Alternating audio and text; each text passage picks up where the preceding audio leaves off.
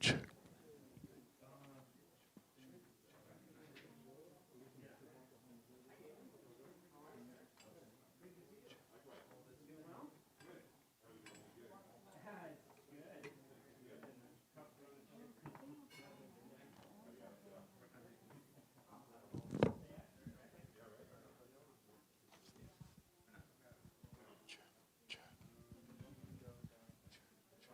Check. Check. Check.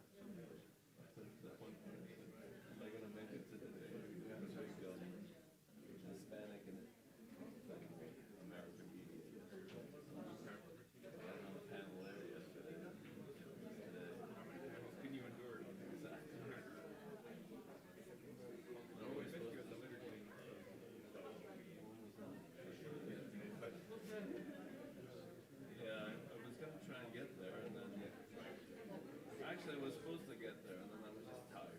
Yeah. I had, because it began at 4:30, so I was going to come for the first half hour.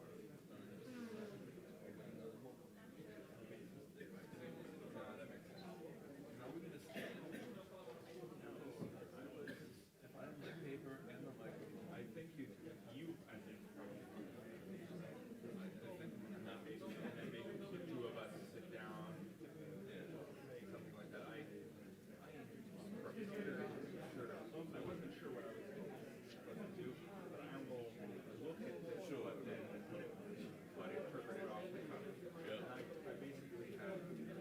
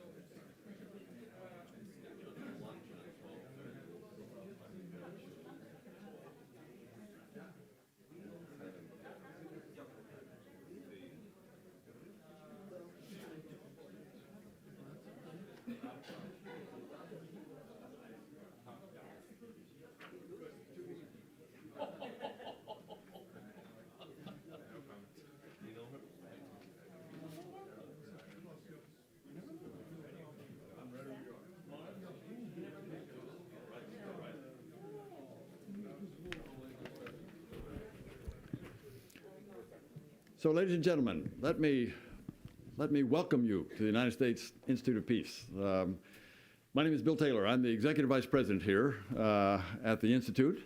And we are very pleased, excited, have been looking forward to this event for months. And I'm so pleased that you can join us in this great event. The Religious Freedom Institute, the head of which I'm going to introduce in a moment, and the George Washington University participants here, and the Institute of Peace are coming together to have this conversation about religion and about the Orthodox Church and that particular part, and a part of the world that where this is focused, where people are focused on these issues in Ukraine. So this is at the Institute of Peace, where our business, we're established by the Congress 35 years ago to try to do things and think about things and work on ways to prevent conflict, resolve conflict when it comes, and then help clean up after conflict when it occurs and is resolved. So this is a perfect issue for us. This is one that our work on religion, the United States Institute of Peace work on religion goes back, it actually is our oldest standing program. It goes back 25 years. About the same length of time that Ukraine's independence goes back. And so there's a coincidence of this. This topic that we'll talk about today, I was characterizing as the divorce of the century, but I was corrected. It's the divorce of the millennium here. This is, and I want to argue, I will make the case that it is more significant than, say, Brexit. This is a major event that we ought to understand from a conflict prevention standpoint, which is why we're here, from a religious freedom standpoint, from our colleagues. This is, I think, a great topic for us to look at, and we're spending some time today, the full day, to taking a look at this. I'm very glad to see my old friend Kent Hill. We worked together when we were trying to support the Russians and the Ukrainians and the Uzbeks and others as they came out of Soviet times.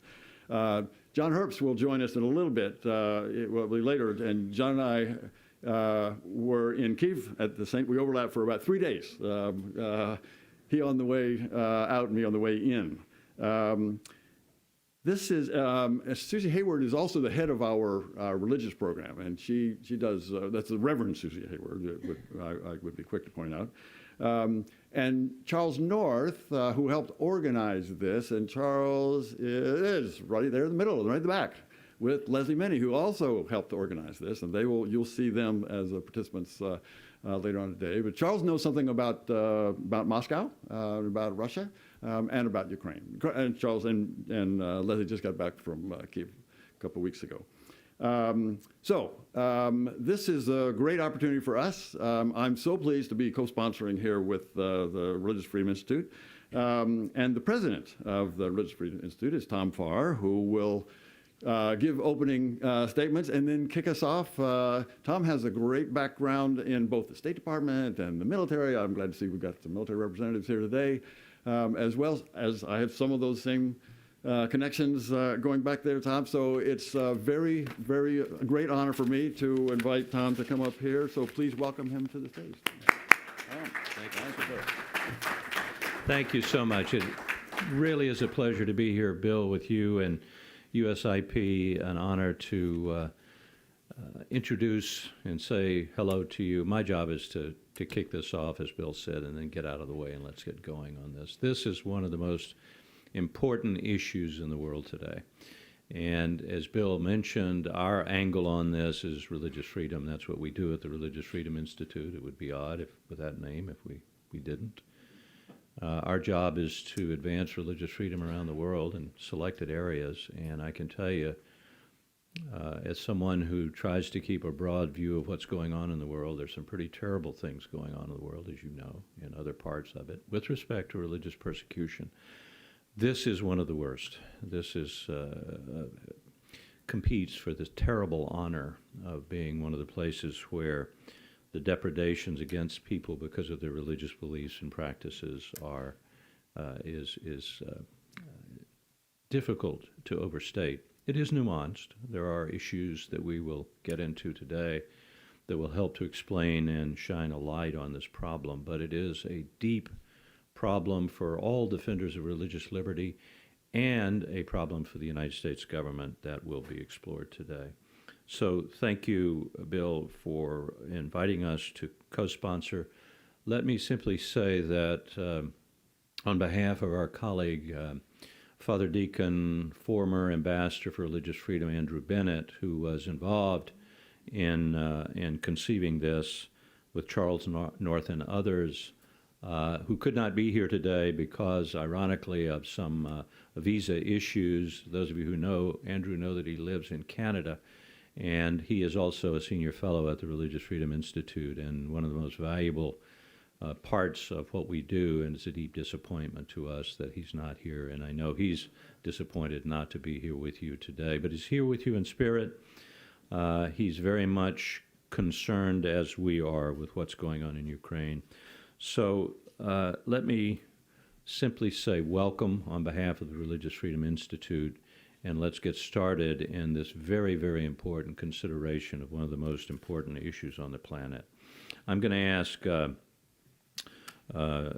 Dr. Mark Morosevich to come on up, and along with Cyril Kennedy, I believe, our first two panelists, please join us on the stage. and we will kick this off right away. Father, thank you. Thank you, Tom. Please welcome our panelists. Good morning. If you indulge me, I would prefer to stand for the first part of the presentation. As a professor, I just have never sat down, and it's hard for me to give a talk while sitting. Do I move the...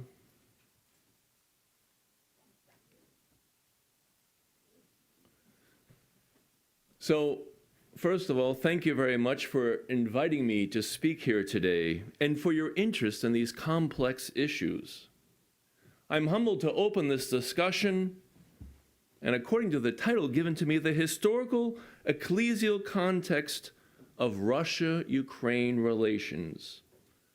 It's a daunting task for a short opening presentation. Obviously, I will not be able to present you a complete history either of the countries or the various ecclesial bodies. Rather, I want to focus on some of the major issues of state and church to help structure and contextualize the discussions of the day. This thumbnail sketch will outline the major issues, and I hope that it will provide a context for the discussion sessions later. Also, my vain hope maybe is that it will be a catalyst for your future study and that you may explore these issues on your own. The Eastern Slavs possess a rich but little-known history. The history of Ukraine, Belarus, and Russia provides important clues to understanding the complexities of the current events. Ukraine is defending its Donbas region from unacknowledged Russian incursion that began in 2014.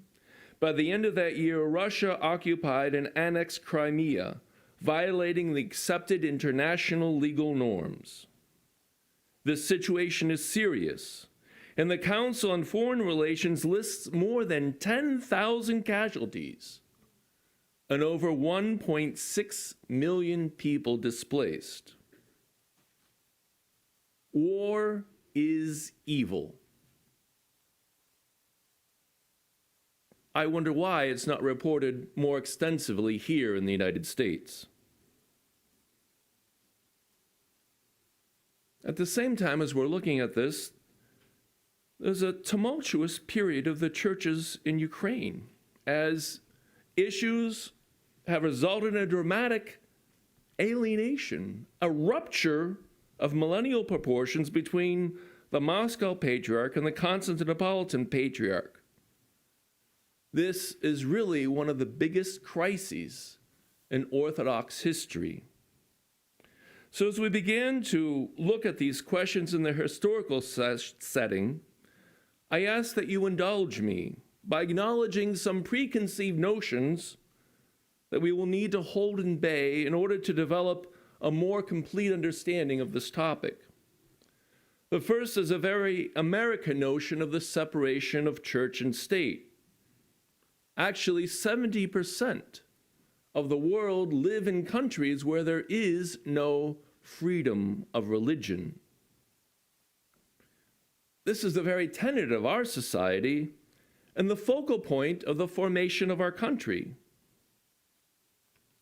Yet, throughout history, it simply wasn't so.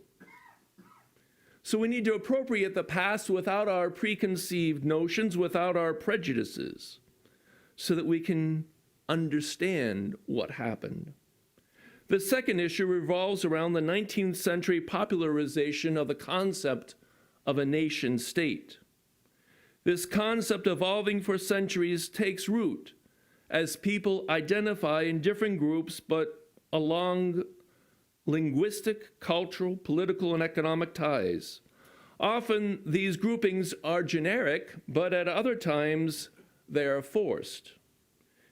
An interesting example that demonstrates this notion of how this nation is not completely owned in its complete unification is seen with Italy, of all places. Dialects continue to be so strong. The Romanesque dialogue, the dialect in Sicily, they hold on to those identities, to those dialects. Anyone who's traveled through those hill towns knows that even though you speak Italian, you may not understand them. I mention this Western example to remind ourselves that nation states are not static. They may even reflect political aspirations rather than realities. The nation-state concept is evolving even today in Russia and Ukraine. So I caution a simplified approach in developing conclusions, as they are often based on an incomplete historical situation. So we're setting aside the idea of religious freedom and its Western conceptualization and going to look at church-state relationships in a new way. And remember that in Eastern Europe especially, there are no homogeneous countries that have the whole ethnic ideal brought together, and these are often the source of tensions. So let us begin with an overview of the history of this area.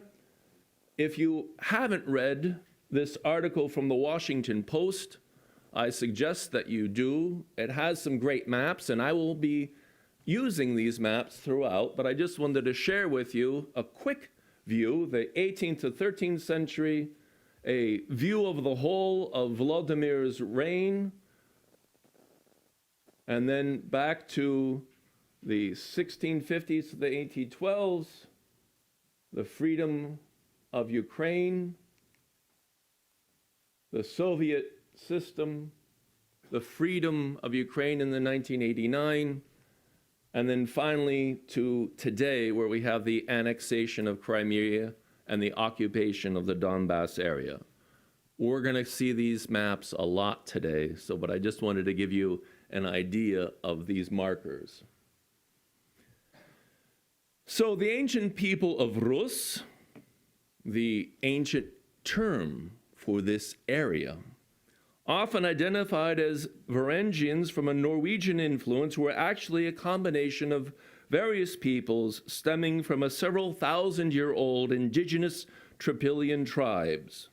For our purpose, we will begin with the 9th century Rurik dynasty, which many in the scholarly world identify as a Varangian-supported state.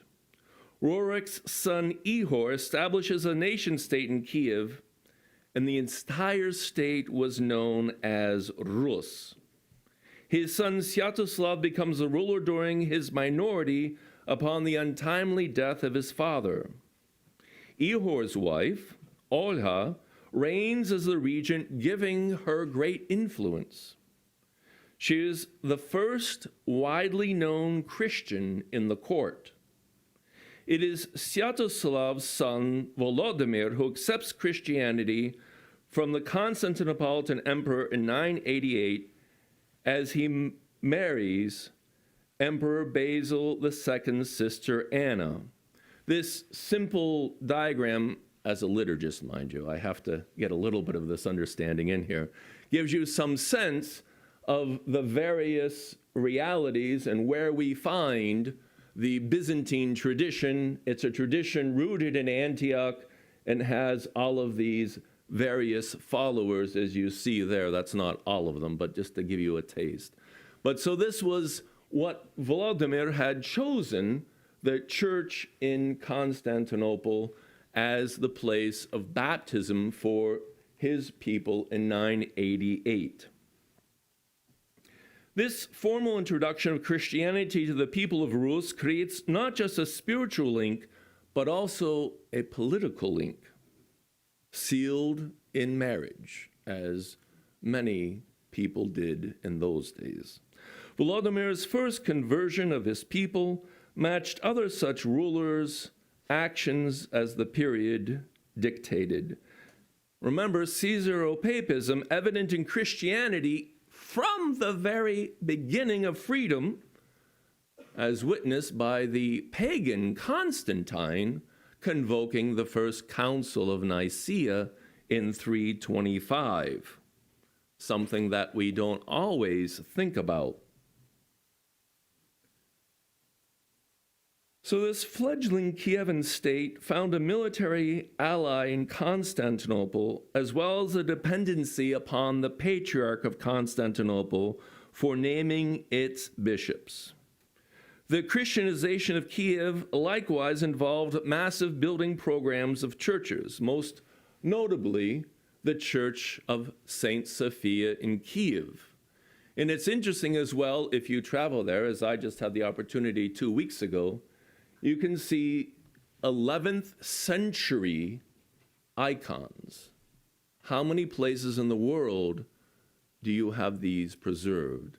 Now, it's intriguing to note in the Hagia Saint Sophia of Kiev that these are really all Byzantine iconographers.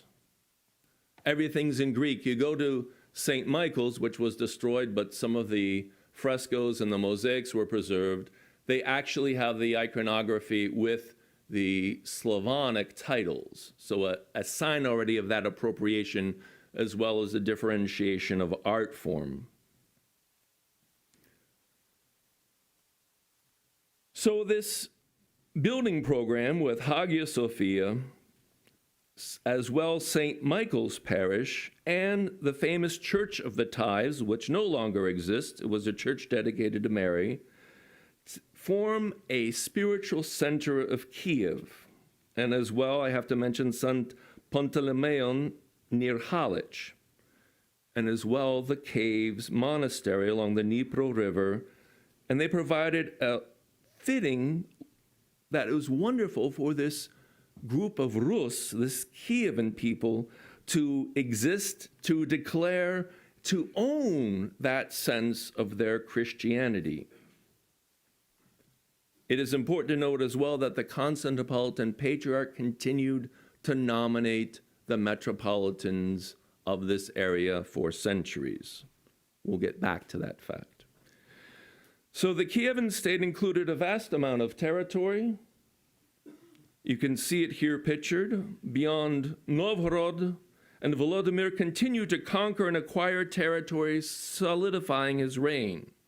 It expands both west and north and is plagued in the following years by the usual dynastic and personal squabbles and wars, which are very interesting, but again, I have a limited amount of time.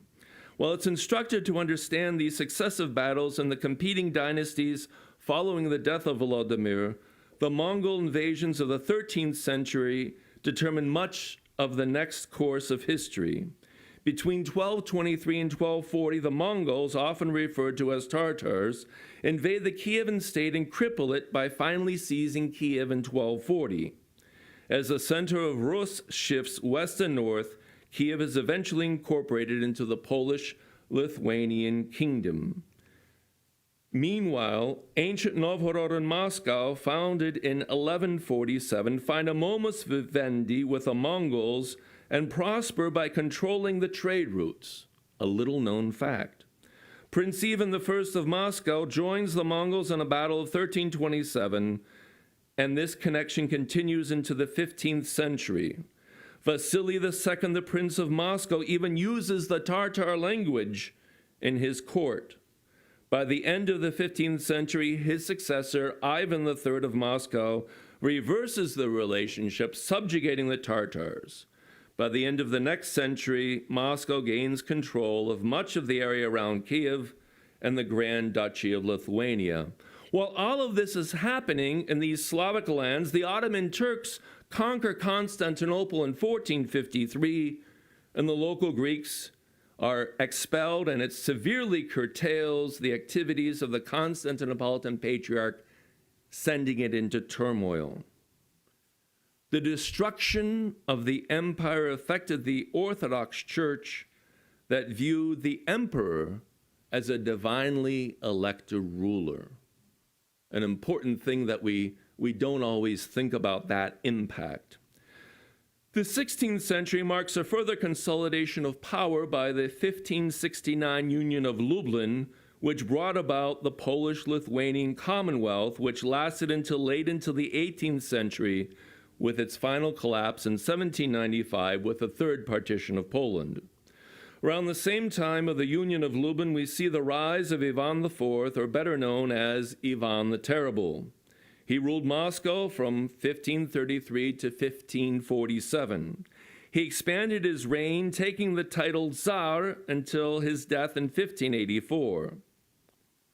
The Moscow Patriarchate was then established during this period in 1589 through the pressure of the Russian ruler upon the Constantinopolitan Patriarch, who was now living in a severely curtailed existence in the Ottoman Empire. The Kievan Metropolitanate, responding to the global situation and the current rule of the Polish-Lithuanian Commonwealth, sought out union with the Catholic Church in the Union of Brest in 1596. It is worth noting that the farther western eparchies of Lviv and Uzhhorod did not sign on to the accord. That was the place where, as we'll see, traditionally Catholicism became strong. They only came into union later. Uzhhorod in 1646, in Lviv in 1700. During this epoch, the Muscovite rulers gained further power following a period of dynastic crisis called the Time of Troubles. It was Peter the Great, 1682 to 1725, who consolidated the royal rule and subordinated the Russian Orthodox Church to the state by abolishing the Russian Orthodox Patriarchate in 1721 and placing it into rule of the Holy Synod. Catherine the Great conquered the lands previously held by the Polish-Lithuanian Commonwealth during her reign from 1762 to 1796. These incursions led to an intense Russification that eliminated the Uniate Church proclaimed by the Kievan Metropolitanate. Its only place of survival was in the lands ruled by the Austro-Hungarian Empire, most notably the last to come into union, Lviv and Uzhhorod, but also Przemysl. I've mentioned very little about the Russian Orthodox Church, as I've outlined a historical progression of the lands around Kiev that form modern-day Ukraine. This important shifting of political borders indicates that tumultuous period of history. The societal upheaval, coupled with continuous war and incursions of foreign invaders, made for a very difficult period of Ukraine. The Russian Orthodox Church, under the Metropolitan of Moscow, Makary, 1483 to 1563, solidified the understanding of this principality as a state and helped to solidify this notion by positing Moscow as the third Rome. Remember, 1453, Constantinople falls, so now there's this lull. Where is this power? So it was Makary who begins that notion. It developed in 1589. Moscow was proclaimed a patriarchate during the reign of Fyodor I, with the naming of Metropolitan Job as the first patriarch of Moscow. This is an important point to remember, as this happens in 1589, and as we saw, the Kievan Metropolitanate declares the Union of 1596 only some 7 years later. The Russian Church continues its affinity with the state and spreads its reach in lockstep with the Tsars as they conquer the various territories. In Kiev and the surrounding eparchies, they eliminate Uniatism, eliminate the Ukrainian language, and impose the Russian language by force. As a side note, it is interesting to remember that in 1721, as we've already noted, the Patriarch is removed and the Holy Synod is placed, further complicating, if you will, the relationship between the Tsar and the Church. And that lasts until the Bolshevik Revolution, and when in November 5th, 1917, the Russian Orthodox Church puts Patriarch Tikhon into power. Although each of these issues demand a much more thorough treatment, I must now focus, I told you it was going to be a blitzkrieg, on the First World War as it brought about other political shifts and a brief period of independence in Kiev, and the proclamation of a short-lived Ukrainian state. However, the 1917 Bolshevik Revolution loomed large. The 1918 Treaty of Brest-Litovsk was then dissolved after the creation of the Ukrainian SSR in 1922. At that point, the dioceses of the western part of Ukraine were under Polish control, and you can see that in the framework there.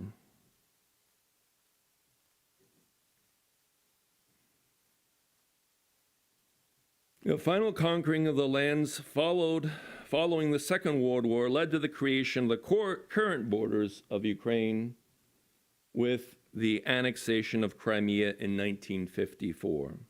This communist takeover and consolidation of the country as one Ukraine marked a new period. For the first time in the modern epoch, a territorial identity was established for the Kievan Rus, the lineage that demarcated fixed borders. These boundaries gathered diverse people and diverse experiences of education into one. The repressive communist regime instilled Russian as the official language in order to solidify the Soviet Union, so not just in Ukraine but throughout, and it imposed its atheistic ideals by severely limiting religious freedom. As you can see in the CIA report, in 1945 in the region of Halichina, the Western eparchies, which were the only ones to remain in union, were then liquidated. According to the report, publicly available on the internet, all of the Ukrainian Catholic bishops were arrested on the 9th of May 1945. In 1946, the Russian Orthodox Church conducted a synod in Lviv without the presence of a single Ukrainian Greek Catholic bishop and liquidated the Union of Brest. The Ukrainian Greek Catholic Church became the largest persecuted Catholic church in the world as it continued to exist in the underground. Liturgies celebrated in private homes and even sometimes in the forest attracted strong adherents. The atheistic regime severely curtailed the Russian Orthodox Church and embarked on its forced atheistic ideal that included intimidation, destruction of church buildings, co-opting of clerics. Well, many of these churches throughout Ukraine and Russia were destroyed. Others were made into museums, and even others into simple warehouses, even for grain. Jumping fast forward, we have the reforms of Gorbachev and his glasnost brought about the freedom of the underground Ukrainian Catholic Church that emerged forth for the first time in 1989 with a commemoration of the Pope during a liturgy in downtown Lviv Church of the Holy Transfiguration in 1989. This renewal came to its completion when the head of the Ukrainian Greek Catholic Church, Cardinal Miroslav Lubachevsky, who had been in Rome, following upon the lineage of Schlapay, who had been exiled, returned to Lviv on the 30th of March, 1991. A mere 10 years later, St. Pope John Paul II would visit Ukraine and celebrate in both the Ukrainian Greek Catholic liturgical tradition as well as the Latin Catholic Eucharistic liturgies. This opportunity for the freedom of conscience in Ukraine led to an explosion of church life. In early 1992, the Moscow Orthodox Bishop Filaret, following an earlier meeting in the Pechevska Lavra, formally petitioned Moscow to establish an independent Ukrainian Orthodox Church. The Moscow Orthodox Patriarchate denied his petition. Upon Filaret's return to Ukraine, he held a unifying meeting and an independent Ukrainian Orthodox Church was established with Patriarch Mstislav as its head until his death in 1993. Patriarch Volodymyr was elected and then dies in 1995, and the currently reigning Patriarch Filaret becomes the head of the Kievan Patriarchal Orthodox Church. Now remember, at this time, the Moscow Orthodox Church declared this church to be non-canonical, not recognizing the validity of its sacraments, and really, therefore, denying the reality of the operation of God's grace for the people who adhered to this church. The smaller of the current three official Orthodox churches, the Autocephalous Orthodox Church, was born during this brief period of the post-World War I independence.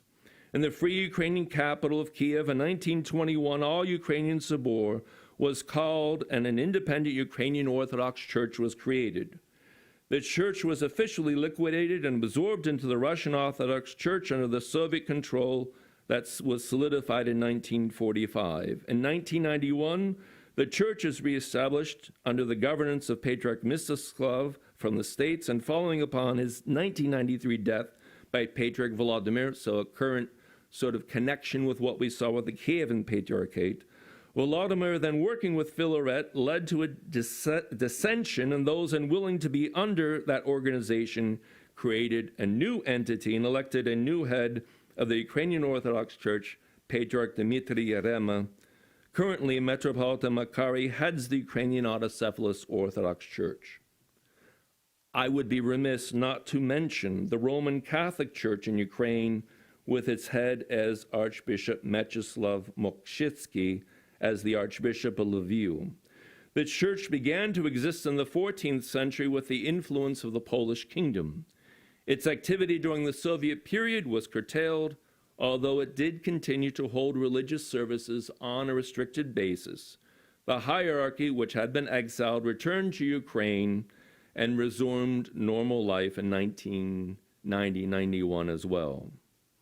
So, that's a lot, I know.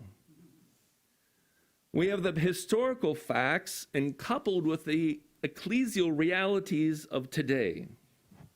The complex history of the churches in Ukraine is intimately tied to its ruling powers for most of its history, whoever those ruling powers might have been.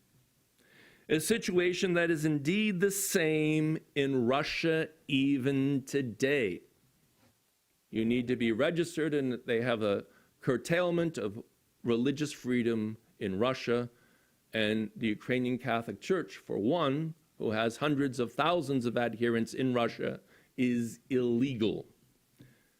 The Kievan state, besieged and crippled by the 13th century Mongol invasion, suffered greatly and was diminished.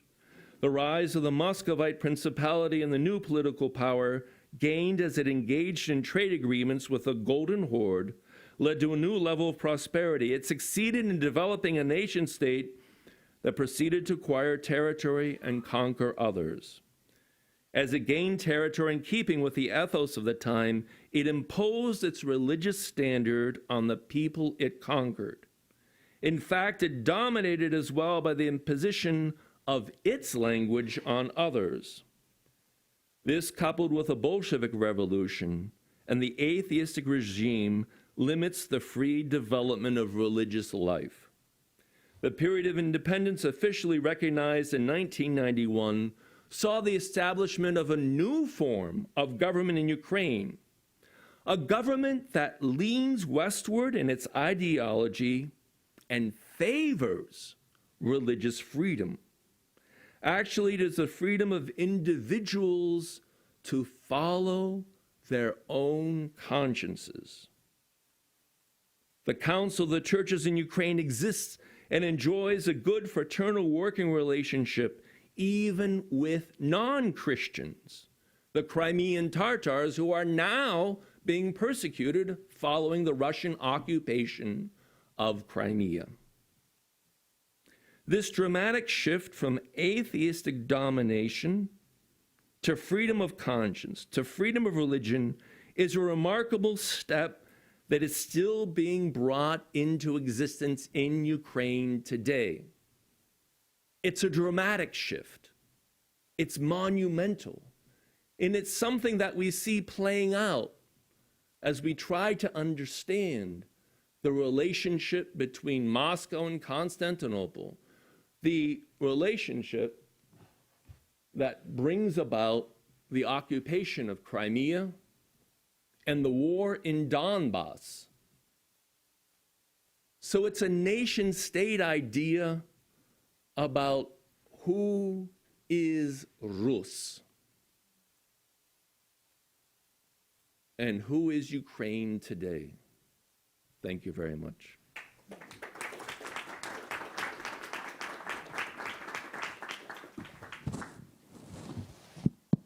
Okay, it works.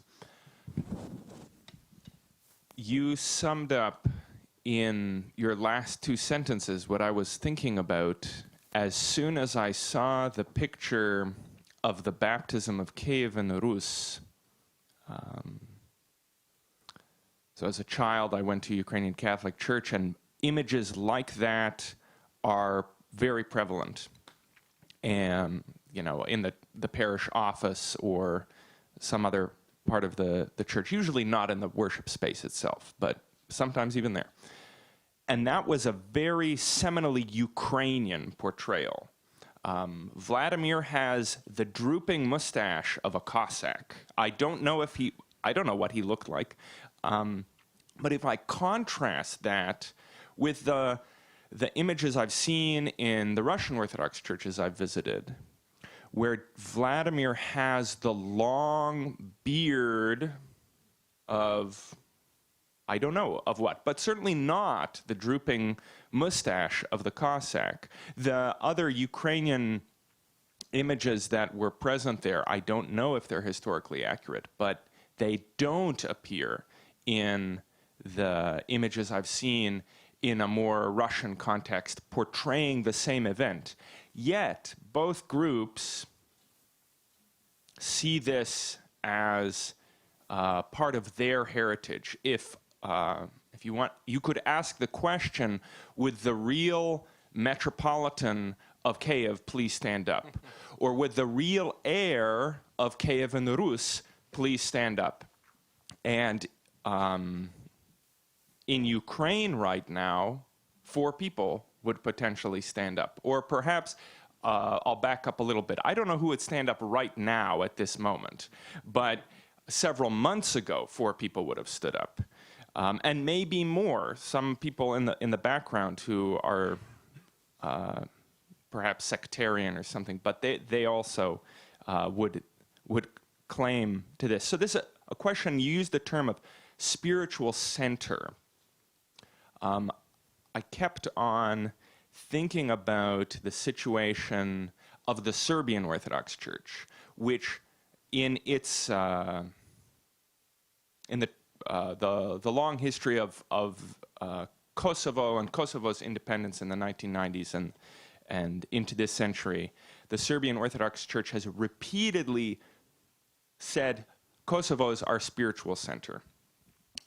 And whatever claim they're making about that, I'm not precisely sure, or I shouldn't go down that road. But certainly here, we're talking about a similar situation, that along the banks of the Dnieper River in Ukraine, you have those caves, you have those churches with the golden domes. Who is the rightful heir? So that's one thing that comes to mind. Another thing that comes to mind, and this is it's impossible in a talk like yours to do more than hit the crises, and so we, in a sense, we get the worst version of the story.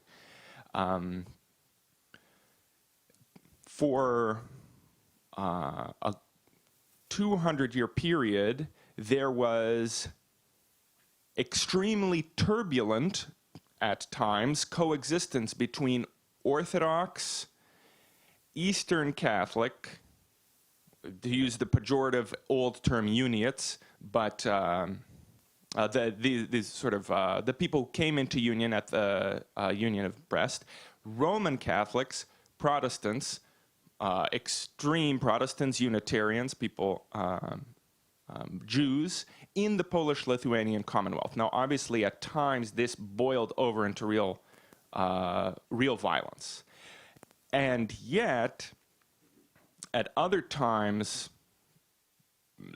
I don't want to say people lived and let lived, but you could have found members of all these religious institutions in the elites of the Polish-Lithuanian Commonwealth. So perhaps that's something worth thinking about as well. What does this, what's in the background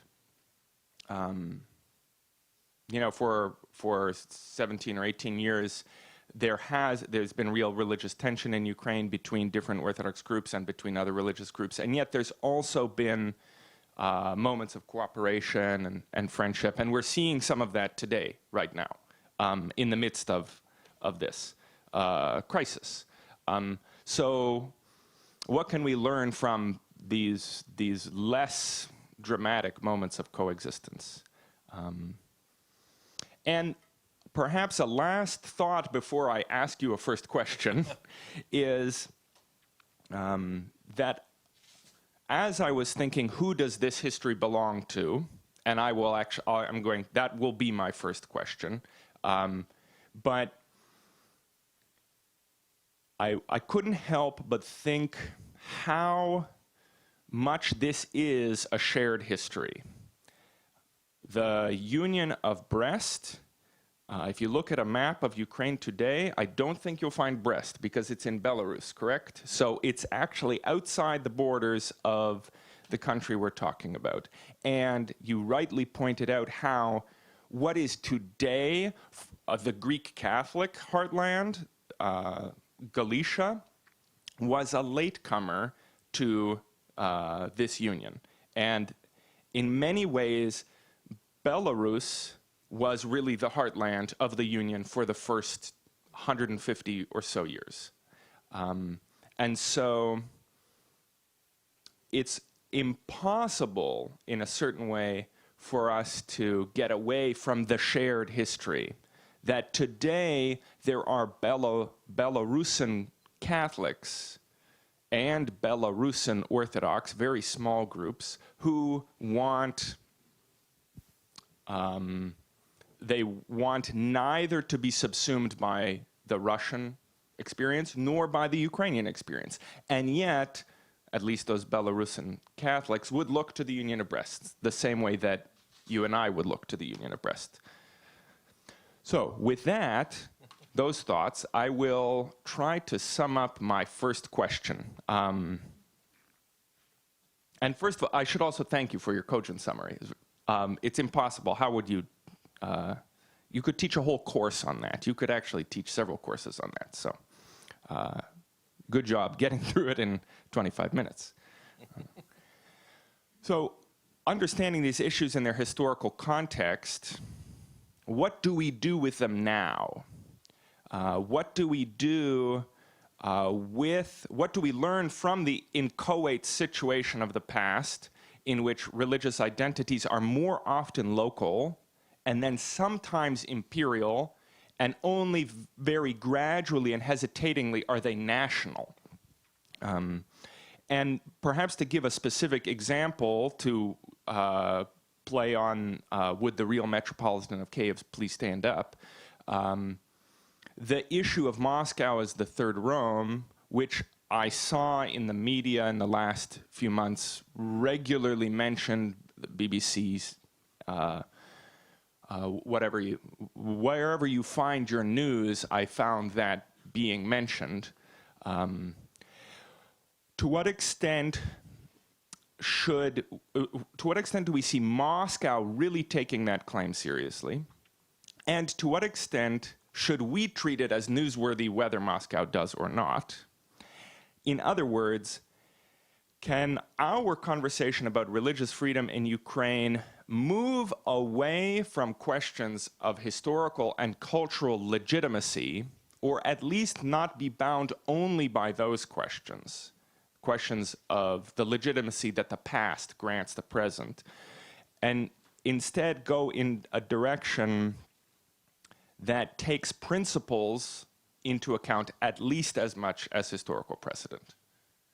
Thank you very much. That's an interesting thing, and it points out how at times we look to say, well, is there one Kievan metropolitan? Well, should there be one? That's another question. You know, what are we applying here? And as we look at the whole question about the Patriarch of Moscow and how the Patriarch sees itself, I think that we need to look at how the Patriarchate acts.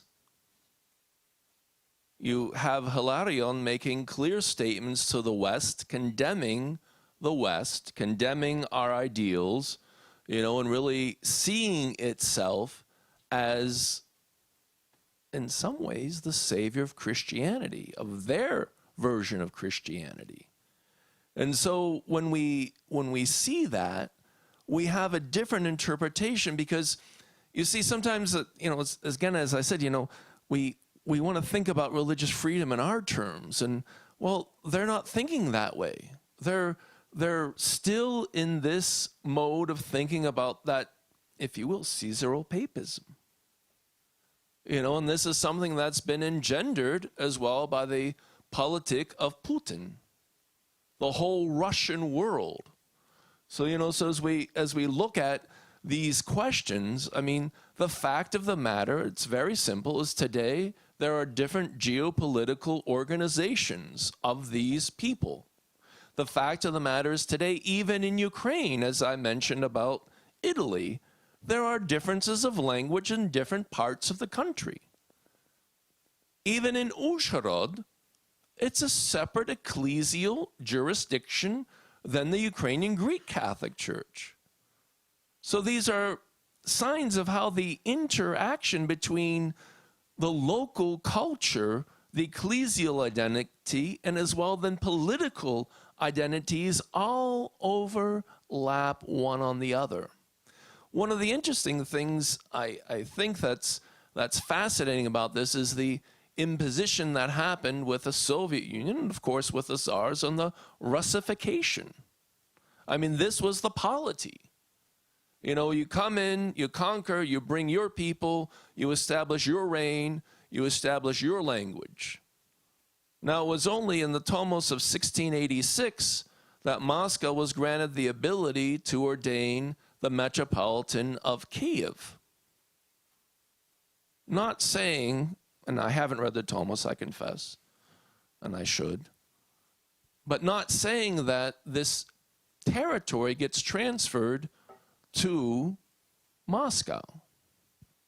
So that's the gist of the argument, is the Constantinopolitan Patriarch is now saying, hey, I granted you this authority, and now I have the power to change that authority. And I have the power to do this. But it's not just about the religion. It's about the ethnic aspirations. It's about the political aspirations. It's about what happened to the Nebesny Sotny, the Heavenly Hundred. It's about the people standing up and saying, well, I don't want to be with those people.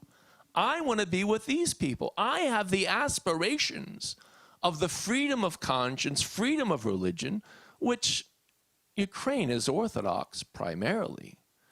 But if you go into a village, you go into a city, and you count up the amount of spaces in churches where people can attend, and you look at the population, you can see very quickly that you're lucky if 10% of the people could fit into the churches in the area. So there's lots of, vicissitudes that are in the midst of all of this. The political overtures, the ethnic overtures, the idea for domination. So yes, I think we do need to understand what the Moscow Patriarchate is saying about being that third Rome. And we need to take that very seriously. But I don't think, and this will be a challenge that some of our other presenters will talk about, there is no church that is a function of the state in Ukraine.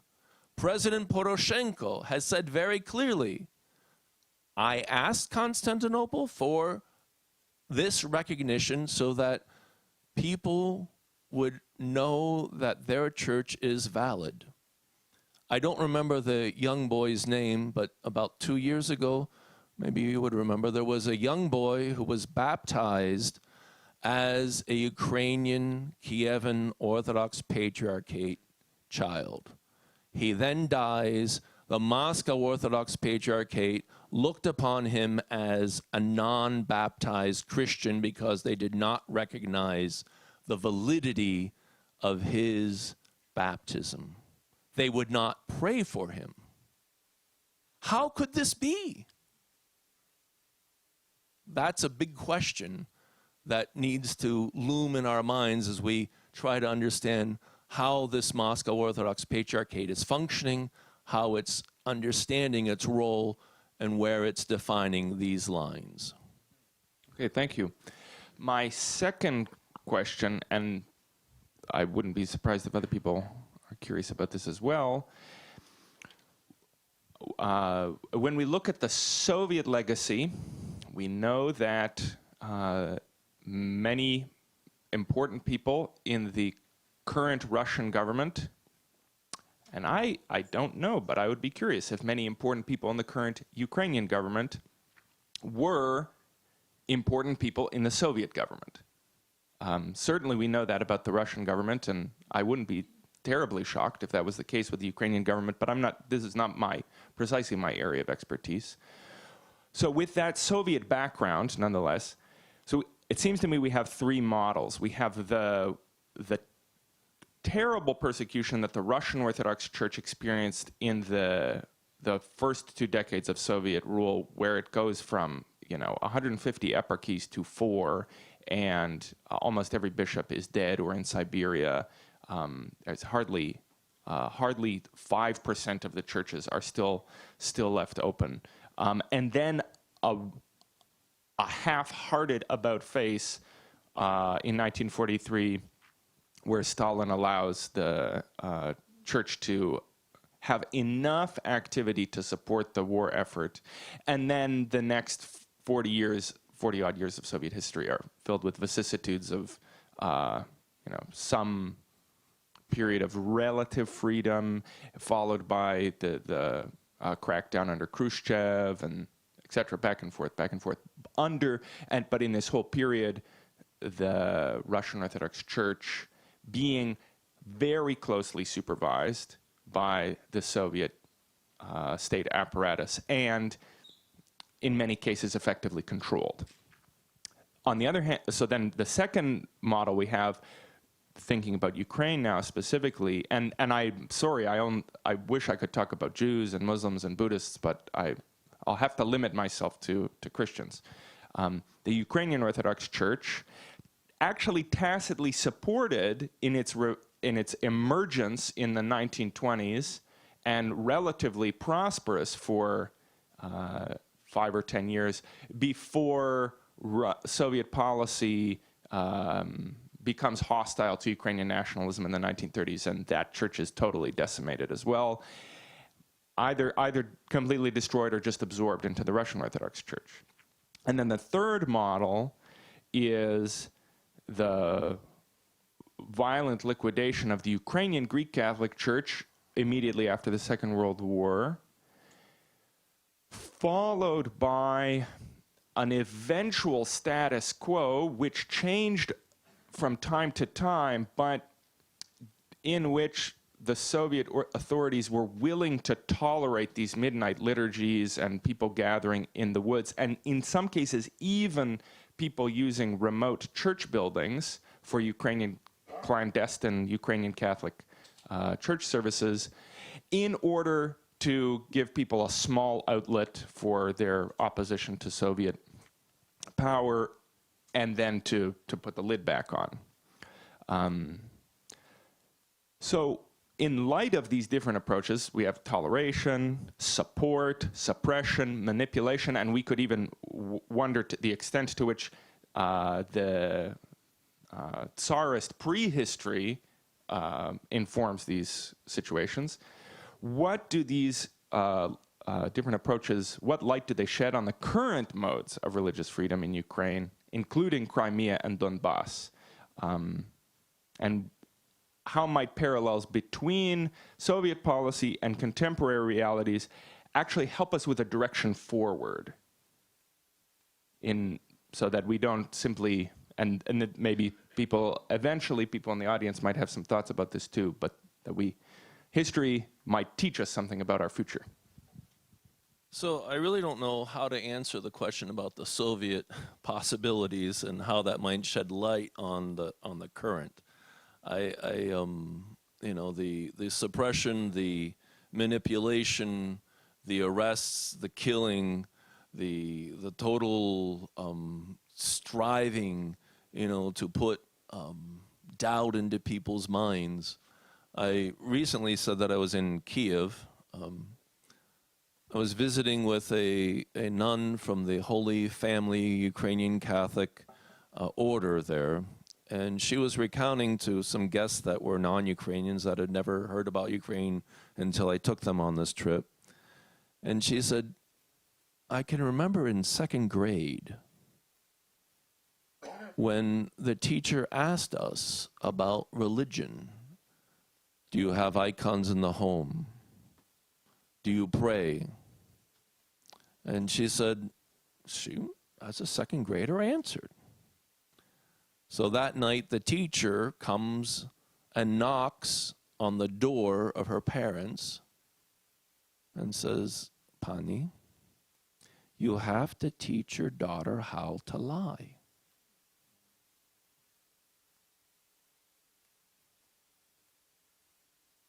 I think that's so instructive. I think as well, stories, no, I'd never seen it, but stories that telephones were very rare in the Soviet period, and oftentimes there was only one here or one there, but it was odd that to the sacristy of the church, there was a telephone line going in. So questions about that control, questions about freedom, I mean, would you go to confession to a guy who had the phone right away? So this is the style of subjugation mentally that had gone on.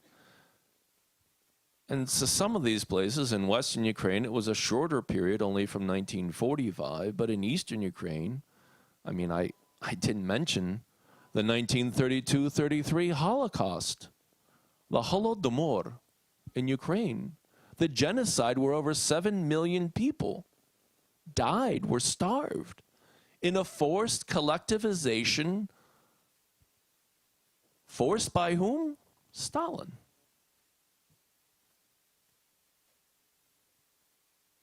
This is not our notion of freedom. These people lived horrendous experiences. And these are experiences that are still alive about their uncles, about their grandfathers, that one day they're here, and over the night they're gone and never seen from again. So I think that those are some of the realities that, that influence even today, the role of religion in Ukraine, the role of religion in Russia, the way that this whole complex set of issues plays out. And so I really think that we're dealing with a clash of civilization. As I said before, I think that, the independence rallies and the Maidan Square were the witness to that sense of liberty and freedom, those ideals that we all hold dear in this country. And I think that that was being established and being fought for there by the people in the streets. And so we're in the midst of this establishment of a new way of thinking that will take generations to establish, generations to unfold in the creation of this liberty, in the creation of how a church can function in this society. So with that in mind, then I'll ask, you're pointing to the, dare I say, the sickness that's created by a totalitarian society within individuals that's going to transform their relationship with their parents, with their teachers, and with their God. At a higher level, what about the role of the state, not only negatively in suppressing religious freedom, but in a positive way, endorsing it? And how can that tightrope be walked? So what I'm thinking about here is that in 1919, the briefly independent Ukrainian Republic passes a law allowing for the autocephaly of the Ukrainian Orthodox Church. In the 1920s, the Polish government advocates for the autocephaly of the Orthodox Church in Poland. And so today, President Poroshenko visits the Patriarch of Constantinople as a statesman, and I think for legitimate state reasons, but nonetheless, what sort of problems does that potentially create? That, I don't want to sound alarmist, but we might want to consider whether such efforts are a double-edged sword. In other words, do you see any double-edged sword there? Well, I mean, of course, there is the challenge is how well have these principles of freedom of conscience and freedom of religion been established in every member of society? That's something that generations that it will take to really, come to fruition. I think that, that there will be some that will be tempted to say, no, for Ukraine to be strong, we have to have one church and have to abolish all the others. I mean, this is a historical way of doing things. I don't think, though, that that's really where Ukraine is going. And certainly President Poroshenko has stated unequivocally that I did my job, now you guys do your job. Now it's up to you to figure out how this works out. And as I must say about, I myself am a Ukrainian Greek Catholic boy, born in Pittsburgh, Pennsylvania, and having been ordained for the Ukrainian Eparchy of St. Josaphat, and, having had the opportunity as a stranger, in a sense, to work in the Catholic University of America, not as a stranger, I mean, I'm Catholic after all, but being a Ukrainian Catholic is an oddity. And then being the dean of that school is another great thing, that we have the possibility to, do what we want to do in freedom in this country, and that we have the ability that there are people who are willing to see beyond these sort of tribal ideas. So I think that that's sort of the hope for Ukraine as well, that, that you can live your life, you can belong to the church that most expresses your ideals. I mean, as far as the Ukrainian Greek Catholic Church stands, we welcome this opportunity. We're happy that the Kievan Orthodox Patriarchate and that the autocephalous Orthodox Patriarchate is recognized as a valid ecclesial entity. The Catholic Church has never said that the Moscow Orthodox Patriarchate or any of the Orthodox Patriarchates are not valid churches. That's a unique statement. If you read the statement that was signed between Patriarch Kirill and Francis, they wouldn't call the Uniates churches, because that would admit in theology that they were valid representations of God's grace. So that's an important distinction to remember, that they view me as a member of a sect, not as a member of a tzarkva, a church. And so that distinction plays out. So I don't know about you, but maybe we should ask for questions from the floor. So I think maybe we have about 16 minutes. So I see somebody at the back, and then I'm just going to make my way forward. There doesn't seem to be. If you have questions on this side, put your hand up, but they also have to be on this side. Go ahead. Yes, my name is Jose Casanova from Georgetown University.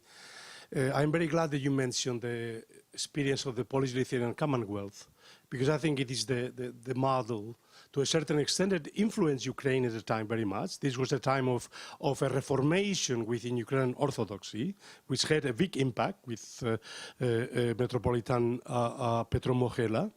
And you could say that Ukraine today represents such a model. Think of the fact that after Maidan, you had President Poroshenko, who is a Ukrainian Orthodox member of the Moscow Patriarchate. You had the head of Congress or Parliament that was a Baptist Protestant, and the Prime Minister of Ukraine was a Greek Catholic. Give me a country in Europe that had the three most important political figures, members of three different religions. I mean, and this was the fact of Maidan. So today, Ukraine represents the only country in Europe in which all the Christian religions and Jews and Muslims live together and have a council of religions where they collaborate. And so the question is whether we follow the model of canonical territory, in which somebody says this territory is ours, or we follow the model of letting the people of this territory organize their religious communities and where they can live together. So I don't know if you're familiar with what he mentioned about canonical territory. It's an ecclesial idea that one bishop has a specific territory sort of in governing powers. Many people don't know that a diocese is actually a Roman military term. So the church borrowed this from the Roman Empire. So the concept is that this is our canonical territory and this is who has the valid church relationship there. The Catholic Church has solved this by understanding overlapping territories and understanding that churches and people have the freedom to belong to the church that they want to belong to. So in this country, for instance, we have the canonical territory of the Latin Church. We're in the canonical diocese, the Archdiocese of Washington. You go across the river, you're in the Arlington. You go to Baltimore, you're in the Baltimore Diocese. So there's specific areas. Now, I'm a Ukrainian Greek Catholic. I belong to none of those dioceses. The Ukrainian Greek Catholic Church has parallel territory on the same space. So we have an Archbishop Metropolitan in Philadelphia that has this as his territory. I myself am from the eparchy of Parma, Ohio, that has the territory of Western Pennsylvania, Ohio, everything south of Virginia and east of the Mississippi, south of Indiana as well, just broadly speaking. So the Catholic Church has clearly understood this, and that's what I believe would be a model for Ukraine as well, of overlapping canonical territories. And just having, again, the recognizing of the freedom. Jose mentioned an important thing about the freedoms that existed. One of the things that we have to understand is in Ukraine, you had a higher level of learning and knowledge and groups of if you will, scientific people that have associated. They benefited so much that in the 19th century, a majority of the books that were published regarding church issues even were published in Kiev.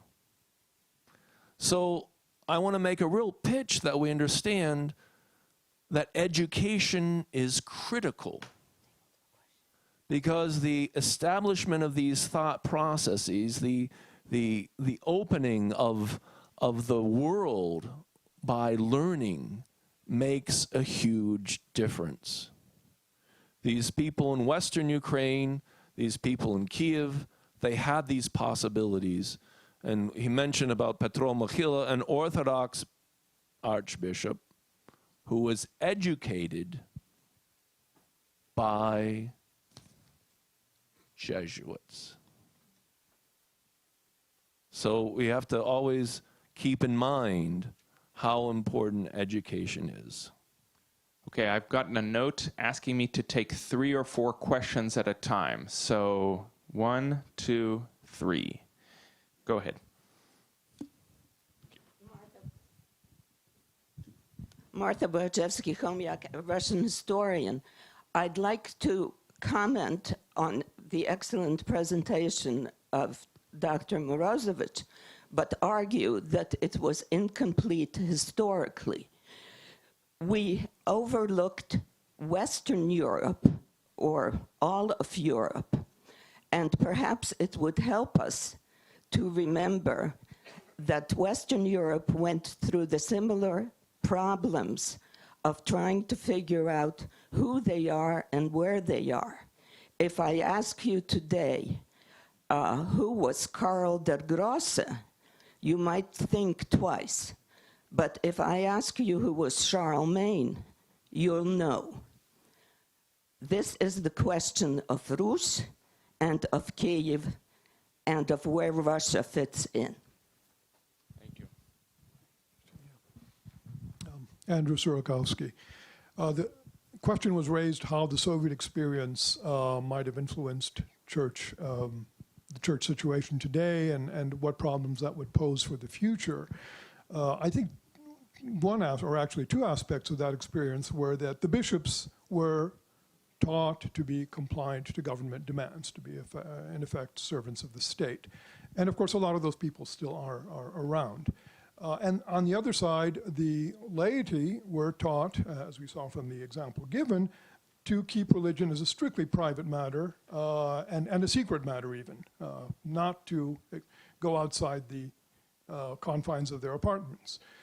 Now, it seems to me that the exercise of religious liberty requires independent church leaders and an active laity.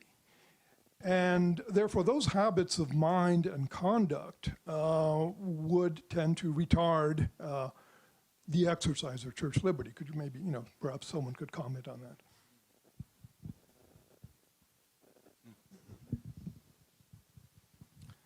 I watched on television this past summer when President Poroshenko made it clear that no one will be forced to join a Ukrainian Orthodox Church after it receives a tomos of autocephaly from the Ecumenical Patriarchate in Constantinople. So that's a very important fact. So there's no which unilaterally basically declared autocephaly from Constantinople and was not recognized by the Orthodox world as being autocephalous from the 1450s until 1589. You mentioned that date. And then later, suddenly, this daughter church of the Church of Kiev proclaims that it is its mother's mother, which is an anomaly in the natural world, and it should be studied by biologists and all kinds of scientists, because I think it's the first claim ever such made, that the later body is the mother church of Kiev. The Kievans, and this includes a lot of Orthodox in Ukraine, and certainly the Ukrainian Greco-Catholic Church, all recognize that Constantinople is where we got the faith, and Constantinople is who gave birth to Christianity in Kiev and Rus. And so who is the real mother? Will the real mother of the Church of Kiev please stand up? I will stay crouched so that I don't look like I'm making that claim. If you and I keep it to 2.5 minutes, then we can maybe get 1 or 2 more questions. Stand up it did, and recognizing the independence. Constantinople. It's very simple. You know, that's what I pointed out with St. Sophia's. I showed you that brief image. These were Greek artists. They did this in Kiev. It's an 11th century thing. You can go there and see it today. They give wonderful tours. Larissa is a great tour guide. I just had her. And you can see it. It's there. I think, though, that the question begs the understanding of the political overlying onto this whole issue, and that these are political aspirations, and that's why I went to sort of pains and talk about the conquering that happened, especially, you know, and was finished by Catherine the Great of these lands. This was conquering. This wasn't, you know, the story that's told in Russia about, you know, bringing all the people of Rus together. They conquered these lands. They imposed their will. I would just add to this, the second gentleman's question. I think you make an excellent point, and that unfortunately often the alternative to playing second fiddle, the churches playing second fiddle to the state, is sectarianism.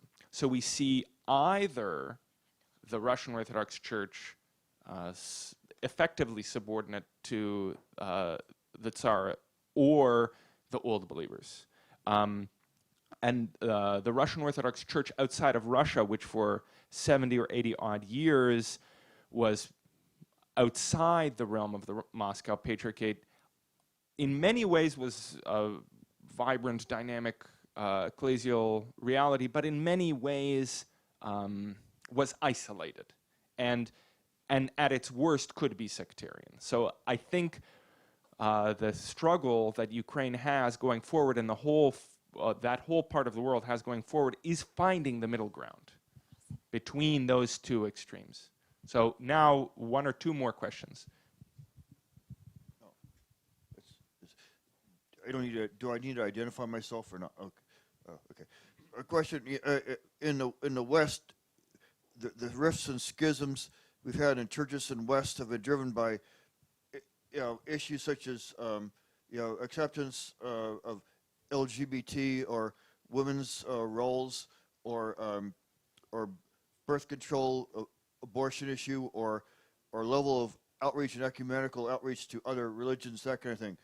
I wish to know if any of these particular issues have any role to play in this religious issue in the Ukraine there, and if so, do you detect which side is more liberal on these issues, on these issues versus the other side? Thanks. And this is okay. Thank you. Carl Galvin. My question is drawn from an audio tape I recently discovered of a man named Benjamin Friedman speaking here at the Willard Hotel in D.C. in 1961. Lifelong Jew, converted to Roman Catholicism late in his life, was prominent even in Wilson's administration, very politically, economically active, and a text, The 13th Tribe by Kessler. And just because it pertains to this region, could you speak to the truth of the history of the Khazar kingdom as having mass converted to Judaism during the period 700 to about 1100, when they were driven out by the Rus and constituted thereafter the people that became Eastern European Jews? And Friedman also argues that the Bolshevik Revolution was essentially 98% Eastern European Jews, about 40,000 who perpetrated the revolution. Is that true? I wasn't taught that growing up in public schools in Montgomery County. I wasn't taught that growing up either. So I don't believe this to be, you know, entirely accurate. I, however, have the, you know, rejoinder that I just do not know that period of history and those issues, so I couldn't comment on that. We have one last question. Yes, thank you. Good morning. My name is Maureen Coates. I'm actually a former Defense Department official, and I wanted to ask you a question about your point about trade routes. Military routes, agricultural requirements. It strikes me, hearing your discussion and my experience, that there is an interface between the human capital management of religion and the management of natural capital. In other words, who gets to access, use, and bear fruit from land and water, and now more recently air. And I don't think it's a coincidence that the Crimea is the host to the only warm water port available to the Soviet Navy. So I was wondering if you saw these interfaces and parallels, and if you could talk to them in a little more detail. I take your point about early religious changes and issues did relate to trade routes, which was access to land or access to water, and later issues with starvation was access to land over agriculture, and of course there's military requirements. So these two seem to go together. I think you're absolutely correct, and that's a fabulous way of looking at it. I mean, all too often we separate the ecclesial from the political, from the trade issues, and you have to put them all together in order to understand that. In LaVille today, you can see the Polish quarter, you can see the Jewish quarter, and the Armenian quarter, and the Ukrainian quarter.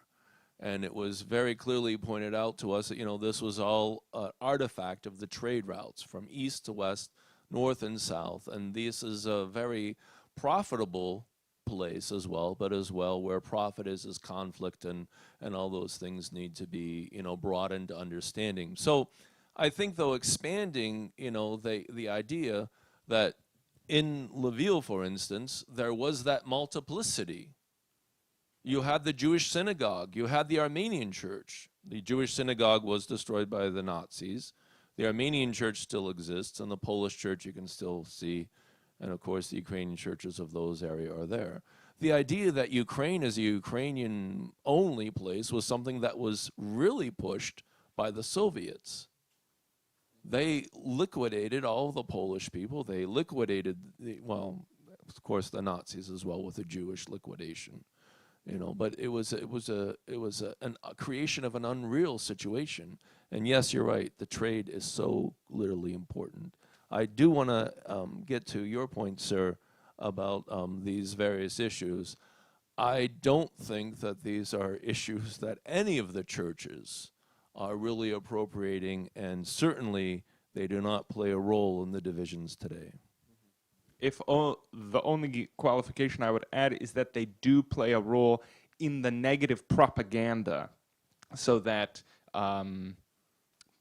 people in Ukraine who are in any way perceived as Western-oriented are somehow simultaneously fascists, but also liberal demagogues. This is a very inconsistent approach, but yes, they're whatever they are. They represent the degradation of a traditional culture. I'll end it at that. 4 seconds to go.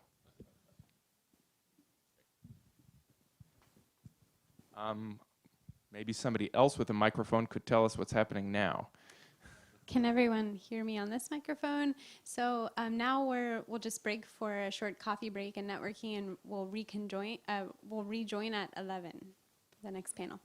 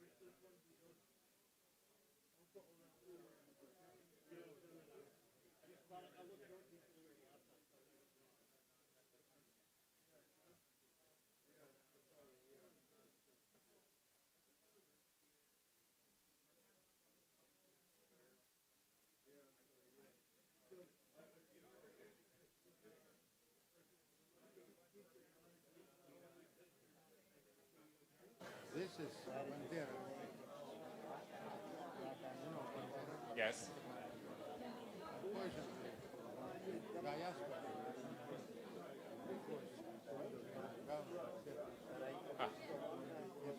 Ah, I did not know that.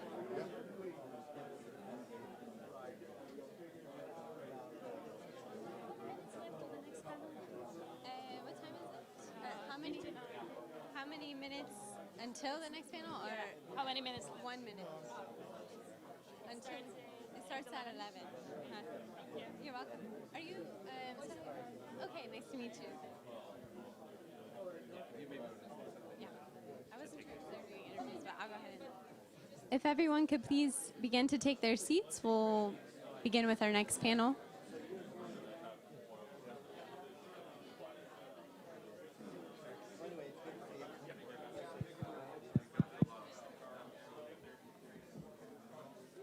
Hi, everyone. We'll begin with our next panel. If everyone could please take their seats, and we'll get started.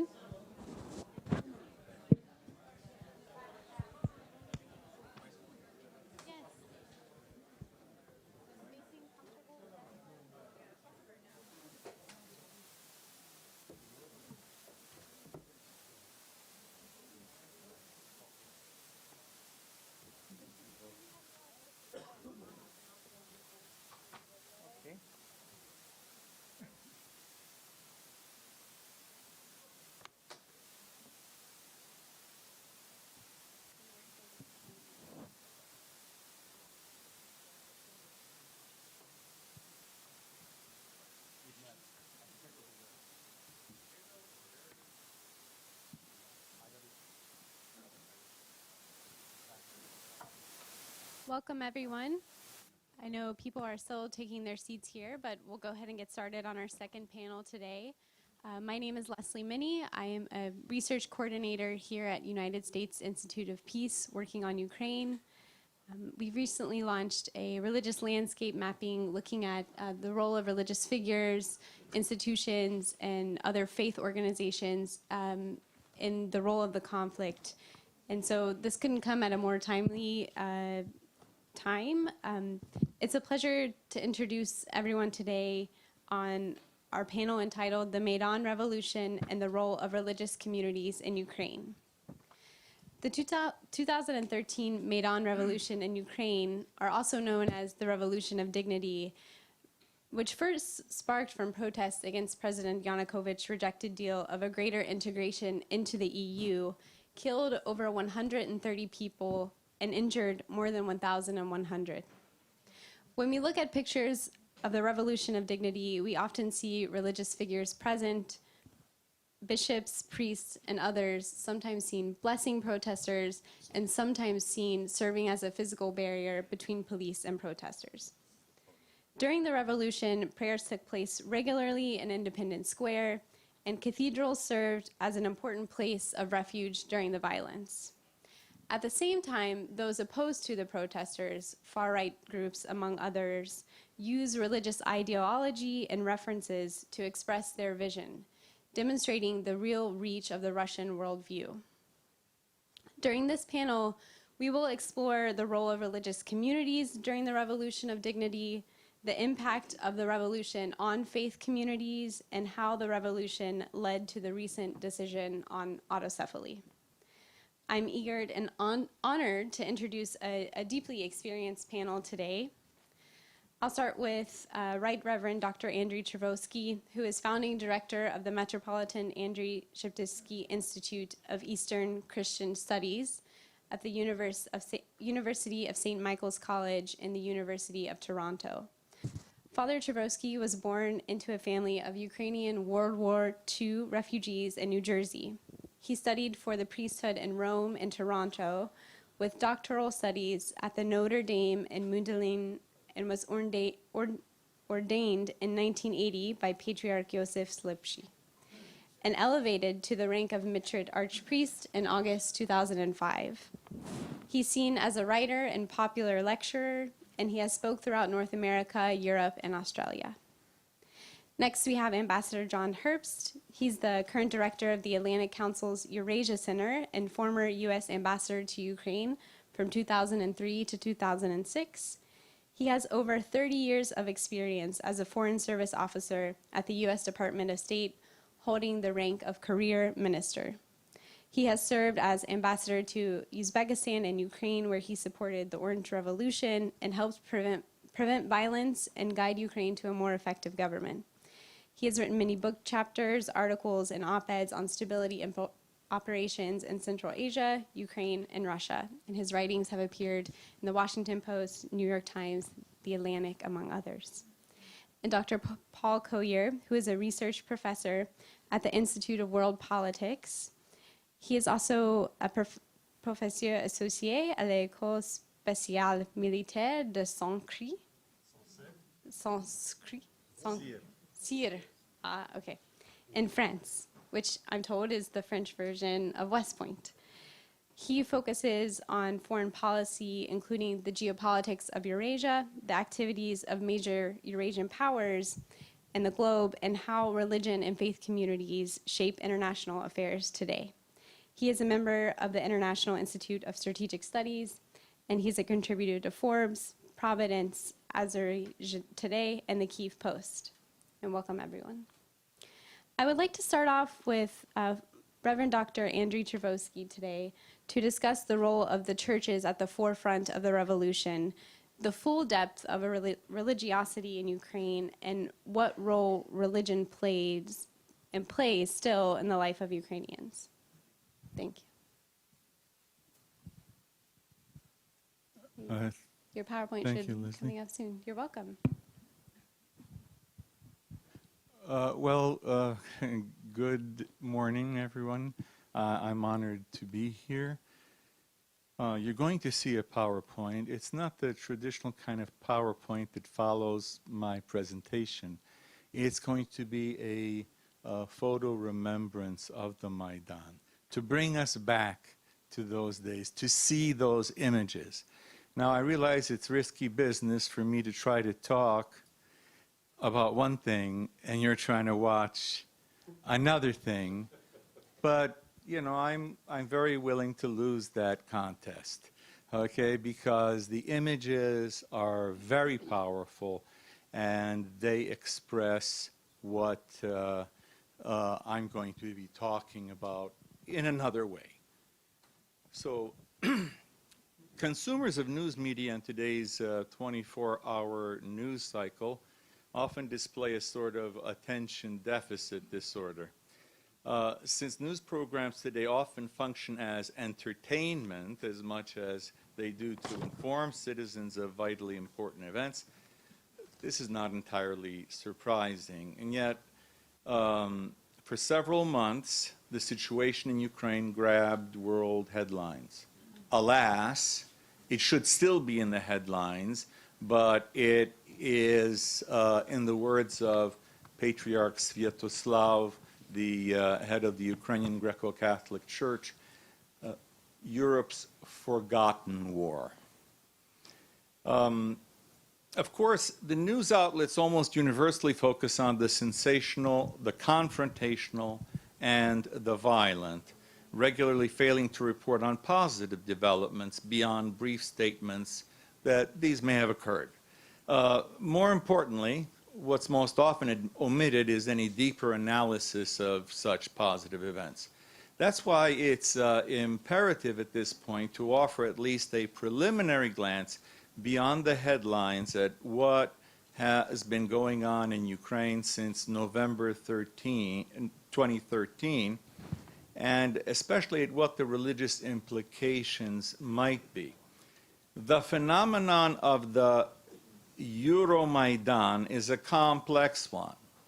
The term Maidan, a word of Turkic origin, simply refers to a public square. millions of people walk through them and utilize them on a daily basis. Occasionally, in the face of an unresponsive political system, a public square turns into the public square. When the government is controlled to an inordinate degree by corruption, notice I say inordinate degree, it's too idealistic to imagine that after the fall of humanity, one could have a political system without any corruption. But when there's inordinate corruption, when cronyism and extortion take the place of a civil society, and a sufficiently large percentage of the press and other media fall under the control of the corrupt political system, or are at least docile to that system, the people, in the end, rise up. This rising is usually initiated by a small group or groups of dissenters. These are people who have the sheer audacity to imagine a different reality, whether in response to a particular question or as a generalized expression of dissatisfaction with the status quo. In Ukraine, between November 2013 and late February 2014, a revolution took place. Not the right-wing junta so graphically described by the Russian government and the Russian media, over which the forces of Putinism exert a stranglehold. Instead, what happened was a revolution of dignity, a term that was coined at the Maidan by Bishop Boris Gudyak.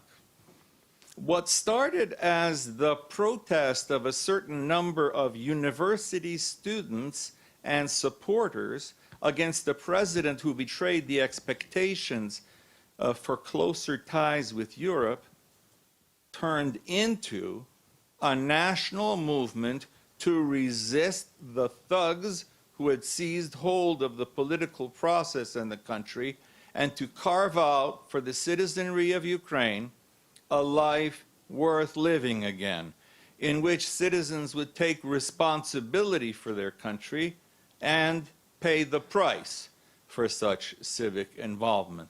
The dreams of European integration that served as a catalyst for the initial protests were transformed as the government of Viktor Yanukovych attempted to crush them with brutal force. Accustomed to the use of brutality through centuries of foreign occupation and nearly 70 years of Bolshevik rule, the not yet thoroughly decommunized ruling authorities in Kyiv completely miscalculated the depth of the discontent in the country. Analysts will surely spend years trying to come to grips with the pro-European protests in Ukraine and why they were able to topple a thuggish regime. But as long as the events in Ukraine in 2014 are ascribed mainly to pro-European sentiments among a majority of the population, these events will be poorly understood. Human beings tend to exercise their sometimes unruly instincts toward freedom more often against something that is, rather than for something that might be. When we look at Europe today, it is hardly the model civilization for which people might want to risk their lives. In practice, Europe is consumerist, bureaucratic, morally confused, and spiritually insipid. The incredible weakness of the political leadership has never been so apparent as during the most overt phases of Russian aggression in Ukraine, when European leaders could not decide on an effective course of action in response to the most serious, violent disregard for national sovereignty on the continent since World War II. The very thought of perhaps needing to sacrifice a little profit or a little energy through effective economic sanctions against Russia threw the Western powers into disarray. The empty threats of the United States administration at that time against Putinist adventurism only heightened the irony of Ukrainians willing to die for what the West stands for. Perhaps what drives Ukrainian idealists is the realization that what one stands for is rarely echoed in the way one actually lives. And they chose what the West conceivably stands for. The basic notion that individual human beings actually have inherent value and hence possess dignity. No human society has been entirely successful in fully protecting such dignity. Both the right and the left have been much more deft at infringing upon the rights and values of some at the cost of others through the pursuit of misguided policies. Nevertheless, in democratic societies, the human person is at least paid adequate lip service. And so it appears that a significant majority of the people of Ukraine chose this democratic ideal and indeed saw the events of 2014 as a revolution of dignity, and that's the way they refer to it even today. During his visit to Ukraine in 2001, Pope St. John Paul II took pains to lay particular emphasis on human dignity in his various talks in Kyiv and Lviv that may have in some way contributed to this awareness. What's particularly lacking in press coverage of this momentous development is any attention to the remarkable unity exhibited by the historically fractious populace of Ukraine, especially in the religious realm. While the main stage of the Kyiv Maidan was often occupied by entertainers who buoyed the spirits of the protesters, and the politicians who read the signs of the times and attempted to earn political capital with the swelling masses both in Kyiv and throughout the country, the astute observer would have noticed that the whole phenomenon had some clearly religious overtones. To be sure, there were icons and crosses held in the crowd as well as decorating the main stage. This in itself is not yet the indication of something powerfully alive in the spiritual realm, as superstition is still very widespread in Ukraine as a result of cultural development that was stunted by oppression from miscellaneous foreign occupations of various durations over several centuries. Crosses, icons, and the like can be signs of an interior faith, but they can also be used simply like talismans, especially in dangerous situations with no deep interiority yet manifesting itself. Much more telling was the constant presence of the clergy and representatives of so many different religious traditions. To be sure, some made speeches supporting the rightful demands of the people. What was more powerful than well-chosen words was their serene unity and the witness of their constant prayer. Christians, representatives of all three major Orthodox jurisdictions, as well as Greco-Catholics, Roman Catholics, and various Protestant groups, Jewish rabbis, and Muslim imams stood on the stage and prayed, either together or in succession, day after day, and more importantly, night after night. Some prayed in Ukrainian, while others did so in Old Slavonic or in Russian. To be fair, there was significant coverage of the inspiring photos of monks or priests standing between the protesters and the riot police, but some of the reports seemed to have a difficult time understanding the situation as more than a colorful stunt on the part of exotic-looking clerics. Believers in the West might have found the images inspiring. News editors probably saw in them potentially award-winning photographs. There was, however, something unquestionably spiritual and God-centered going on as the protests unfolded. Patriarch Sviatoslav of the Ukrainian Greco-Catholic Church put it aptly when in May 2014 at a Sheptytsky Institute event at the University of Toronto, he presented the spiritual nature of what was transpiring, and I quote, "For many, it was a nation-building experience. For many more, it was also a religious experience. Representatives of the Roman Catholic, Greco-Catholic, various Orthodox churches, Baptists, Pentecostals, evangelicals, other Christians, Jewish rabbis, and Muslim imams surrounded the Maidan with prayer.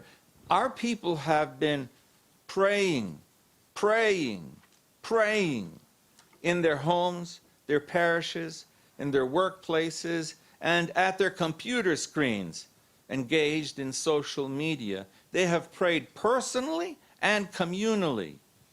An ecumenism of engagement arose on the Maidan.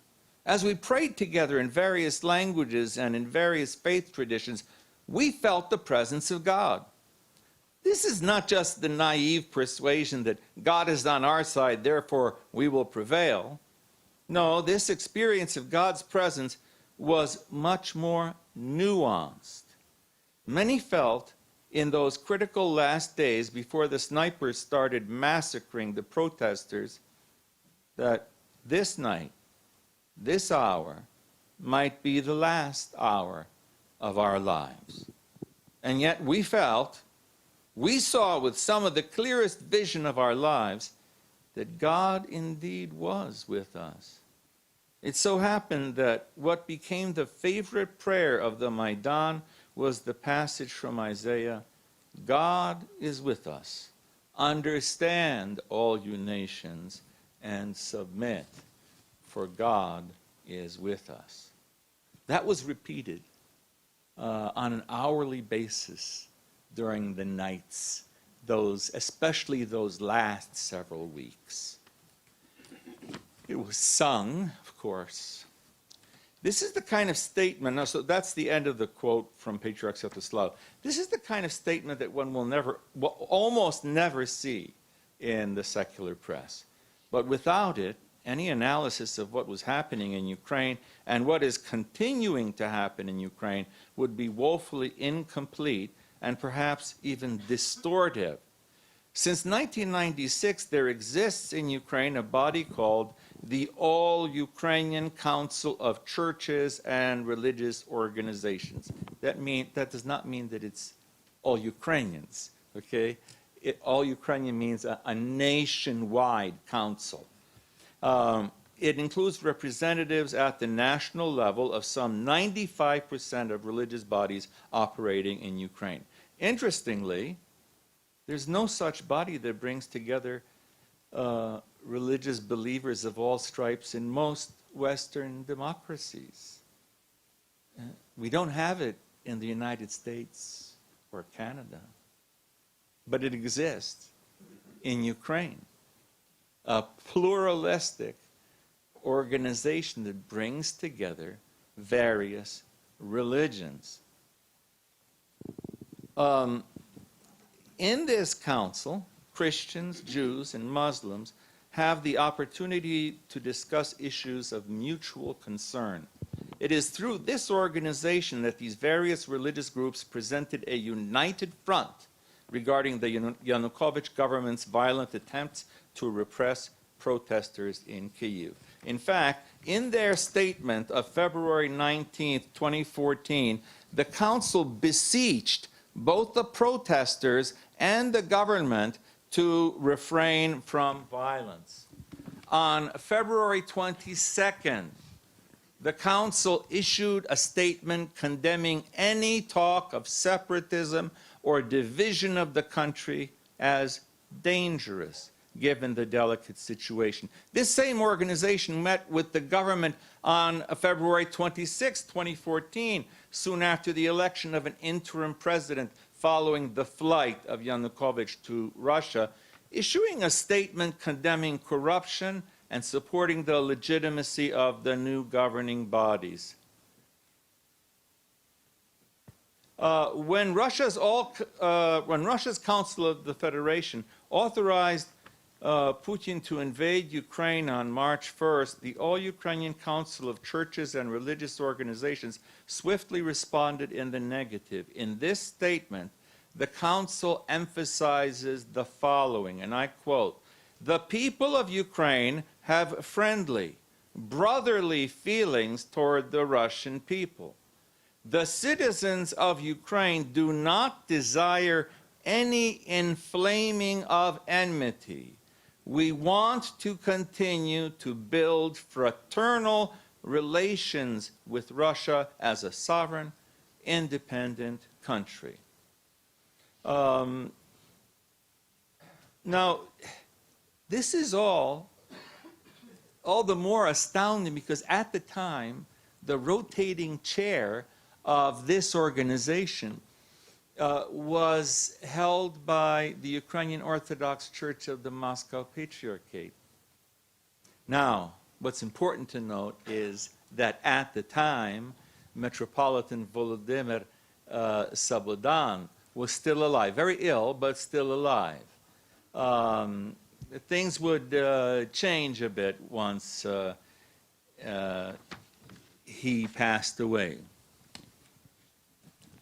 The problem is that the Moscow Patriarchate has written to the heads of Orthodox churches saying things like the following. This is a quote from Patriarch Kirill's letter.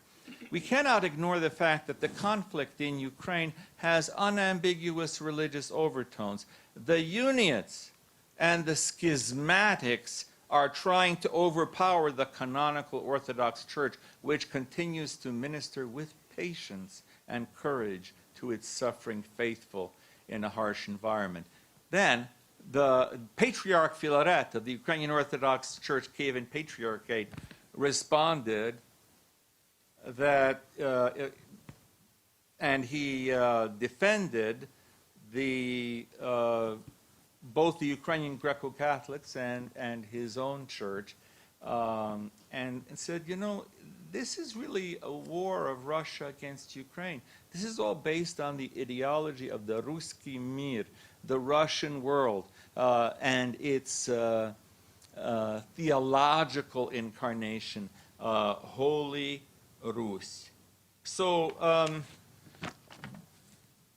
it is impossible to understand what happened in the Revolution of Dignity, why it got that name, without understanding the involvement of various religious communities in an Irenic fashion, working together and standing with the people. I asked Patriarch Sviatoslav, the head of my church, so when people ask you why you were there on the Maidan, how do you answer? And he said, our church stands with the people. Notice he did not say the nation. He said the people. It's not about a government. It's not about a state. It's not about some nationalistic view of things. It's standing with the people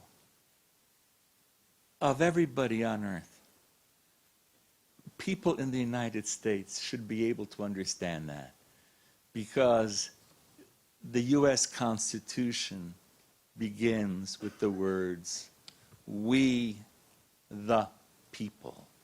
In Ukrainian, there is a clear distinction between narod, the people, and natia, the nation, which has all kind of political and statist connotations. During the Maidan, all of these diverse religious bodies stood with the people.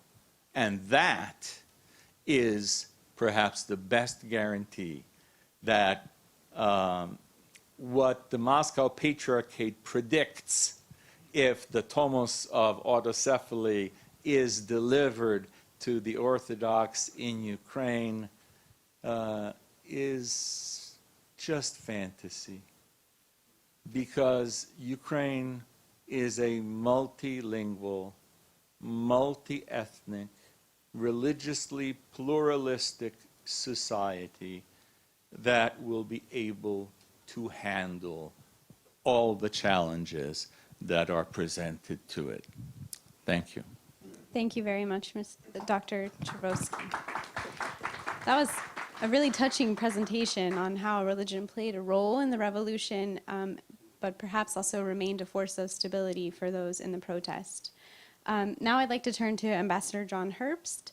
He will discuss the recent historic decision by the Patriarch of Constantinople and the establishment or the decision on autocephaly for the Ukrainian Orthodox Church and how these issues relate to the Maidan. Good. Hi. Good morning. I will take a more political look at what's happening in the sphere of orthodoxy in Ukraine. So let's start by asking what happened. To be precise, the Patriarch of Constantinople removed an anathema on both what's called the Kiev Patriarchate, the Ukrainian Church of Ukraine, as well as the Autocephalous Church of Ukraine. Now, that anathema made those two churches, in the view of world orthodoxy, non-canonical, illegitimate, and it made at least the Kiev Patriarchate a schismatic organization in the views of world orthodoxy. With his decision, that anathema is gone, that characterization is gone, and suddenly the hierarchs of that church, the clergy of that church, are canonical. And for good measure, he did the same with the Autocephalous Church, which never had been granted canonical status by world orthodoxy. He also did something else that's very important. He invalidated the decision of 1686, which said that the territory which now makes up Ukraine is the canonical territory of the Moscow Patriarchate. So those two decisions were logically taken in tandem. And as I think everyone in this room knows, there's talk about a Tomos, which will formally give autocephaly to a single Ukrainian Orthodox Church. But for that to happen, the Ukrainian Church has to be formed of both the Kiev Patriarch parishes, the parishes from the Autocephalous Church, and also, and this was very important, in the reasoning of the Patriarch of Constantinople, it was also supposed to include clergy and parishes from the Moscow Patriarchate. But before some RT tool takes what I just said out of context, these folks, meaning the parishes, the believers, the clergy from the Moscow Patriarchate, would come over voluntarily. And you can be sure that in a couple of years, actually more than 2 years, that President Poroshenko of Ukraine has been working on this, and that Patriarch Filaret of the Kiev Patriarchate have been working on this. They've been in contact with their colleagues from the Moscow Patriarch and have found a good number of bishops and clergy that, in the circumstances that I've just described, are ready to move over peacefully by their own decision, not by coercion. And actually, let me just add that Poroshenko and Filaret have stated numerous times that there will be no seizures of property, no violent confrontations. This must all happen in a peaceful way. And it's very important for them to say that, and I'll come back to that later. Okay.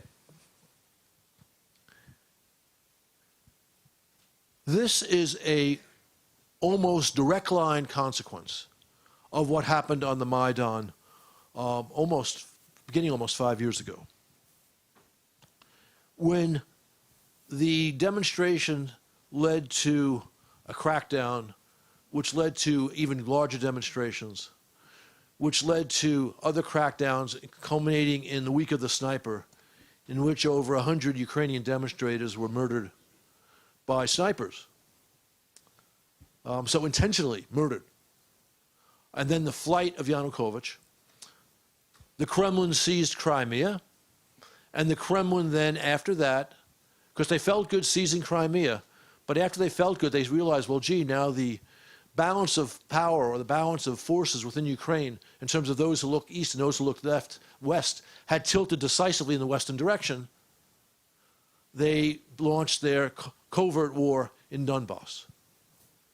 And I think just about everybody in this room understands this is a Kremlin war against Ukraine, no civil war, no internecine fighting among Ukrainians. So they launched that war. Now, how does that relate to what we're talking about today? You need to understand that the Moscow Patriarchate, a venerable church, although in fact only as venerable as Stalin's era, who recreated the Moscow Patriarch after the Tsar after Peter the Great had gotten rid of it. The Moscow Patriarchate, at least since Stalin recreated it in the 40s of the last century, has been a reliable instrument of first Soviet policy and then Russian policy. This is a critical factor. And as an instrument of Kremlin policy, and again, the Kremlin is conducting a war in Ukraine. As a Kremlin instrument, the Moscow Patriarchate has from the pulpit, its clergy from the pulpit, its bishops from the pulpit, although not so much the earlier Metropolitan Sabadan, Volodymyr Sabadan, who died before the Russian war began, or just after it began. He was smarter than that, but his successor not so much. They have said publicly that essentially what you have is Ukrainian repression of Russians, and that's what's going on in the east in Donbass, and the Russians have risen up in Donbass in righteous defense of their rights, which of course is a premier Kremlin talking point. And besides that, we saw the pictures from the Maidan of all the religious groups there promoting peace. Well, the one church that was not present was the MP. And then finally, you have more than a few instances of MP clergy unwilling to give last rites or to bury Ukrainian soldiers because, quote unquote, these were fighting a war of repression against ethnic Russians in Donbass. Needless to say, the average Ukrainian did not take these manifestations of MP fealty to the Kremlin and to Moscow's war on Ukraine. They didn't take these signs as signs of goodwill. In fact, let me just back up for a second to tell you the following. I served in Ukraine at the U.S. Embassy during the Orange Revolution. And the MP then was doing the same old things I'm describing right now. The Kremlin, in its intervention during the presidential elections of 2004, sent what they call polittechnology, political consultants. The two most prominent were a guy named Pavlovsky, whose name you can Google him. He's still around today. He no longer works for the Kremlin. And his partner at that time was Murat Gelman. Why am I telling you this? Well, Gelman, after the Orange Revolution and the failure of Kremlin policy to dictate the outcomes of the 2004 presidential election, wrote an article about his excellent adventure in Ukraine, in which he said that the MP had lost legitimacy in the center of Ukraine because it was just a sounding board for Kremlin propaganda. And so what happened then on a small scale has been reproduced now and as a result of Maidan on a much larger scale. And in case no one said this earlier today, there are 12,000 MP churches in Ukraine. There are 5,000 KP churches. There are a few hundred, I believe, autocephalous churches.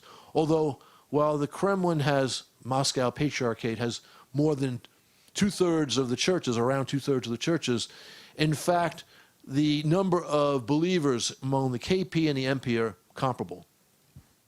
Okay, so the point is, as a result of all the nastiness fomented by the Kremlin in Ukraine, the MP's position among the people of Ukraine is notably weaker today than it had been. Okay.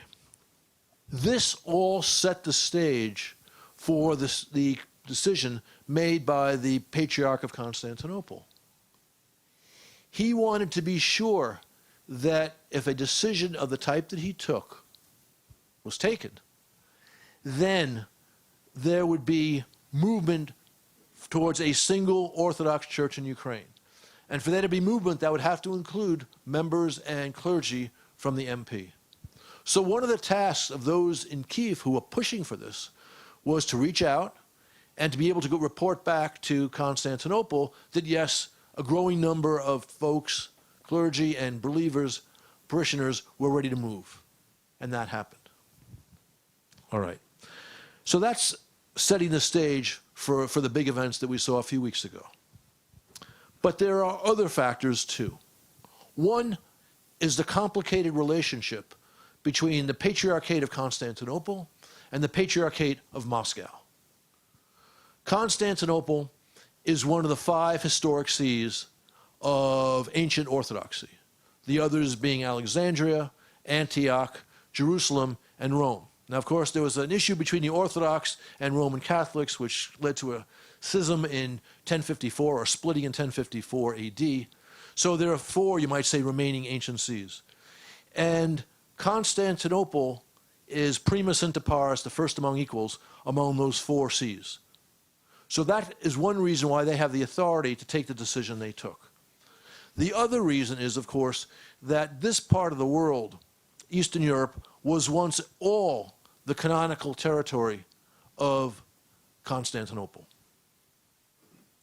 So that's one factor. The other related factor is that, well, in a sense, Constantinople is the senior among the Orthodox sees. It is by no means the wealthiest, the most powerful, the most influential. Those honors go to Moscow. Constantinople, I mean, I call it the Patriarchate of Constantinople, which is what it calls itself, but it's located in Istanbul. And there may be a few 100,000 believers under the direct authority of the Constantinople Patriarch, whereas there are many millions under the Moscow Patriarchate. And of course, a lot of wealth and power has accumulated with those people, and especially, with the Moscow Patriarchate, especially because it is an ally, a close ally, a subordinate ally of the Kremlin, which acts on its behalf. Needless to say, in the normal course of human events, it would be unusual for there not to be tensions between the senior brother and the more powerful brother. And of course that exists, and that has played out on numerous issues over the past decades. So, in some sense, if they could do it, it was in the interest of the Patriarchate of Constantinople to take down the Moscow Patriarchate a peg or two. And this certainly does that. I've described that a little bit already. I'll come back to it in a minute. But that doesn't end the factors that play into this decision. There's another very important factor. Its name, or his name, is Erdogan, the president of Turkey. The Turkish government, historically, since it took Constantinople in 1453, has exerted substantial influence over the Patriarch of Constantinople. And if you know anything about church history, Orthodox church history in Eastern Europe, you'll know that one of Moscow's claims, the Moscow Patriarch's claims to being the leading light of world Orthodoxy, was that poor Constantinople was under the thumb of the Muslims, right, the Turks. In any case, if Erdogan wanted to stop this from happening, I am fairly confident in saying that it would not have happened. And for that matter, I was a skeptic. As recently as April, I was a skeptic because I didn't think that Erdogan would go along. But not for the first time in my life, I was wrong. And Putin saw Erdogan in Tehran a week or two before the decision from Constantinople. There was, of course, no reporting on this, but I think it's highly likely that Putin was urging him to stop it. And I had heard from reasonable sources about previous meetings between Putin and Erdogan where this was on the agenda and near the top, if not at the very top. Why would Erdogan not do this? Because, in fact, Erdogan has moved closer to the Russians.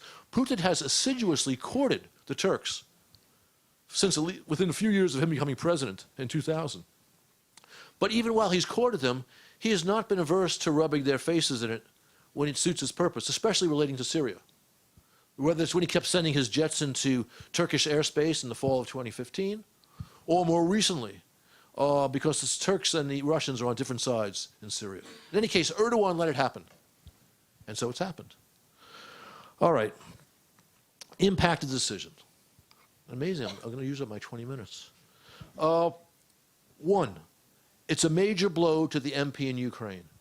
I think it's safe to predict that once you have this Sobor, in which they'll create the single Ukrainian Orthodox Church, once you have the Sobor, I suspect that at least 10, maybe 20 MP bishops will come over straight away. And they will presumably bring their parishes with them, although it's more complicated than that. I suspect as well that once it becomes clear to those who want to be safe that this church is going to last, you'll see another 20 or 30 or 40 come over. And at a certain point, 5 to 10 years after you have the single church that the Homus is granted, you'll probably have a majority of MP bishops who've switched to the single Ukrainian church. Beyond that, I'm hesitant to make any predictions. So this means that the MP's influence in Moscow is seriously reduced. And let me give you one anecdote that sort of highlights this. I'm in Ukraine all the time. I travel there too much. Always tired. I met on a recent trip with a senior, I'll be no more transparent than this, a senior figure from the East, a name well known in Ukraine, who said to me the following: I was baptized in the MP. I still go to the MP. Once the single Ukrainian church is created, I will take my whole family and be rebaptized in the new church. This person also said, and I'll come to this a little bit later, I'm concerned that there be no force used to take church properties. And it's very important there not be. And he then said, you know, and to make sure it doesn't happen, out of my own funds, I'm willing to build 10 new churches for the new Ukrainian church. So what he said is, you know, multiply that by several thousand or several hundred among people of that level in Ukrainian society, and millions among all Ukrainian believers. So the MP influence in Ukraine is going to be broken. And this decision has an impact in the Orthodox world well beyond Ukraine. Because Ukraine will suddenly become a true rival in terms of size and wealth to the MP. And of course, from the standpoint of poor little old Constantinople, that's a welcome sign. Because it's not just Constantinople, Antioch and Alexandria, Jerusalem are all churches which don't have much in the way of adherents, much in the way of resources. So this will be important in the broader Orthodox world. And just to finish up, and I guess I will be at least a couple of minutes under 2:20, this has an impact on Moscow's political position in several ways. Moscow is pretty good at hard power. It's not so good at soft power. Without a doubt, the MP was the greatest instrument, or is the greatest instrument of Kremlin soft power. And you've just dealt a serious blow to that instrument. It also introduces collateral damage on the Russian meme of a Ruski Mir, which is there also soft power play to pull people towards them on the basis of religion, language, and culture. So this is a big blow to the Kremlin, which is why the day after the decision taken by the Patriarch of Constantinople, the Russian National Security Council met. Okay. I think I've just about covered it, except for this. The dangers in the months and year or two ahead is, one, will personal ambition get in the way of the creation of the single Ukrainian Orthodox Church? And I think it's wise to never rule out the influence on historic events of ego, stupidity, and incompetence. So watch that space. The other is the whole issue of properties. In Ukraine, and this is a positive, the church properties belong to parishes. So it's not like the Kiev Patriarch owns all these churches throughout Ukraine and the MP. No, it belongs to the parishes. So that provides the way for a democratic and peaceful transfer of properties as I can think of the Russian word, but I can't think of the English word, the община, the parish together, community, yeah, right, thank you. They decide they want to switch. In theory, the property should come with them.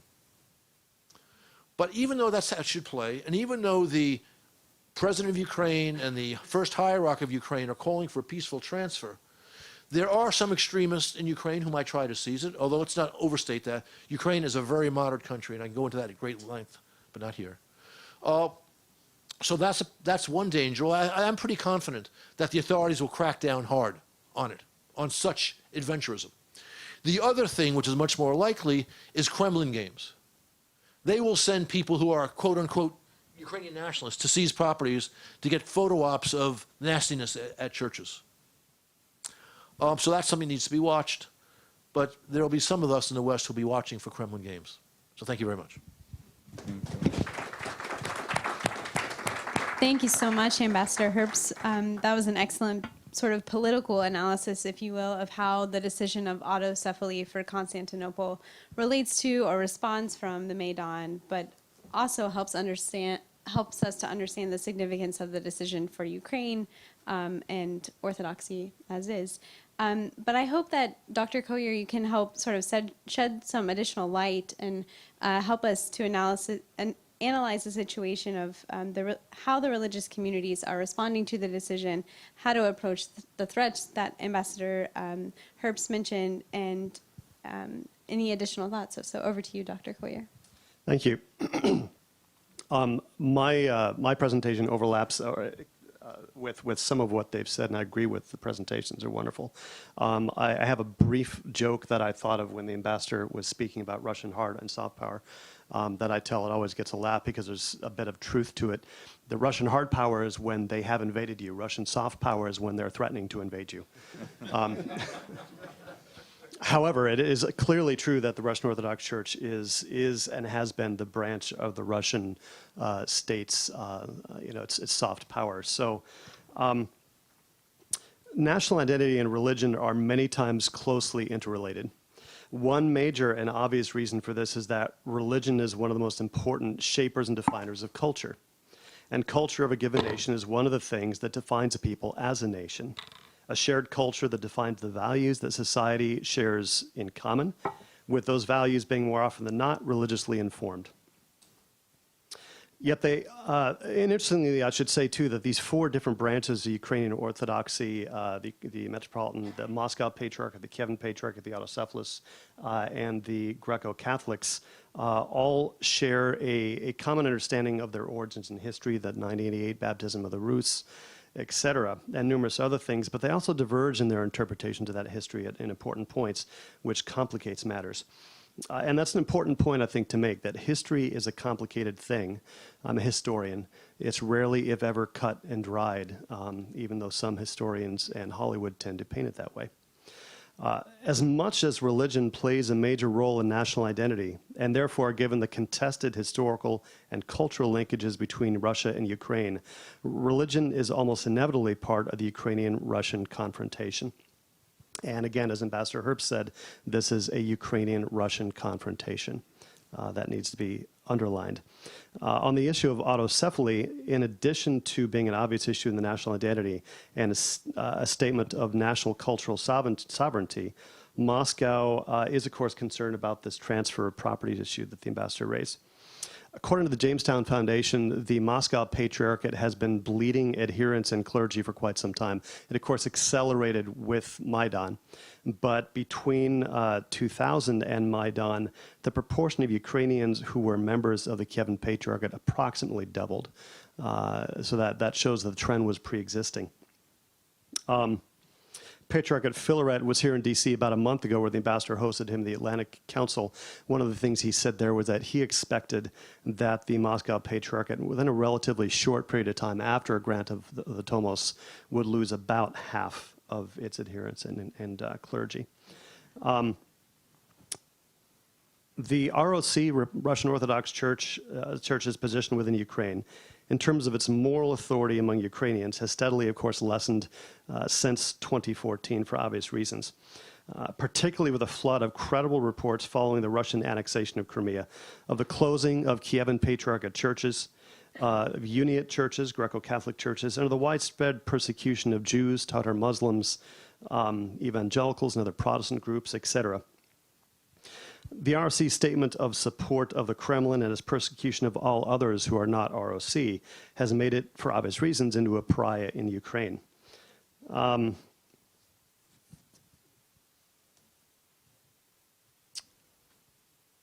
My colleague here on the panel talked a lot about the positive role that was played by religious communities in Maidan. Unfortunately, my presentation is going to be a bit darker because I'm going to be focusing more on the Russian role, which hasn't been so positive. A large part of the reason why religion has played a major role in this conflict is, of course, related to Russia's long history of self-identification as Third Rome, as an example of traditional Christian values on earth, as well as this belief that Russians and Ukrainians are one people, linked by the baptism of the Rus.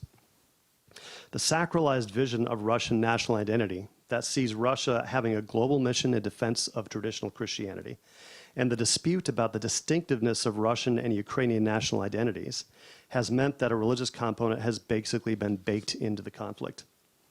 The partnership between the Kremlin and the ROC, as the ambassador mentioned, has been close and aims not only at articulating this sacralized vision of Russian national identity to the domestic audience, but also in advancing that mission globally, especially in what Russia has called its near abroad, a phrase you're all familiar with, I'm sure.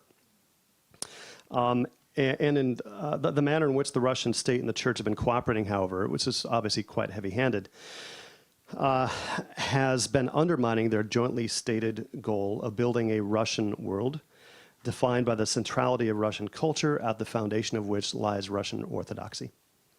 So not just Ukrainians, but many others around the periphery of Russia in the Orthodox world see the ROC as a neo-colonial tool of the Russian state and resent that fact.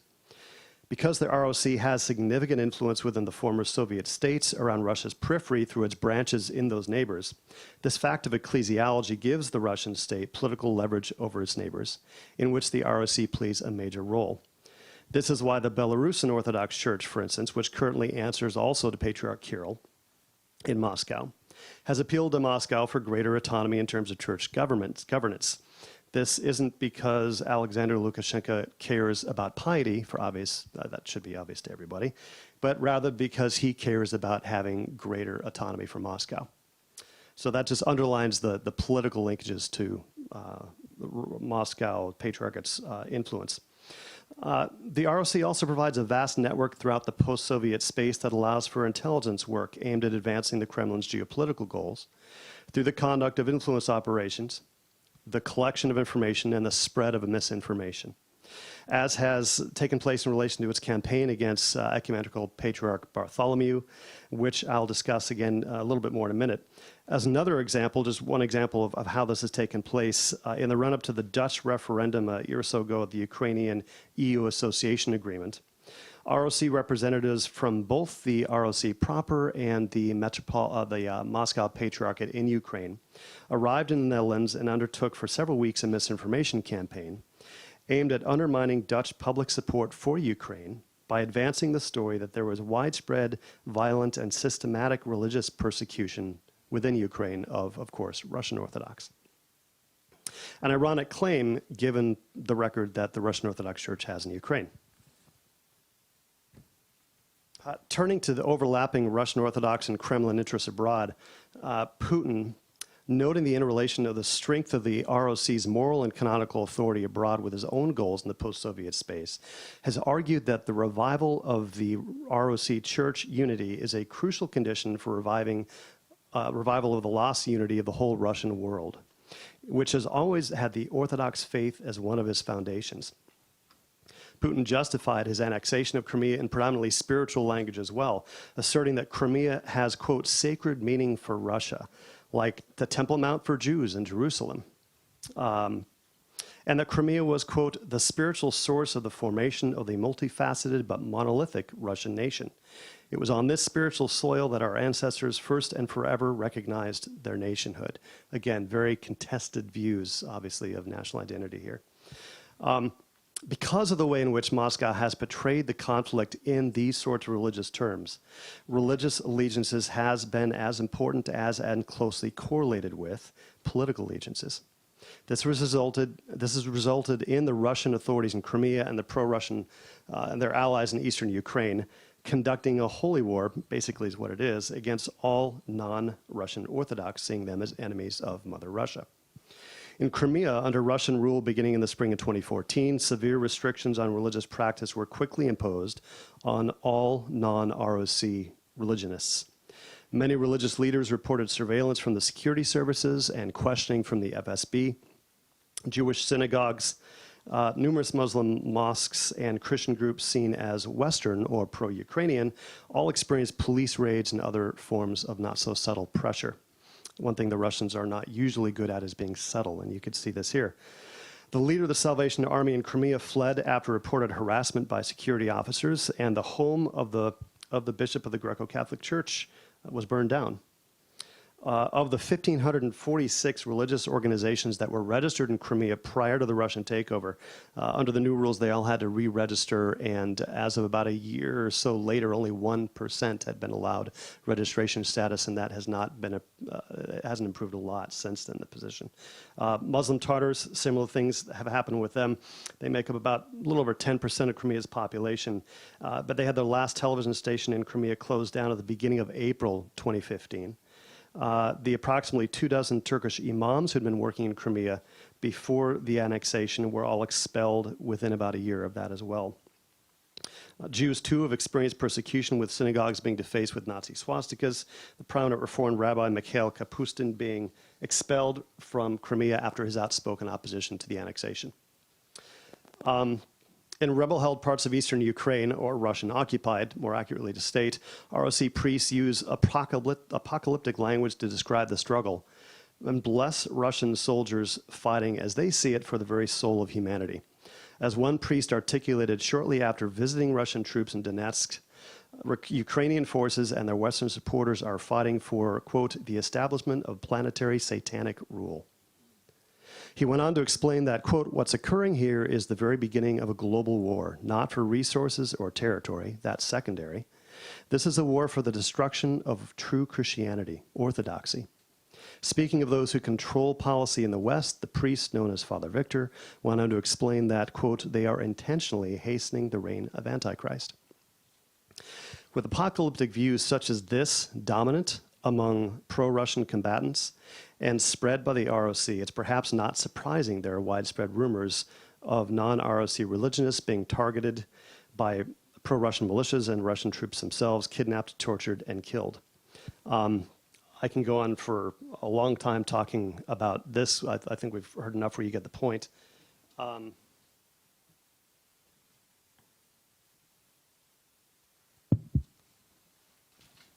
A grant of autocephaly to a unified Ukrainian church would obviously, as the ambassadors mentioned, be a death knell to Russian pretensions, both the leadership within global orthodoxy as well as to his dream of Ukraine holding a central place in a revitalized Russian world.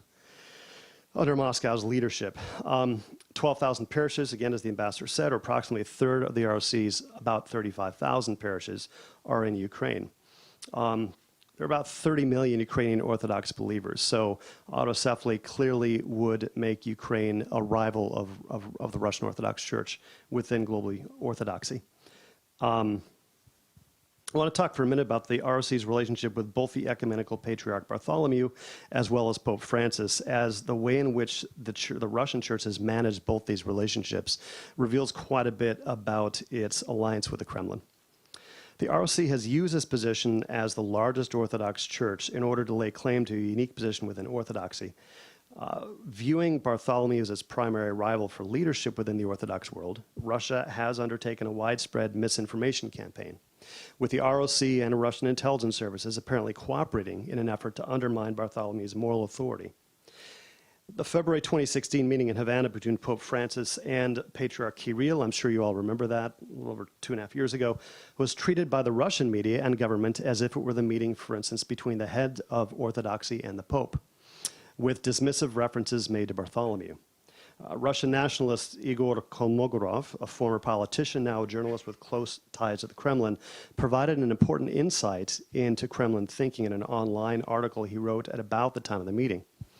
He wrote that Kirill hoped to use the meeting to boost his status at Bartholomew's expense, creating the impression that Kirill, and not the, quote, insignificant though aggressive Bartholomew, is the, quote, undoubted leader of the Orthodox world, whose Russian church operates on the unqualified authority and sincere symphony with Great Russia, particularly since Moscow views Bartholomew as, quote, absolutely Western-oriented and pro-American. In June of that year, a few months later, Russia sought to undermine Bartholomew again by refusing to attend the Holy and Great Council of the Orthodox Church in Crete and trying to incite others not to attend as well. Later in 2016, an article appeared in the Moscow-based online journal, The Oriental Review, which made the claim that Bartholomew had been supportive of the, quote, Golanite conspiracy that Erdogan alleges was behind the coup attempt against him. As the ambassador mentioned, there's that dynamic there, and Russia's tried to play on that and try to create divisions between Bartholomew and the Turkish government. The article claimed to have been written by a former U.S. ambassador to Yemen named Arthur Hughes.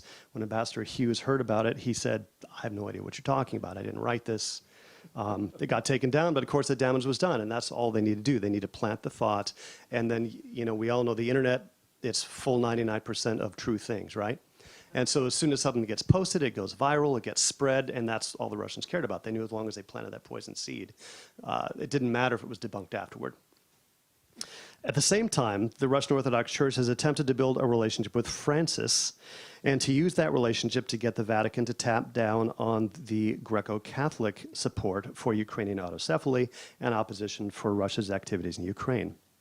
The Moscow Patriarchate blames the Greco-Catholics for supporting the bid on the part of the Ukrainian Orthodox Church for autocephalous status. That was one of the goals between of the February 2016 meeting as well, between Kirill and Francis in Havana. According again to Kolmogorov, Moscow hoped to convince Francis to take a stance of neutrality vis-a-vis the current conflict over autocephaly in Ukraine. And indeed, it worked to a degree. Francis issued a statement, and have any of you read that statement? Do you remember any of that? The Russians got Francis to actually take a swipe at the West, at the United States. He talked about the Russian church overseeing a revitalization of Christian culture in Russia, about Russians' ability to live out their faith in the public square, unlike some people, i.e., the United States. When this came out in 2016, of course, the Obama administration was being criticized for restricting the rights of some Christians, and Russia, of course, tried to shrewdly point that out. And of course, they made a reference to the Greco-Catholics in that Francis said, we are going to remain neutral and all Catholic churches should stay neutral in this conflict. Clearly, that didn't hold a lot of sway with the Greco-Catholics, as persecuted as they've been by Moscow, not just in the last 5 years, but for decades. But he also said that clearly there is one patriarch in Russia, and that is in Moscow. He, with his Jesuit mind, outsmarted Hilarion and said part of what Hilarion wanted to hear, but he said it in such a way that left Ukraine a question mark. Good point. And Francis is a very bright guy. I mean, anybody who's trained among the Jesuits is a brilliant person. I've never met a dumb Jesuit, I have to say. But my point is that the Russian Orthodox Church keeps trying. And they met, I think Hilarion again met on May 30th or 31st with Francis and tried the same thing. As the likelihood of Ukrainian autocephaly has gained ground, reports indicate that Russian hackers have targeted religious leaders with a connection to Ukraine's push for autocephaly, including the Vatican's Apostolic Nuncio to Ukraine, senior clergy of the Greco-Catholic Church, as well as Ukrainian Orthodox clergy. Bartholomew's senior aides have continued to be targeted. Of course, they have been for several years now. I thought I was going to go half an hour like you. I'm surprised I've I'm wrapping up at about the right time. Autocephaly, when it formally occurs, will mark a major cultural decoupling of Ukraine and Russia, and a strengthening of Ukraine's claims to an independent national identity, which is, of course, what they seek. Now, with his decision, Bartholomew's decision on Ukrainian autocephaly apparently made, the Russian Orthodox Church has declared the decision of the ecumenical patriarch canonically void. And as of 2 weeks ago, you probably have seen this, has broken ties with Constantinople. I'll just end with this. It looks to me as if Russia not only has Putin, a lot of people, a lot of commentators in the last few years have talked about Putin as a brilliant strategist. I don't think he's a brilliant strategist. I think he can be a very smart tactician at times. He is not a brilliant strategist. He has really mucked it up. And this is one area where I think that he has. Russia now is isolated strategically, politically, economically, and it appears with this decision is going to become increasingly isolated culturally and canonically. And I'll end there. Thank you very much, Dr. Coyer. We'll turn it over to the audience in just a minute. I think, Dr. Coyer, you've really showed how Ukrainians can sort of step forward in strengthening civil society, but we've also seen a number of issues on the panel today, issues of identity, of politics, of geopolitics, and on top of all of that, well, not to forget faith, but on top of all of that, we have disinformation sort of rising to the surface. So that being said, if anyone has questions, please stand up and identify yourself, and we'll aim to take 2 to 3 questions. See one over here in a red tie. Hi, I'm Austin Doler. I'm with the Center for European Policy Analysis. Now, we talked about a lot how President Putin used the Russian Orthodox Church both for soft power and to kind of legitimize and almost like baptize his regime domestically. Now, in your perceptions, are there any faithful remaining in the Russian Orthodox Church that might see the ROC's break with Constantinople as a bridge too far, and kind of like this is the breaking point where the use of their church for overt nationalistic political purposes is finally going to make them like maybe not support the regime anymore, or will maybe disincentivize their political engagement with the regime? Like, do you see any sort of political consequences for the ROC's decisions on Putin? Thank you. Inside Russia, you're saying? Yes, amongst like Russian voters and the ROC faithful in Russia. Okay, we'll take maybe 2 more questions. We have one up here in the front, and I thought I saw one there in the aisle as well. I'm Cyril Hovorun. I'll be speaking in the afternoon, and my question goes to the ambassador. You mentioned the role of Erdogan in this whole situation. Still, I think it was a bit unclear why Erdogan decided not to interfere this time, because he interfered certainly in 2008 when there was the first attempt to grant autocephaly to the Ukrainian church. So what happened? What prevented him, apart or in addition to the situation in Syria, not to interfere nowadays? Okay, and one more in the aisle, please. Hi, Larry Werner from the Union of Councils for Jews in the former Soviet Union. Talking about misinformation, it appeared to me that the Russian misinformation was being used to claim, as in an Haaretz article, that Ukraine was the most anti-Semitic country in the world, which was unfortunately picked up by the Israeli ambassador, who confirmed it in the Haaretz article, and was fought by our organization, which cited the facts about true anti-Semitism in Ukraine. And you'll see our report on anti-Semitism in the back here, which we've given to you to indicate that that wasn't the case. I wonder what your view has been about how that's being picked up in the fight over the Moscow and Kiev organizations, how they have reacted to those allegations. Okay, thank you very much. Would anyone like to start off with any of those 3 questions? Okay, maybe I'll address the number one, the question of will the Moscow Patriarchate lose credibility inside Russia? Well, you know the biggest loss that Russia faces right now is their total historical myth, their total identity. The mother of Russian cities says, no, we're the mother of Rus cities and not Russian cities. You have an indirect connection with the baptism of the Kievans, whereas we have a direct one.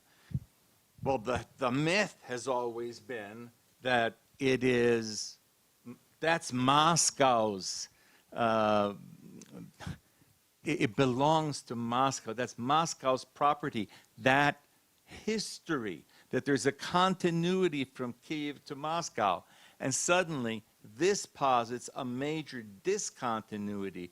What I would say is going to be happening in the Russian Orthodox Church and in government-supported journalism and even academia is some way to make sense of this for the average Russian who's going to say, what?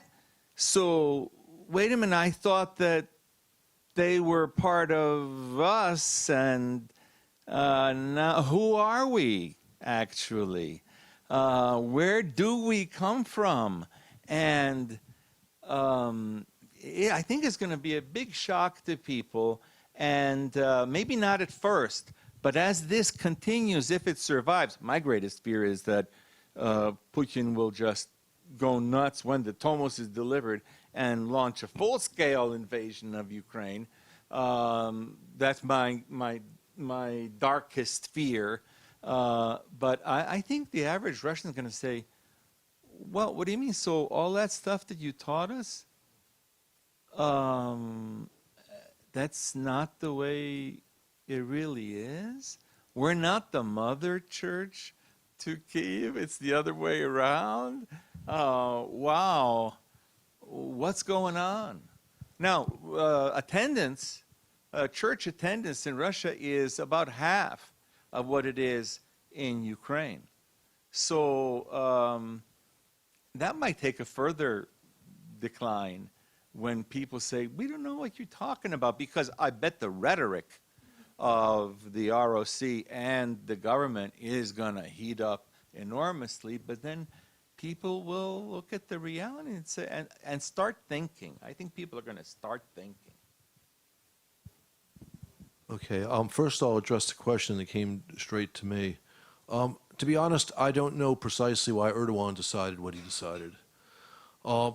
I know that he had been a block before on Ukrainian efforts to get this decision from the Patriarch of Constantinople, which is why I was skeptical about the whole enterprise until about May of this year.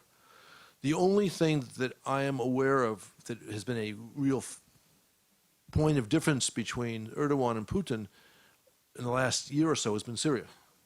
That doesn't mean there may not be something else, but that's what I've seen. But it's also true that Erdogan is a mercurial guy who will jump in one direction and then jump in a different direction for reasons we don't always see. Regarding the first question on the Moscow Patriarchate adjusting its positions as a result of its failure in Ukraine, I don't see that happening unless the Kremlin permits it, because they can't simply just make their own decisions. And regarding anti-Semitism in Ukraine, there's no question that the Russian media and some voices in the West picking up the Russian media are putting out the nonsense that this is a hotbed of anti-Semitism. They're confusing the present with maybe 100 or 140 years ago. And so it's wonderful that organizations like yours are setting the record straight. I know that I think it was Pew did a poll of anti-Semitic attitudes across Europe, and Ukraine came in with something like 5% of the people could be characterized in some sense as anti-Semitic, which was the lowest or the second lowest of all the countries in Europe. notably lower than France and a few other places. Yeah, I can speak to that a bit just from my time in France. And there was a video that I saw recently of a Jewish gentleman walking down a French street, and the camera followed him for quite some ways just to see what the reaction would be. And there were people literally spitting at him. And partly this was because there were some Muslim migrants who didn't like the fact that he was clearly Jewish. I think he was Orthodox, and it was quite visually apparent. But you're absolutely right. That's the case. And also you can see that the Jewish communities have voted with their feet as to which side of this conflict they trust more. They have flooded out of Donetsk and Luhansk and Crimea, or pushed out of there. And went to areas of Ukraine controlled by the Ukrainian government. That tells you something. Related to the issue of Russian national identity and history, the Kievan Rus and all that, there are a few historians of Russian medieval history that you can check out that discuss how the Russian version of this is to be questioned. One is, and I'm blanking on the gentleman right now, he was a Harvard historian of Russian medieval history who died 3 years ago. Do you know who I'm talking about? Big name. I just can't remember it now. But anyway, he was active until up until his death. He died at the age of 70 something, and he did a lot of work on medieval Russian history and talked about the fact that, in his many voluminous writings, about the fact that the Russian perspective on Ukraine and Russia being one people, about the city and the state that evolved out of Muscovy being exactly the same is fallacious, and that is meant as an ex post facto justification for Russian imperialism under the Tsar in the intervening few hundred years. Ewa Thompson of Rice University has written similar things about how many Western commentators have just accepted Russian historiography in this area, and she does a great job of delving into the nitty-gritty of the history and showing that that's to be questioned. Thank you very much. I think we have enough time for another round of questions. Maybe we'll take two back up here in the front. Hello again. What keeps people in Ukraine in the MP, and what might keep them there for 5 or 10 years or longer? Anyone else? Got one in the front. I'm wondering, what is the situation in the rest of the Orthodox world?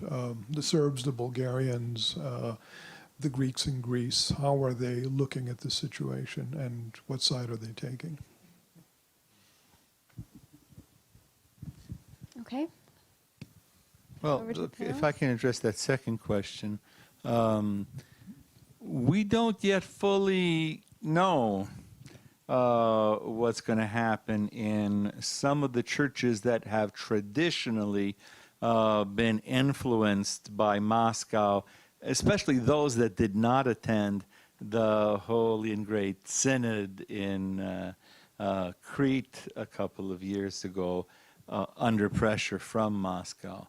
I think that there are a lot of churches in the Orthodox world that will breathe a sigh of relief that Russia won't be able to push people around anymore as well as they have been, until now.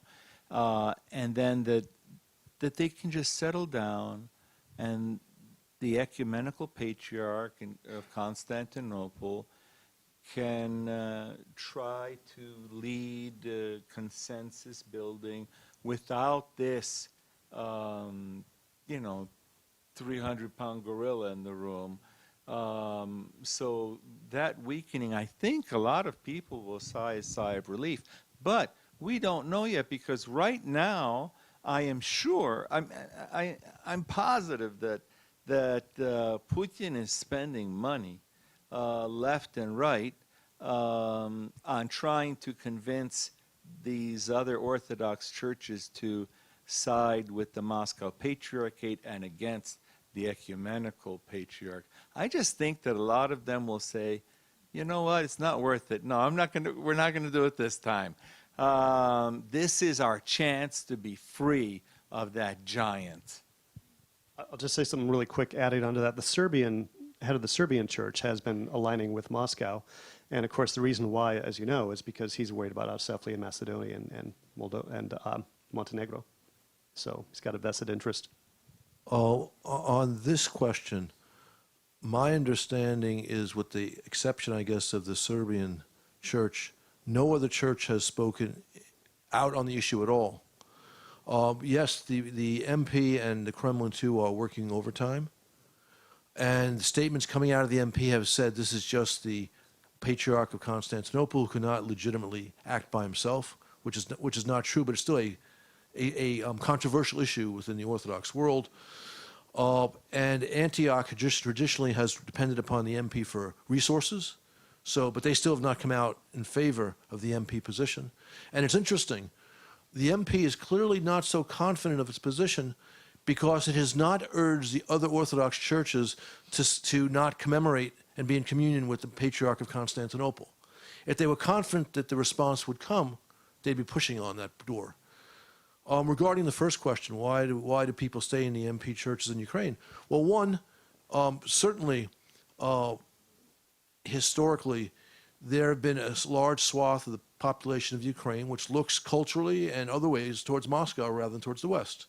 Although that group has become smaller by slice as a result of heavy-handed Kremlin policies, which I saw during the Orange Revolution.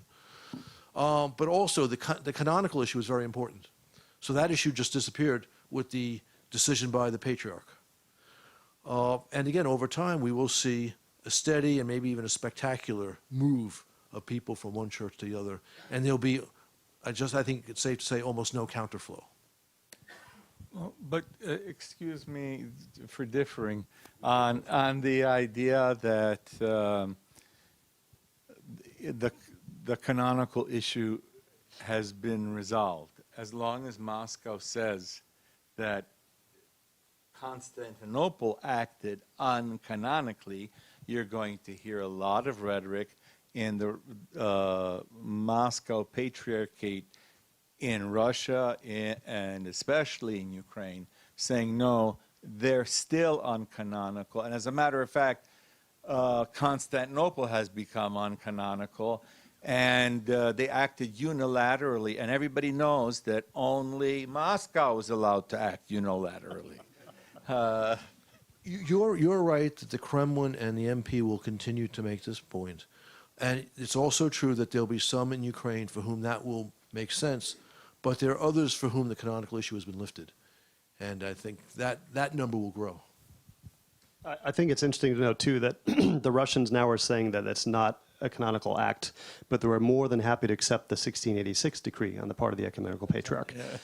And for many, many decades before that, they were trying to lobby hard a series of Ecumenical Patriarchs, even to the point of trying to bribe one, which bribe was accepted, which then became public, which then he had to give it up. So, I mean, the Russian church, frankly, has always been a bit underhanded in this area. Well, I mean, the czars were actively involved in getting the Patriarch of Moscow established, and gifts were an important part of the game. Right, and they declared themselves autocephalous just on their own 5 years before the fall of Constantinople in 1448. Nobody remembers that.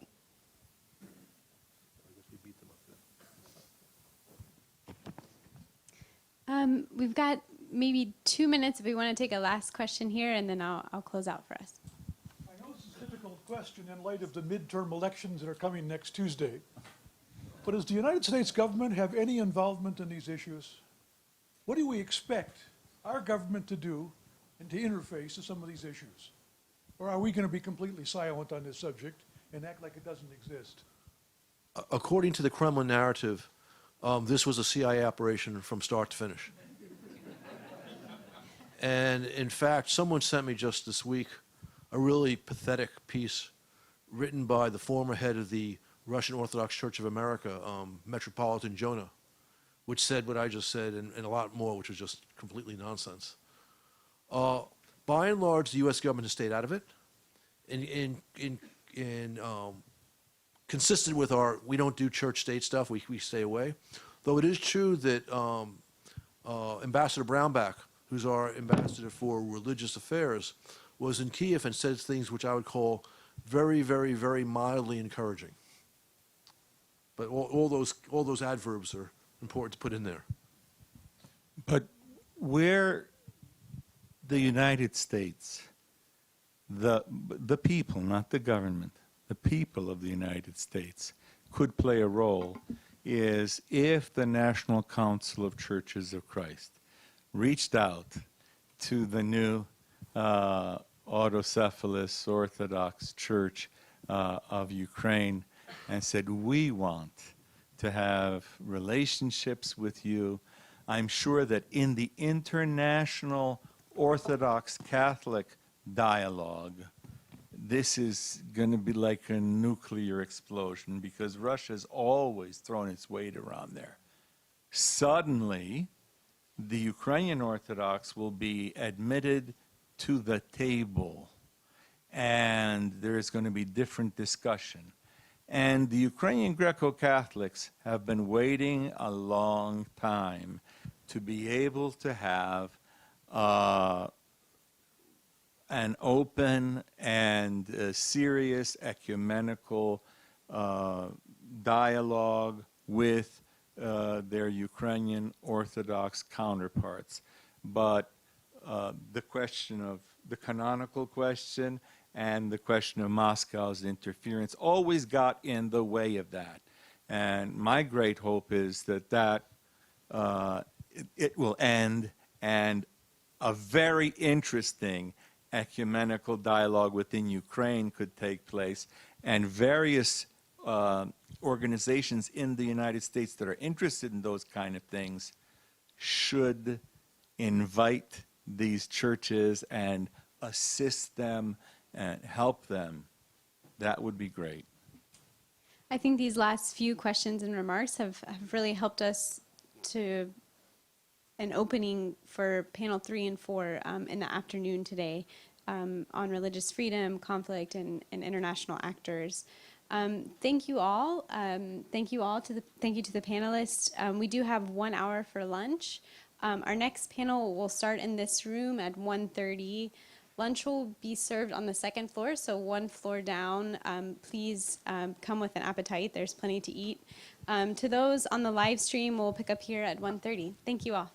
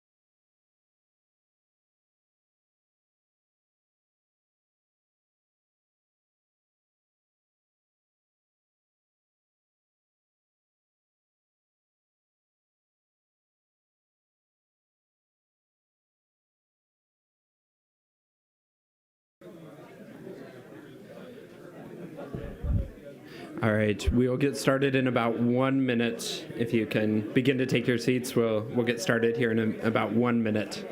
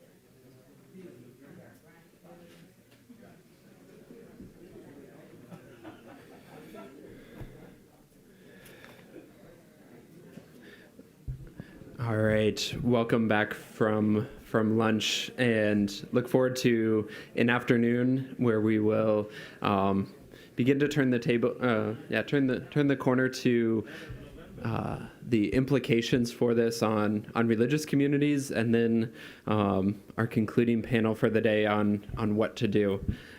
So it's my privilege to invite up to the stage His Grace Archbishop Yevstrati, the Archbishop of Chernihiv and Secretary to the Holy Synod of the Ukrainian Orthodox Church, the Kiev Patriarchate, and Archimandrite Cyril Havron, who's the Acting Director at the Huffington Ecumenical Institute at Loyola Marymount, and the moderator for this panel, Dr. Sufyan Zamukov of the George Washington University's Institute for European, Russian, and Eurasian Studies. So look forward to this panel on the impact on the religious communities. And so, Dr. Sufyan, take it from here.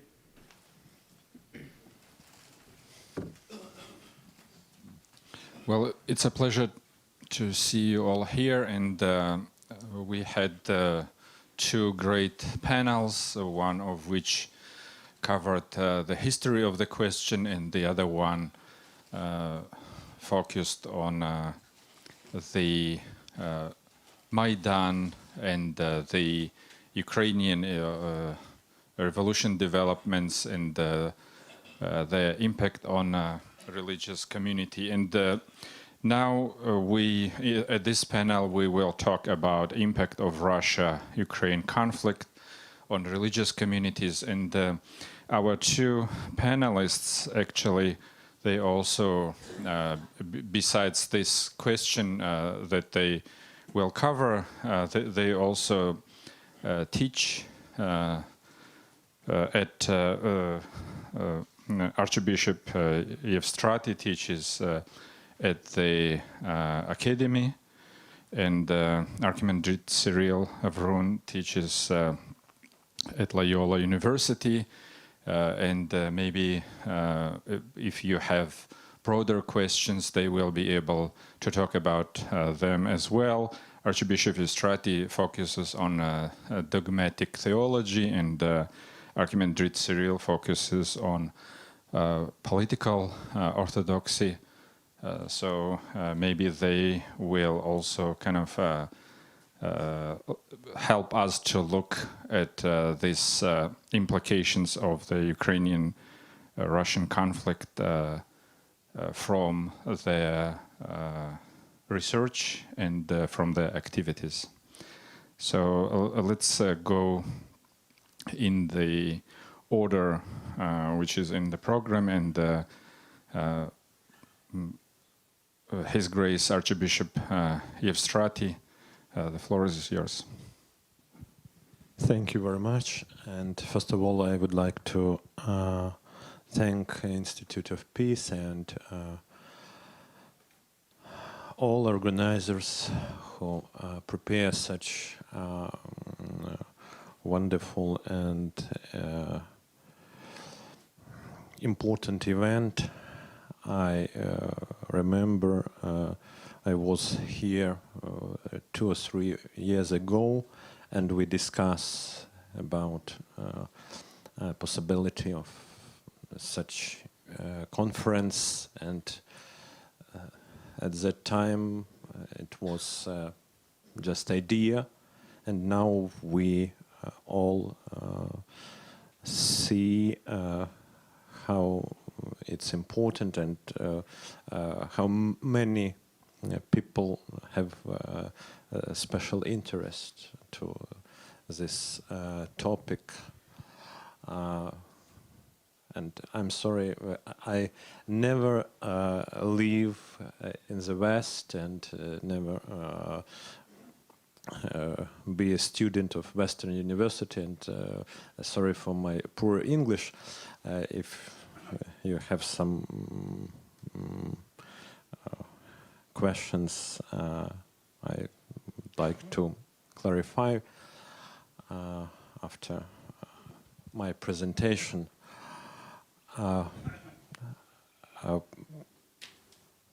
First of all, what is impact of this conflict on religious picture and interreligious, interconfessional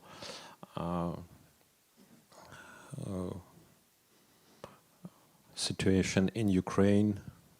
I thank the Father who remember us about existence of Ukrainian Council of Churches and religious organizations, because it's one of good fruits of our cooperation. In Ukraine, we not just coexist. Christians, Jews, Muslims, Christians of different denominations, Orthodox, Catholics, Protestants,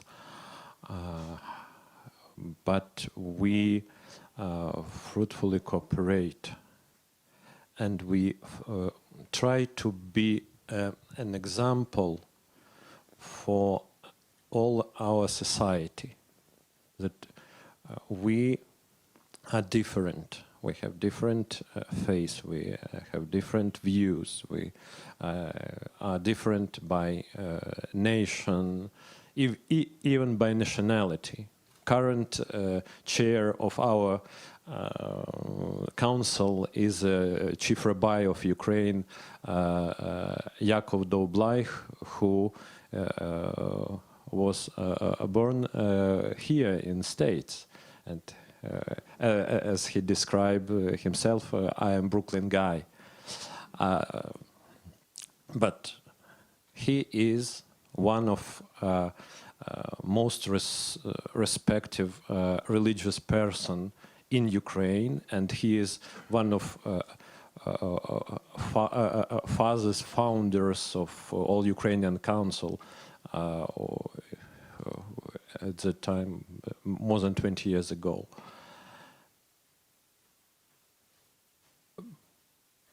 Conflict between Russia and Ukraine is a conflict about future.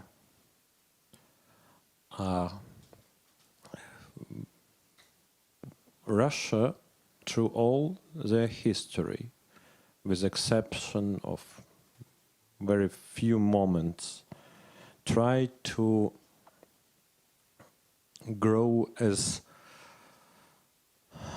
autocracy, have no experience of democratic existence, and freedom there for society in general, for government, for country, is just idea, not reality. Freedom is not a basis, and the state is a core of existence and people, what Father mentioned, people just a ground for growing of the state. And church itself is a part of state mechanisms.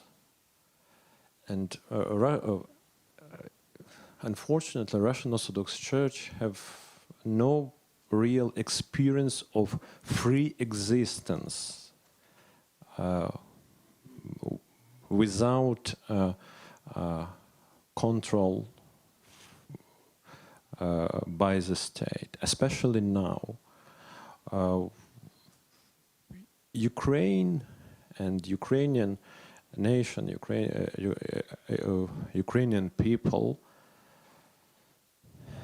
have a different historical way. If I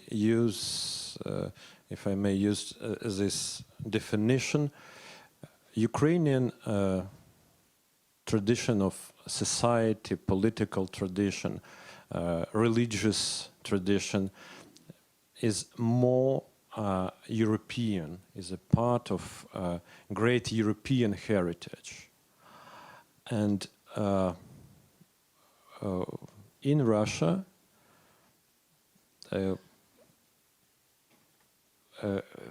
we see much more Asian autocracy and freedom for this model is a challenge. When we saw pictures from Maidan, I remind that at that time in Russia, many politicians, many officials talk about American project. All those people just a part of American project, CIA wasting money on Maidan, and these people just actors who playing by scenario from Washington. In Moscow, they don't imagine how people have their decision by themselves. Very interesting example from Soviet history was a little time after World War II when Anna Akhmatova was not banned from Soviet authority, and in Moscow was gathering, and there Akhmatova came there, and people who saw her rise up and big applauses for her heritage and so on. And when Stalin received report about this event, he wrote resolution. You must investigate and find who organized these applauses. And this is a little drop, but it's like a mirror of mind. People not acting by themselves. Must be anybody who must organize them.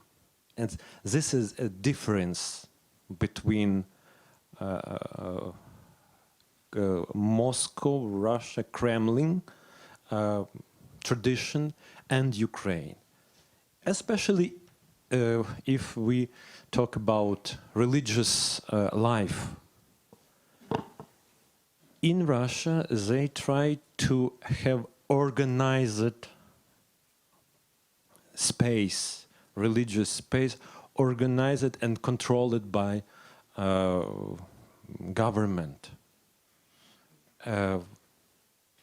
Religious activity not controlled by government, not controlled by officials, it's a danger. In Ukraine, we really have religious freedom.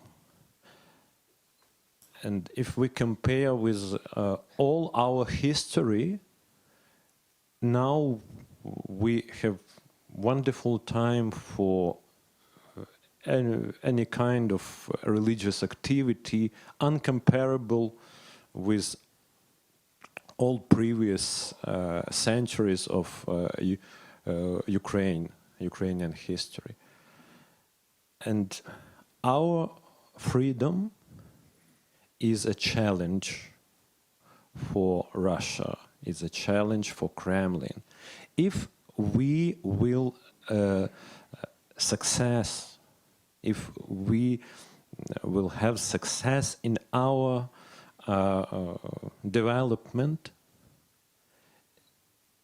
this shows to Russian church, to Russian believers, to Russian citizens that democracy really works. Not in countries far away, but in neighboring country Ukraine, what in Russia they still believe that we are part of great Russian nation and great Russian heritage. And if we will have success in our attempt to have a freedom, to have a free church, independent not just from Moscow, but independent from government, independent from oligarchs, and so on. A real part of civil society. Maybe more and more people inside Russia have inspiration that in Russia it will works too. Concerning current development of autocephaly and receiving of Tomos of autocephaly from Ecumenical Patriarchate of Constantinople, and we heard many times from Russian propaganda about violence, about bloodshed, and so on and so on. I talked to Father Cyril that I have no idea why we as Ukrainian Orthodox believers or someone else must use violence or prepare bloodshed, because all next decades and centuries is a time for Ukrainian church. We don't need use violence against anybody, because if they decide to join Ukrainian church in next 5 years or next 10 years or next 20 years, sooner or later, when a majority of Orthodox believers in Ukraine will understand that Ukraine exists and will exist. The Ukrainian church is a real church, canonical, recognized, and will exist not in next few years, but through centuries. They will be part of this church. But if they not decide, in Ukraine we have more than 100 different denominations. And here was mentioned Russian Orthodox Church outside Russia. And you know that in 2007, major part of this church unified with Moscow Patriarchy. But small part of this church still exists as a Russian Orthodox Church outside Russia, as independent part. And global center of this church is in Odessa in Ukraine. Russian Orthodox Church abroad, Russia, in really abroad, in Odessa. And they still, as a Russian church, they still exist there. And Moscow Patriarchate will be in Ukraine, but this structure not will be a tool of Kremlin policy of destroying our statehood, our identity as Ukrainian people. And it's I'm so excited, and it's very valuable for me to have many people here who try to understand and to help Ukraine in our way, our returning to European and European space and to the real free world. Thank you very much, and I apologize for some. Thank you. Well, thank you very much for providing such a clear distinction between how you see the different churches will develop now, and also providing kind of this positive vision of the future, because you said all this conflict is about future, not history, and not maybe even contemporary. Thanks for that. And now the floor is, I give the floor to Archimandrite Cyril Havarun. Please. Okay, good. Thank you. Well, it's a bit hard to speak after almost every speaker covered the topics that I wanted to touch, and you did it very well, much better than I would do. That's why let me try a bit different approach to the topic that we are discussing. Actually, there are many hermeneutical ways to deal with the Ukrainian issue, or more narrowly with the issue of the Ukrainian church. I would suggest to approach this issue from the perspective of recognition of reality. Well, we could interpret the winners and the losers in this situation, the situation related to the Ukrainian church, in terms of succeeding or failing to recognize the realities that we in Ukraine face. Primarily, it is the reality of war. It has been mentioned already that it was mentioned very clearly, particularly by Ambassador Herbst, that it is not a civil war. It is a real war between Russia and Ukraine. And this is a harsh reality that we face on the everyday basis. I myself had a chance to visit the front line just a couple of months ago. And it was a kind of an astonishing experience, an experience of real war, real conflict. We were driving across the minefields, the crossfire of snipers, and we were exposed to the risks of being shot by snipers and by the Russian artillery. It's an everyday experience for those people who live there. Of course, some of them, they enjoy this kind of experience. Like this experience makes them high somehow. But still, it is a war. And exactly this reality of war, of conflict, of bloodshed, of lost lives is at the core of the issue that we are discussing here. Because the failure of the Russian Church to give a solution to the Ukrainian issue, to the Ukrainian ecclesial issue, and the failure of my own church, which is the Ukrainian Orthodox Church under the Moscow Patriarchate, to recognize the reality of the war, made them failing the Ukrainian people.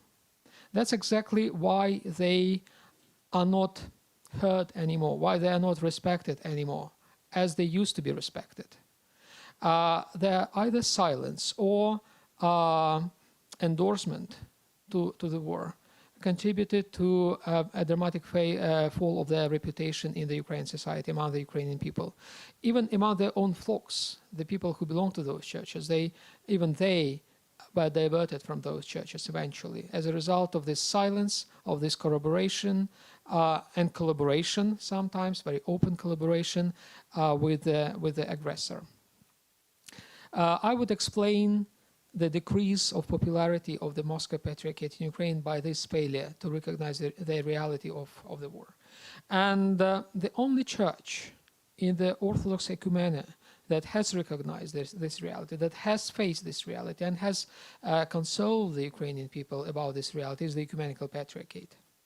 And that was exactly the winning point for the Ecumenical Patriarchate.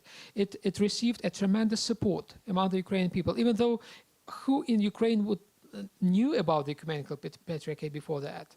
Well, only a bunch of people, a very kind of tiny group of people knew more or less about the Ecumenical Patriarchate. Now, many in Ukraine, the Ukrainian society, even secular people would know words like autocephaly, Thomas, and would know the personality of Patriarch Bartholomew. And the support towards the Ecumenical Patriarchate is tremendous. And one of the main reasons, I would say, why this support has emerged is the fact that the Ecumenical Patriarchate has recognized the tragedy of the Ukrainian people, the war, the conflict. It doesn't call it, civil war. It doesn't call it with all those euphemisms that were invented by the Russian propaganda and that have become a part of the Russian narrative. Well, I should say properly that this recognition of the war is not as clear-cut as probably by, for instance, the U.S. government or by the international institutions, but still it is there. It is at least something, because we didn't receive any support from any other church whatsoever. The only decision of an Orthodox church related to the Ukrainian situation, in my memory, is a decision. It was a petition from the Holy Synod of the Greek Orthodox Church, which was made, I think, in summer 2015, when the Greek Orthodox Church petitioned the Archbishop of Athens to ask Mr. Putin to lift embargo on Greek olives. That is the only church issued document related to the Ukrainian conflict, to my knowledge. Against this background, I mean, the decision of the Ecumenical Patriarchate is tremendously important, and it has been appreciated very much by the Ukrainian people. So those who failed to acknowledge the reality of violence, the reality of humanitarian catastrophe, the reality of the war in Ukraine, those churches and people and groups failed Ukraine. Those who have recognized that, they won Ukrainian hearts, I would say. And here is, I think, that strength of the U.S. position, if I'm allowed to, to reflect on the political position of the U.S., because we had such clear statements from the United States about the war, and no other country would made it more clear. That is the reason. That is also the reason why people in Ukraine are really on this side. I think most of them are friends nowadays of the United States. So the recognition of trauma, the recognition of sufferings, it is important, and it has played a crucial role in the entire Ukrainian issue, in the issue of the Ukrainian autocephaly. And I believe this recognition is also a way towards peace and reconciliation. It's not just about winning and losing, it's also about making peace in Ukraine. I believe that if we apply to Ukraine the general description of the Truth and Reconciliation process, the famous process that has affected many countries, which were torn and tormented by divisions, like South Africa, like Canada, like countries of the Eastern Europe. Truth constitutes the first step towards reconciliation. You cannot you cannot reach reconciliation without telling truth about what has happened. First, the truth should be acknowledged. Then, the Christian forgiveness should be applied as a next step. But you cannot apply forgiveness without, telling what has happened, without revealing what has happened. And that is exactly what we are talking about through the process of granting autocephaly to the Ukrainian Church. Some important truths have been told by the Ecumenical Patriarchate, by the churches, and this exactly paved a way towards reconciliation, quite surprisingly. That's why I believe the way towards autocephaly of the Ukrainian Church is also a way towards reconciliation in Ukraine and of Ukraine with other countries. I could imagine that let us imagine that Russia has recognized its crimes, that would be the first step towards reconciliation with the country. We are not against Russia eternally. We don't want, to be at war with Russia for centuries. We want to reconcile with that country, but that country first has to recognize what it has done. And that's why I want to stress this. The process of granting autocephaly to the Ukrainian Church is connected with the process of peace and reconciliation in Ukraine. That is the most important point that I wanted to raise. Another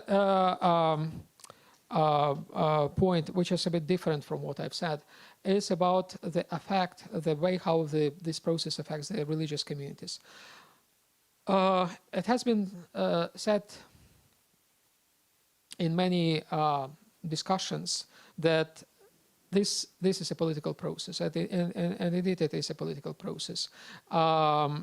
This process of granting autocephaly to the Ukrainian Church has become a part of the political agenda, so the political discourse and so forth. But it remains, for the people of the Church, it remains a pastoral issue primarily. And what the Ecumenical Patriarchate has done was to address the pastoral issue, which remained pending. No other church wanted to touch on this issue. No other church wanted to give a pastoral solution to the problem that tormented many people. For many people, for millions of people, I would say, it was an issue of consciousness. They realized that they belong to non-recognized groups. I don't want to call them schismatic groups, to non-recognized groups. For some, it was not a problem. For some, it was a problem.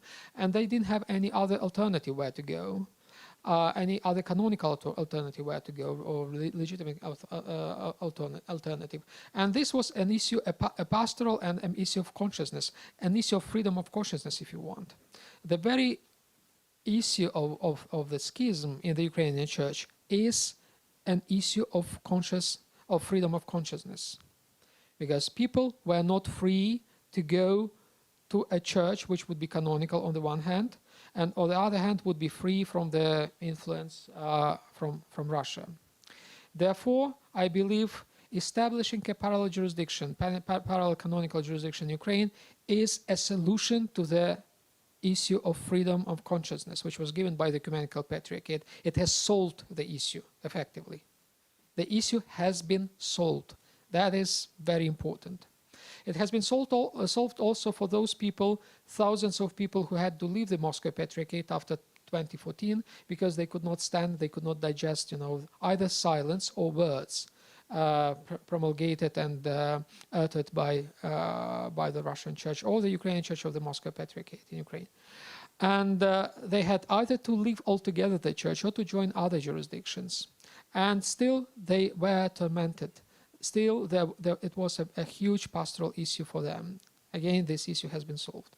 So it is a great relief for millions of Ukrainians, for their consciousness, a religious consciousness, for the issue of freedom of consciousness. And probably the last point that I wanted to raise, that while this issue, the decision of the Ecumenical Patriarchate has become a solution to consciousness of many in Ukraine, it became a problem to consciousness of many in Russia.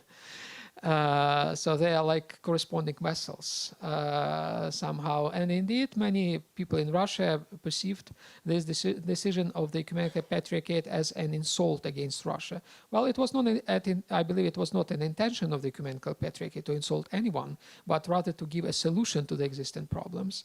And the fact that the Russians were insulted was the problem of the Russians. It was not really the problem of the Ecumenical Patriarchate. It was not the intention of the church. And indeed, this caused tensions in the relations between Moscow and Constantinople, as you all know. I would offer my own interpretation to these tensions. Immediately after the decision of the Russian Church to break Eucharistic communion relations with the Ecumenical Patriarchate on October 15th, a couple of weeks ago, many interpreted this break as a schism, and many were feared that this schism would be a global schism, would be a global divide within the Orthodox community worldwide. I think it's not a schism, it's not a global divide. It's just a crack, as it were, or a rift in the relations between the churches, and actually it's a unilateral crack. I would say that it is, it's an imagined crack. It has been imagined by Russia, but it has not been agreed upon that there is a problem by the Ecumenical Patriarchate. Other churches also failed or refused to recognize that there is a divide between the two churches. And we could speak about a global schism only in case if both sides of the conflict recognize that there is a conflict, that there is a break in relationship between the churches. And more importantly, if other churches recognize that there is a schism, and other churches would side with one or another church, would take either or one of those sides. None of the churches, even the faithful allies of Russia, took any side. The most dangerous probably point was when the Patriarch of Antioch visited recently Serbia and met the Patriarch of Serbia. Those are the two kind of traditional allies of Moscow. And even they did not produce any statement which would recognize a schism between the churches of Moscow and Constantinople. So if they refuse to recognize this reality, it means even if they fail to recognize this, it means that this schism does not exist as a reality. It is completely imagined. I would like to draw a parallel between the concept of imagined communities by Benedict Anderson when he described nationalism, that it is a completely imagined construct. This schism is a completely imagined construct. It exists only in the heads of a few people in the global Orthodoxy. It is not shared by other people. The reality, the schism does not exist as reality, which brings us to my first point about recognition of reality. So if we recognize the reality, and when the churches globally recognize the reality that there is no schism, there will be no schism. It exists only in the imagination of the Russian Church, as only in the imagination of the Russian Church a civil war exists. So one delusion produces another delusion. A delusion about what is happening in Ukraine produces a delusion about what is happening between the churches in the global Orthodoxy. The reality is, yes, there is a war in Ukraine. This reality has been recognized by the Ecumenical Patriarchate, and I think most Ukrainians are grateful to him and to the Patriarchate. And this recognition by the Ecumenical Patriarchate has not produced any split, any divide in the global Orthodoxy. Those are two important realities that we need, I think, to bear in mind, and I'd like to emphasize those two realities in my presentation. Thank you for your attention.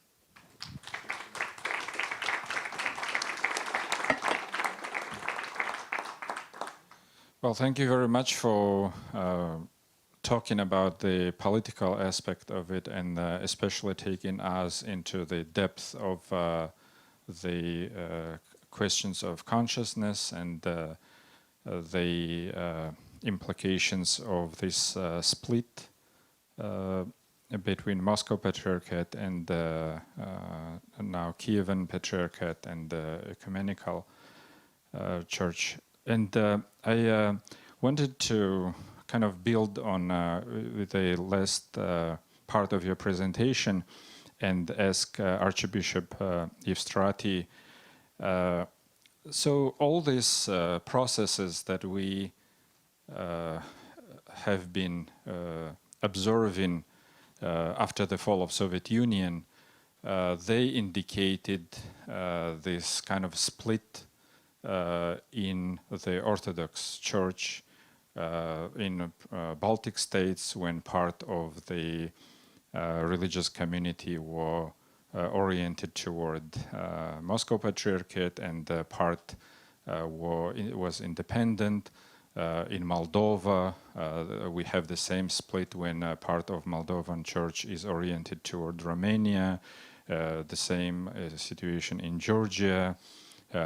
So these processes were going for quite a long time, and some of those local churches actually applied for the same notion that Ukrainian Kiev Church did, but they were denied, and this is kind of the first major development in the post-Soviet history of Orthodox Church. So that's kind of one aspect that shows that there is this tendency of the processes, decentralized processes going in the Russian Orthodox Church. And another aspect which I actually didn't think about before Archimandrite Cyril mentioned it, this new notion that Moscow Patriarchate also started splitting from ecumenical church, and they even decided not to pray for them. There are these dramatic developments recently. So I was wondering, Archbishop Evstrati, what do you think about this decentralization and how it will reflect on the community, religious community, particularly in Ukraine? And also, could you reflect how it would affect different parts of Ukrainian community? The eastern part, which was more affected by Soviet atheism legacies, and western part, as you indicated, which was more Western-oriented. And also, I was wondering, I wanted to ask question, Archimandrite Cyril. You at one point indicated that you still belong to Moscow Patriarchate, identify with Moscow Patriarchate. So Archbishop Evstrati mentioned that kind of positively, that Moscow Patriarchate will exist in Ukraine. And so I was wondering, how do you feel the developments of Moscow Patriarchate in this new environment, rather probably hostile environment in Ukraine? Father Kirill said about accepting reality, and what kind of structure now Moscow Patriarchate have. It's church empire. or imperial church. And in 1990s, in Russia, politicians and church officials openly enjoys that Communist Party, Gorbachev, lose Soviet Union, and Soviet Union was destroyed, but Russian Orthodox Church still exists, and this is a foundation for reconstruction, post-Soviet reconstruction and reunification post-Soviet space around Moscow as a third Rome, as a holy place, as a center of Russian world and Orthodox world. And in reality, returning to empire for Russia is impossible. They try, Putin and his entourage try to use, just to use this imperial ideas as a tool to hold a power in Russian Federation. In reality, I think most of them really understand that reconstruction of Russian Empire in modern world is impossible. But they try to use these ideas. Another very important point, I have no idea, do you know or not, that after World War II, Stalin's regime tried with incorporation with Moscow Patriarchate, re-establish it 75 years ago, in 1943. Tried to gather 8 ecumenical council. In Orthodox tradition, we recognize only 7 ecumenical councils, and last one was in 787. And Stalin and Moscow Patriarchy tried to prepare 8 ecumenical council in Moscow with main goal to proclaim Moscow Patriarch as ecumenical patriarchate, first among equal patriarch. It's a real story with many proofs and documents, and from that time until now, world Orthodoxy divided, really divided. One part support ecumenical patriarch as a real leader of modern real orthodoxy. Orthodoxy oriented on values of freedom, of dignity, human dignity, and so on. And other part tried to re-establish medieval orthodoxy, imperial orthodoxy, and ideas of orthodox re-establishment of Orthodox empire, or reconstruction of new Byzantine empire around Moscow. And ground for these ideas inside Moscow Patriarchate is that the Moscow Patriarchate, one, is bigger than all other 13 mutually recognized churches on one Moscow Patriarchate by number of believers, churches, and entire network. But near 40% of structure of Moscow Patriarchate exists in Ukraine under jurisdiction of Russian Orthodox Church. Without Ukraine, Moscow Patriarchate will be big but not superpower church and lose ground for such global imperial ideas. You remember meeting between Pope Francis and Patriarch Kirill in Havana.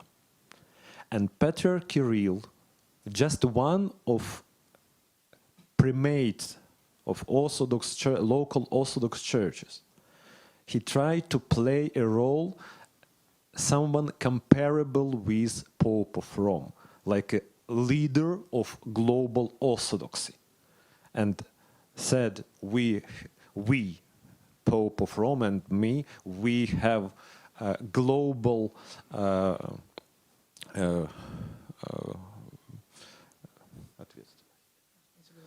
we have global responsibility. We, two leaders, we have global responsibility, and so on. And conflicts you mentioned, and splits you mentioned, in Moldova, in Estonia, in Georgia, it's a part of process of decentralization, of deconstruction of empire. But these examples are not danger for main idea, because without Moldova, without Estonia, without Abkhazia or Ossetia, Russian empire, Russian imperial idea may live and may go forward. But without Ukraine, without Church of Ukraine, without Ukrainian history, re-establishing of Russian empire is impossible. And last one point, that Russian imperial idea based on such imagine that Moscow is a third Rome and a real success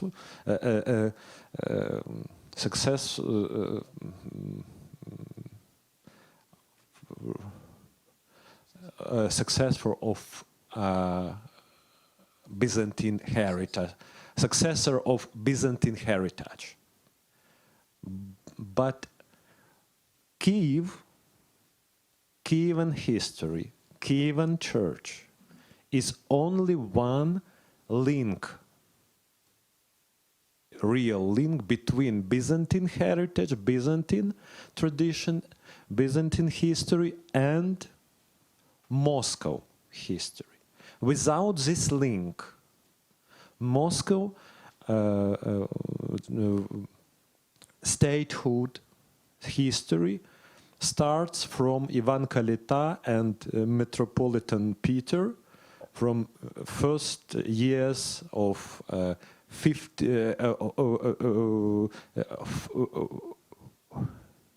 14th century, from a time of Holden Horde and so on. And one of main symbols of Russian heritage, hat of Monomach, Shapka Monomacha. And somebody mentioned about images of Great Prince Volodymyr, Russian tradition of image of Great Prince Volodymyr. Head of Monomach, it's a idea. It's a symbol of idea that Emperor Constantine Monomach of Byzantine Empire, as a symbol of transition of the power, grant this hat, this crown, to his grandson Volodymyr Monomach, Great Prince of Kiev, and Grand Prince of Kiev grants this symbol to Moscow princess. And this is a visible symbol of transition of history. But in reality, this is a hat given by Mongol Tatar Khan to Ivan Kalita as a symbol of his power over Moscow Principality. And without Kiev, without Kievan history, Russian imperial idea impossible, and maybe Russia, when lose these images, he find a strange, find a spirit to re-establish their statehood, their society model, not and go forward with face forward, not backward. Thank you. Thanks. You always kind of bring it to positive ending. Thanks for that. And the question to my question to Archimandrite Cyril was about the future of Moscow Patriarchate, but I was wondering if you could cover it less from political point, but from the point why would Ukrainians want to stay with Moscow Patriarchate, and how, what impact now Moscow Patriarchate would have in Ukraine? Well, I'll try to be brief. First of all, yes, there will be Ukrainians, quite a few of them, millions, I would say, who would stay with the Moscow Patriarchate in Ukraine. This is another reality that we need to recognize, and it's good if we recognize this reality. Why they will stay there is difficult to say, because everyone will have his or her own reason. Probably one of the reasons will be the proximity, cultural proximity to Russia. For many of them were formed spiritually in the framework of the Russian spirituality. For some, it will be the Russian propaganda, which has already begun acting on them and explaining why they should stay in the Moscow Patriarchate, because they say it is the only right faith, that version of Orthodoxy, edition of Orthodoxy that has remained. Different reasons, right and wrong reasons, will keep them there. Nevertheless, I believe that it is important that the Moscow Patriarchate will stay in Ukraine, and not just for the sake of the Moscow Patriarchate. I will say now maybe a heretical point of view, very unorthodox. You may condemn me if you want. We have a conciliar kind of form here. My point, my heretical point, is that it is good to have alternative canonical jurisdictions in one country.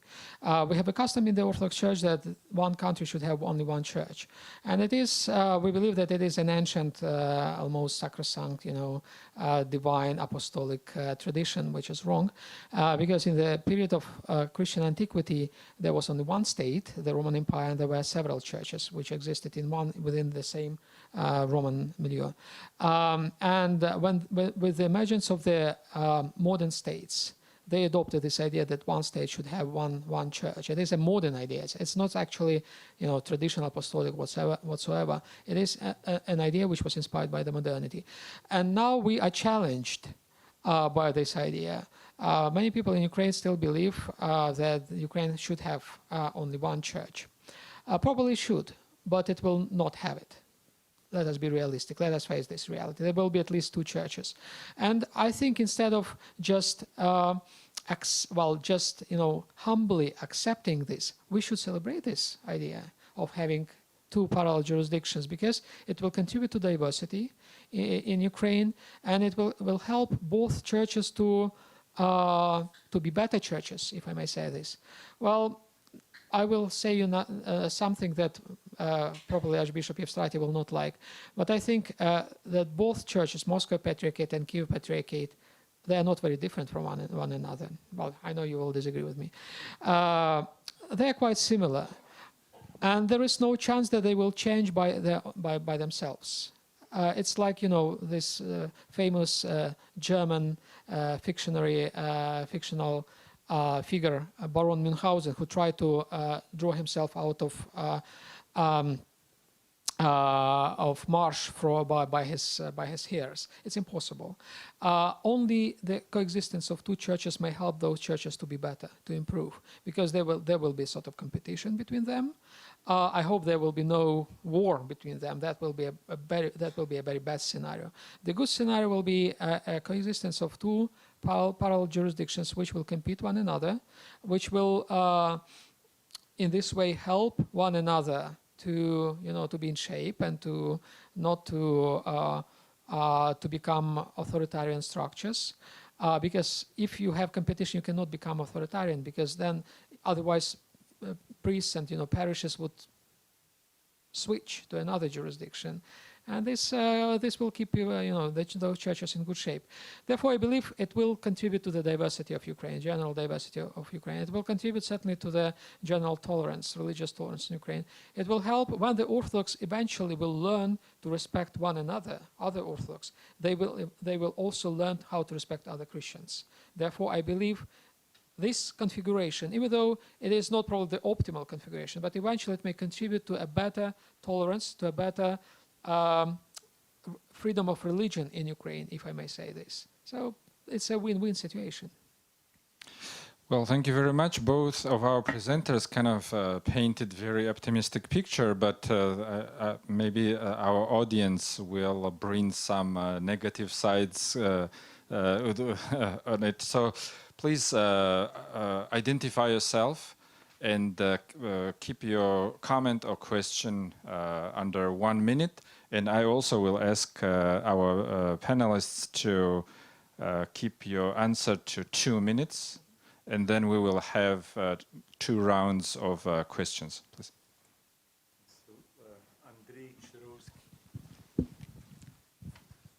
Our commander Cyril was talking about accepting reality.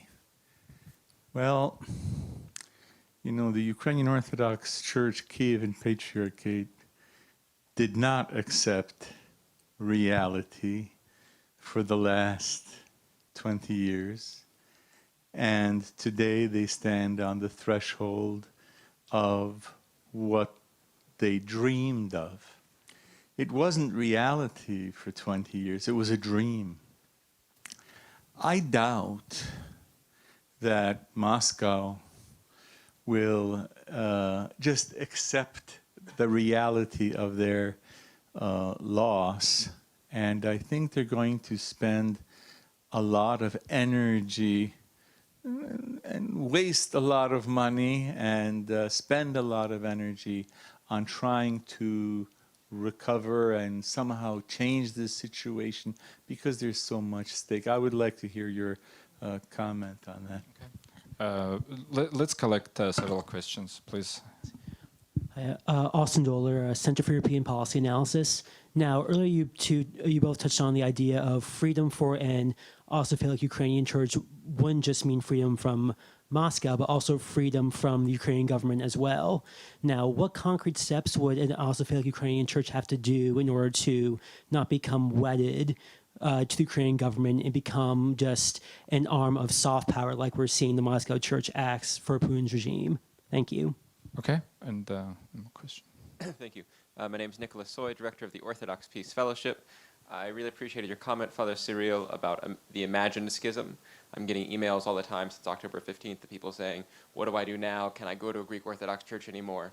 And I'm wondering if you could project forward into the future the possibilities of a regularization of relations between Moscow and Constantinople. What would that involve? Or will this end up just being an outstanding issue the way Jerusalem and Antioch schism is? Or is there another possibility?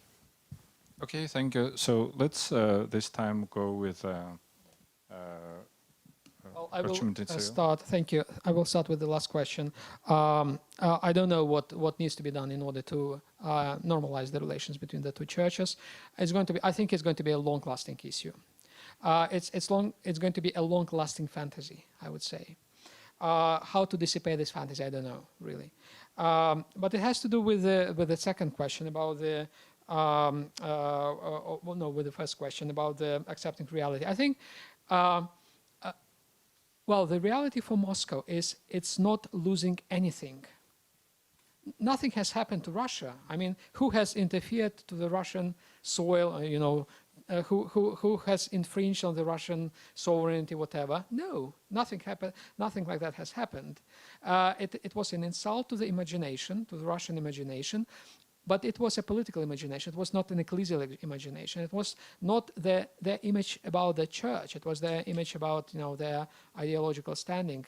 Therefore, this step of Constantinople, I believe, is not a loss for Russia. It is a gain for Russia, because it gives Russia a chance to realize the reality of the church, that the church has remained intact. The church has not been split.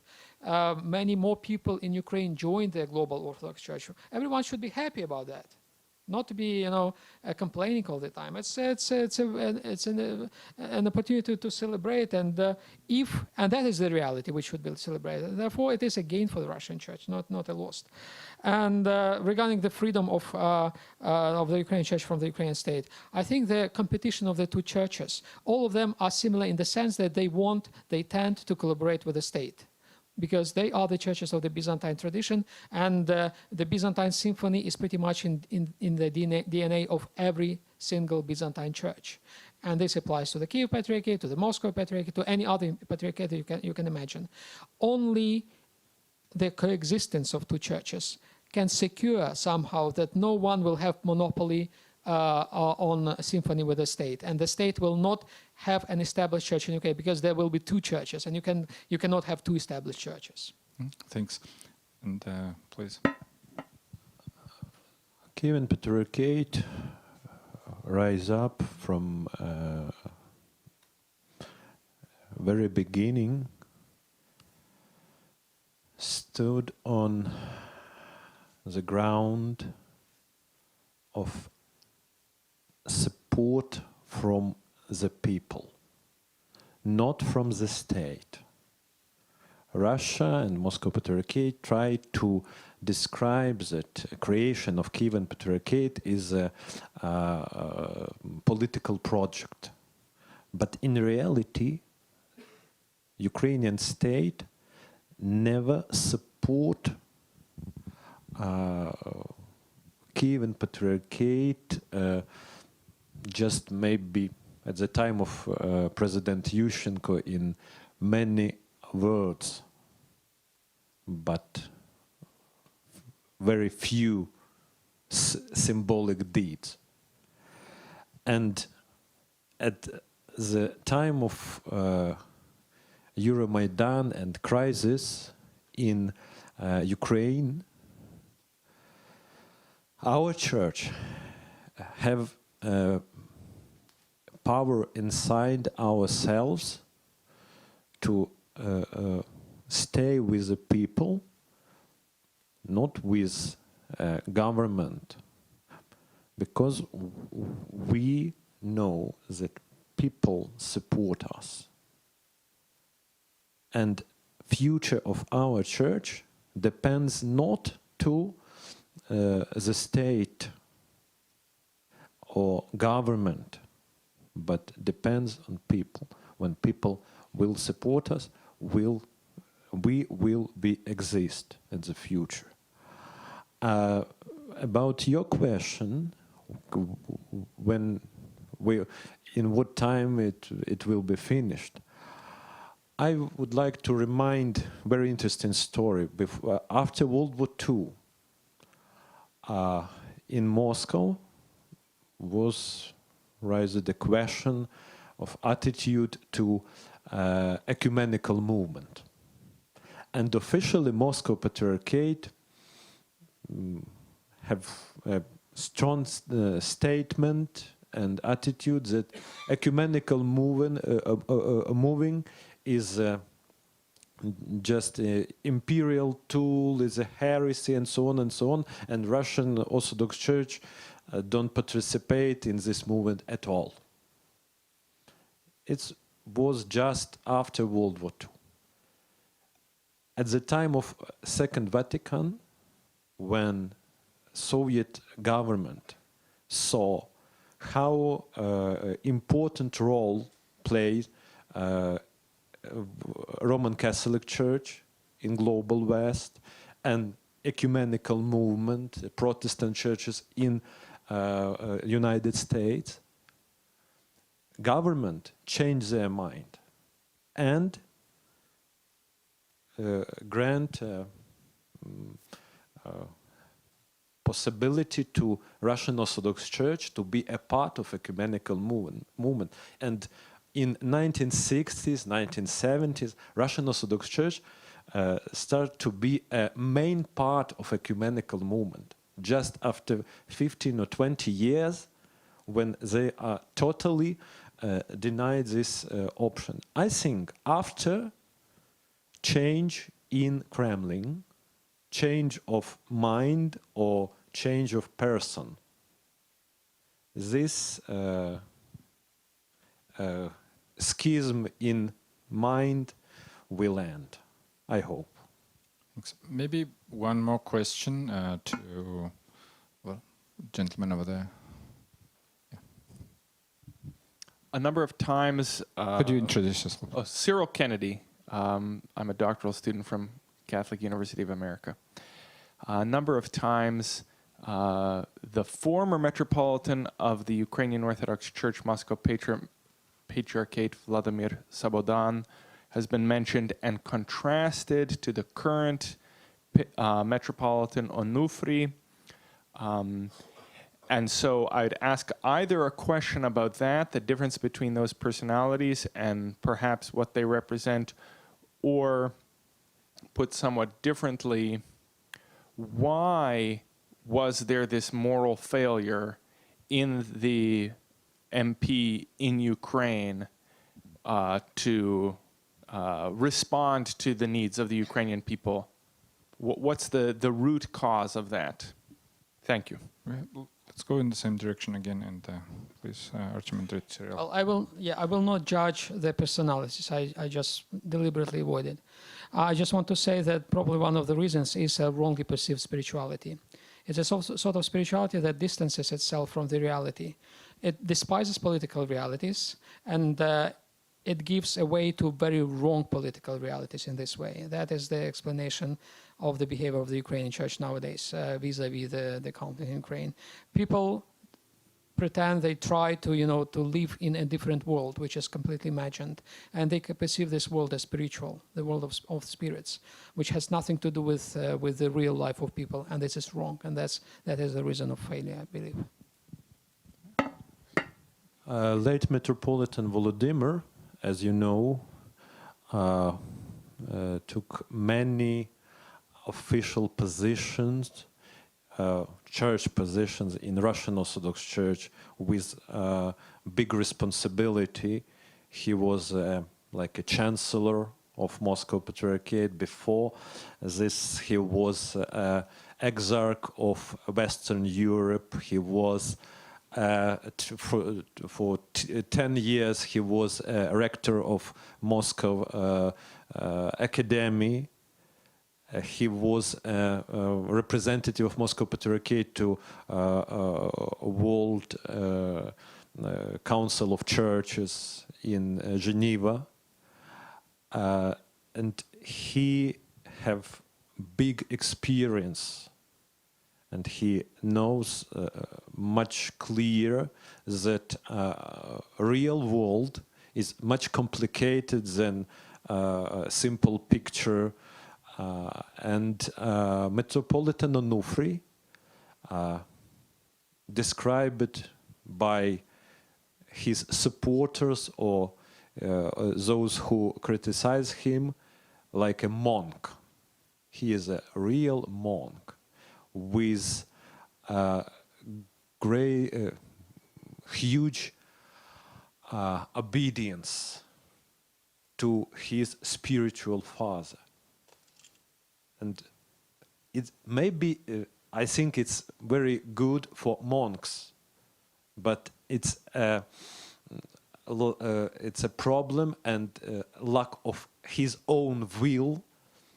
It's a problem for primate of church, who must decide himself not have obedience for anybody, but decide himself and have responsibility himself. I think it's a problem, it's a difference between these two hierarchies. Thanks.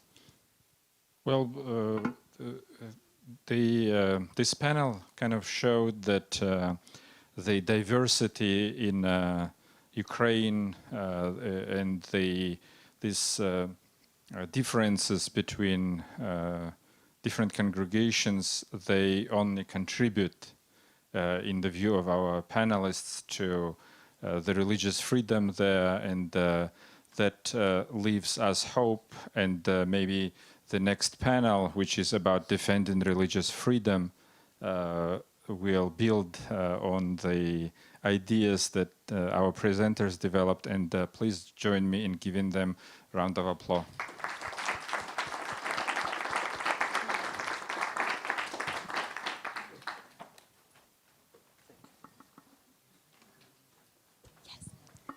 Thank you, everyone. We'll take a short 15-minute break, and we'll start our fourth and final panel at 3 p.m. Thank you.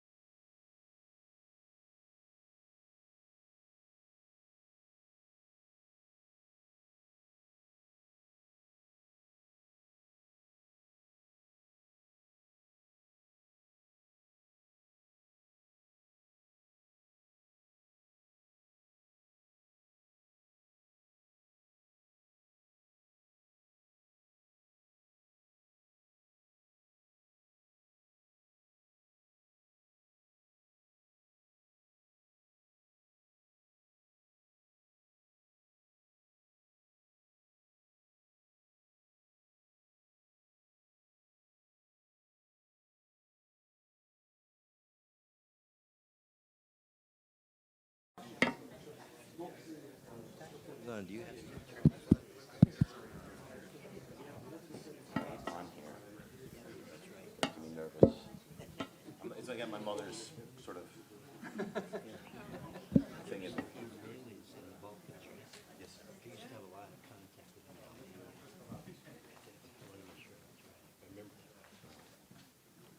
All right, welcome back. This is the fourth session of the day.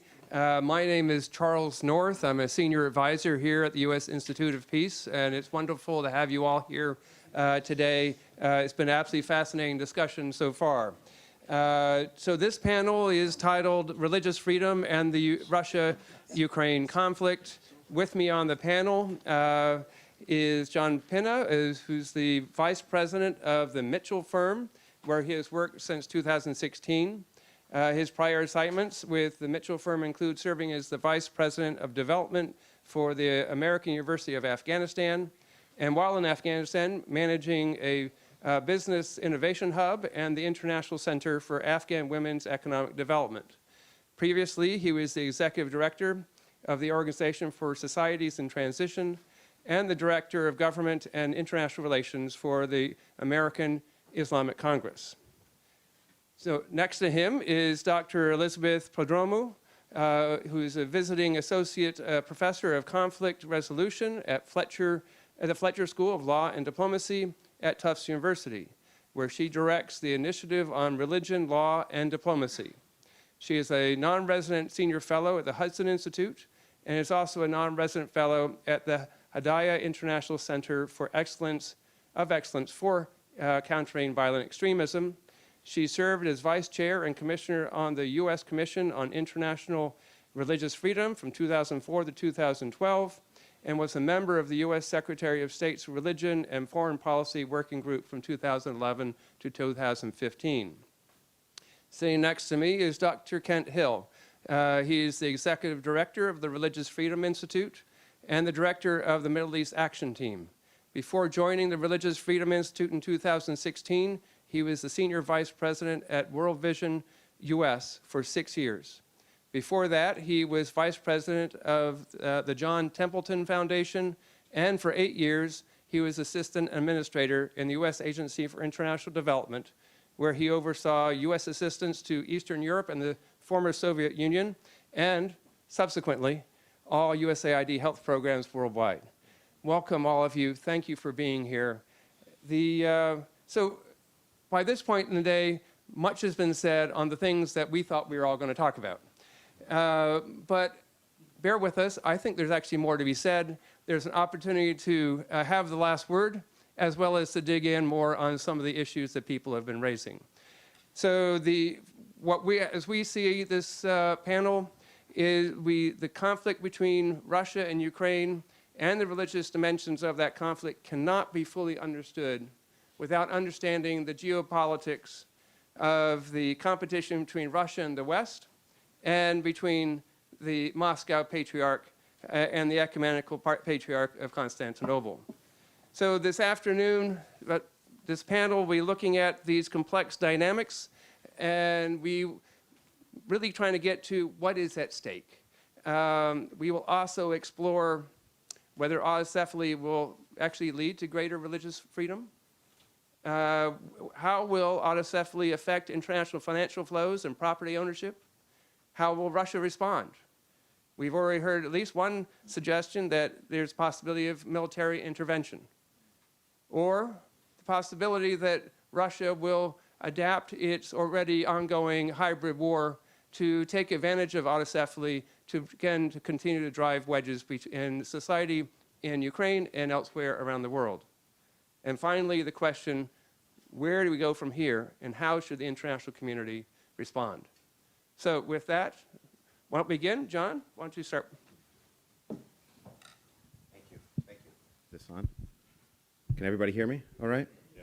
Okay. I think we all agreed to stand at the podium, so it makes me feel like I'm a little bit shorter. So I appreciate everybody taking the time to last this long today, and to be here with my distinguished partisans here that speaking about this in this last session. So I'm I've lived and worked and studied in Russia and the former Soviet republics for almost 2 decades. And I've been working on the conflict in the Donbass, the conflict monitoring in the Donbass for the last 2 years. Conflict monitoring is a fancy term, a very vanilla term for monitoring the conflict and assessing what's going on there. I think that I'm the alarmist of the group. I'm going to start this off with a parable. If you can see, since we've talked, since all these conversations, I have all these notes on here. So my presentation is largely changed, but I'm going to start off with my experience at working for the National Archives and Records Administration. I worked at the FDR Presidential Library. And if you wanted to do a little bit of research there on World War II, you might want to take a look at the World War II file. And if you went there, you would see that the World War II file is very, very small. There's not much in there. I don't know what you're thinking. You're thinking FDR Presidential Library, Roosevelt, World War II was a big part of his presidency. Well, everything that's under World War II is under the Poland file. Because that's where the war began, because no one knew it was going to be a world war. So that will set the tone for this presentation, because they maintain in every presidential library the files as they were maintained in that period. So my concern, my purpose here today is the so what. We have been listening all day to people a lot smarter than me about autocephaly, and in true form, as my mother would say, I'm going to bring a practitioner's view and project the drama queen within me. So I'm going to read a little passage for you. Start off with this. So, autocephaly in the Ukraine is a major 21st century moment initially aimed at empowering Ukrainian beliefs and practices of worship. Having far-reaching political, economic, and social effects, autocephaly became the basis for the founding of an independent Ukrainian Orthodox Church. Its religious aspects were supplemented by the ambitious political rulers who wanted to extend their power and control at the expense of the church. The movement led to the eventual influence and the midst of I lost my place. And the midst of the previously powerful Russian Orthodox Church, people who were now able to worship as they believed, and they no longer relied on the Russian Orthodox Church for guidance and religious matters. The autocephaly wars of religion were a series of religious wars waged in the 21st century through Europe and in Asia, devastating the continent and killing over 10 million people. The wars were fought in the aftermath of the Ukrainian autocephaly and disrupted the religious order of the Orthodox countries in Europe. Word changed from the Reformation, a summary of the Reformation. So I took out Reformation, put in autocephaly, and I took out Russian Orthodox Church, and I took out the Catholic Church and put in Russian Orthodox Church, and Protestants, and exchanged Protestants with the Ukrainian Orthodox Church. So I wanted to have a little bit of an impact to set the stage here of what could happen. So I'm, like I said, the alarmist of the group. I believe we're a pivotal part of history. And as someone who's studied religion and who's operated in this area for years, I believe that what we do right now is critical and essential on how we make sure that this does not turn into something that it shouldn't. I do believe, though, that it is a crack, like the previous panel had noted. It's not a schism as I think is described through some of the media right now. I think we're at a critical point where we can actually diverge this into something very, very positive. And when I was speaking with Elizabeth on the phone just earlier this week, she made the statement, the devil's in the details. So I'm going to try to get into the details a bit. So let's start with the current war that's going on. It's not religious. So as we're all aware, the Ukraine has been embroiled in a conflict with Russia for just under 5 years. Russia controls the area of the Donbass and Crimea. And just some numbers because I think that it's really important to mention really what's going on here. 4,000 Russian soldiers dead, killed in action. 4,000 Ukrainian soldiers killed in action. We have another 10,000 missing in action. Another 10,000 civilians are dead, and 25,000 civilians wounded, and 1.4 million internally displaced peoples, and 1 million abroad. And this war needs us to be solution-minded. So, presently, it's not a religious war, but it could easily be. Like the passages I just read, ethnic Russians could claim religious persecution as a backlash to autocephaly. I would. And they are prepared to do so. Religious persecution is farther down the line than the ethnic, political, and national persecution that's going on right now in conflict. And which are the real causes for the war right now. The areas occupied are in effect Russian territory, so there will be religious persecution, just like there would be in any controlled territory, any occupied territory. And that comes that's just one of the oppressions that would be executed in those regions. I know I sound a little bit pro-Russian at this point, but I think that in a conflict zone, we need to be very, very careful about dialing on a specific kind of oppression when we're talking about Maslow's pyramid, when we're talking about survival. So the Tatars in Crimea right now, they're persecuted. Why? Because their ethnicity and their political beliefs, and they happen to be Muslim. So dialing in on their specific religion may not be the right way to go about it right now. That doesn't mean they're not persecuted. So let's see. Without going too deep, I think Dr. Coyer and the ambassador had noted on some of the history going on, the history of the Russian Orthodox Church and Russia. I can say that that Russia and the Russians hold their leadership in the Orthodox Church sacred.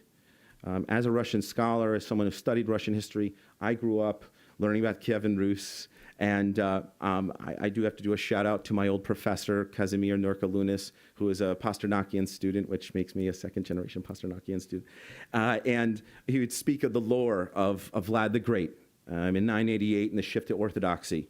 My professor would talk about how Vlad sent envoys all over the world, and they would come back, and they chose to move into Orthodoxy for various reasons. One of which he said because that Orthodox Christians were able to drink. I don't know if that's true. So and then we went through the Kievan Rus period, ended with the Tatar yoke, and then Muscovite Russia, Imperial Russia, and the fall of Constantinople, which transferred the symbols of authority of the authority of Rome to Moscow. And this should not be overlooked. The historical and mythical quality that's associated and coupled with the political legitimacy that comes with the Third Rome is an important aspect of this. The double-headed Roman eagle to this day is the symbol of Russia, and that's the authority of Rome. So the context demands that we tread lightly, or at least deal with this and consider it. This is a history of a people that should not be diminished and should be protected to allow and nurture the Russian community. I spoke with my contacts at the ROC last week, and I find it hard to believe that some of my mates that were in school are now in charge of parts of the Russian Orthodox Church and some of the ministries. And I think it's worthwhile to express what they said to me. Faith, money, power was the comment. They see this as nothing more than nothing less than a land grab, a break of authority and tradition, and also a sapping of parishioners, which means equals money. There is an economy behind this that needs to be considered, and the ROC has almost 3 times as much real estate and churches than the Ukrainian Orthodox Church, and the economic combine behind this industry of the church will have to be addressed. It's a sapping of their resources. Dr. Coyer and the ambassador noted this earlier as well. To quote my very good friend at the ROC, which I will mention his name privately, money is sacred. So how and who compensates the ROC for its losses? So if this was a peaceful transition, what would happen? To echo some of the previous panels of the previous panel talking about imperial losses. So if you're going to lose this real estate, you're going to lose these parishioners, you're going to lose these revenue sources, what happens next? And there's a status element, too, that comes with this. Escalating this into a religious conflict, how far will the autocephaly extend to the region is a question that I have. What are we supporting? Ambassador Brownback just went over there just recently and was touting religious freedom, as he should. But the how, the what, the why, the particulars is a question that I have. And if we're inciting religious freedom, or we're advocating for religious freedom and it incites violence, then there's consequences to that. So there's also a rumor that Belarus might ask for autocephaly as well. And we need a clear model to assure that the economic elements are addressed and the other peripheral elements are addressed too, because the ROC has a lot to lose. And I use the word ROC, the Russian Orthodox Church, but I also mean Russians. So the other way to look at this is that the ROC has a lot to fight for.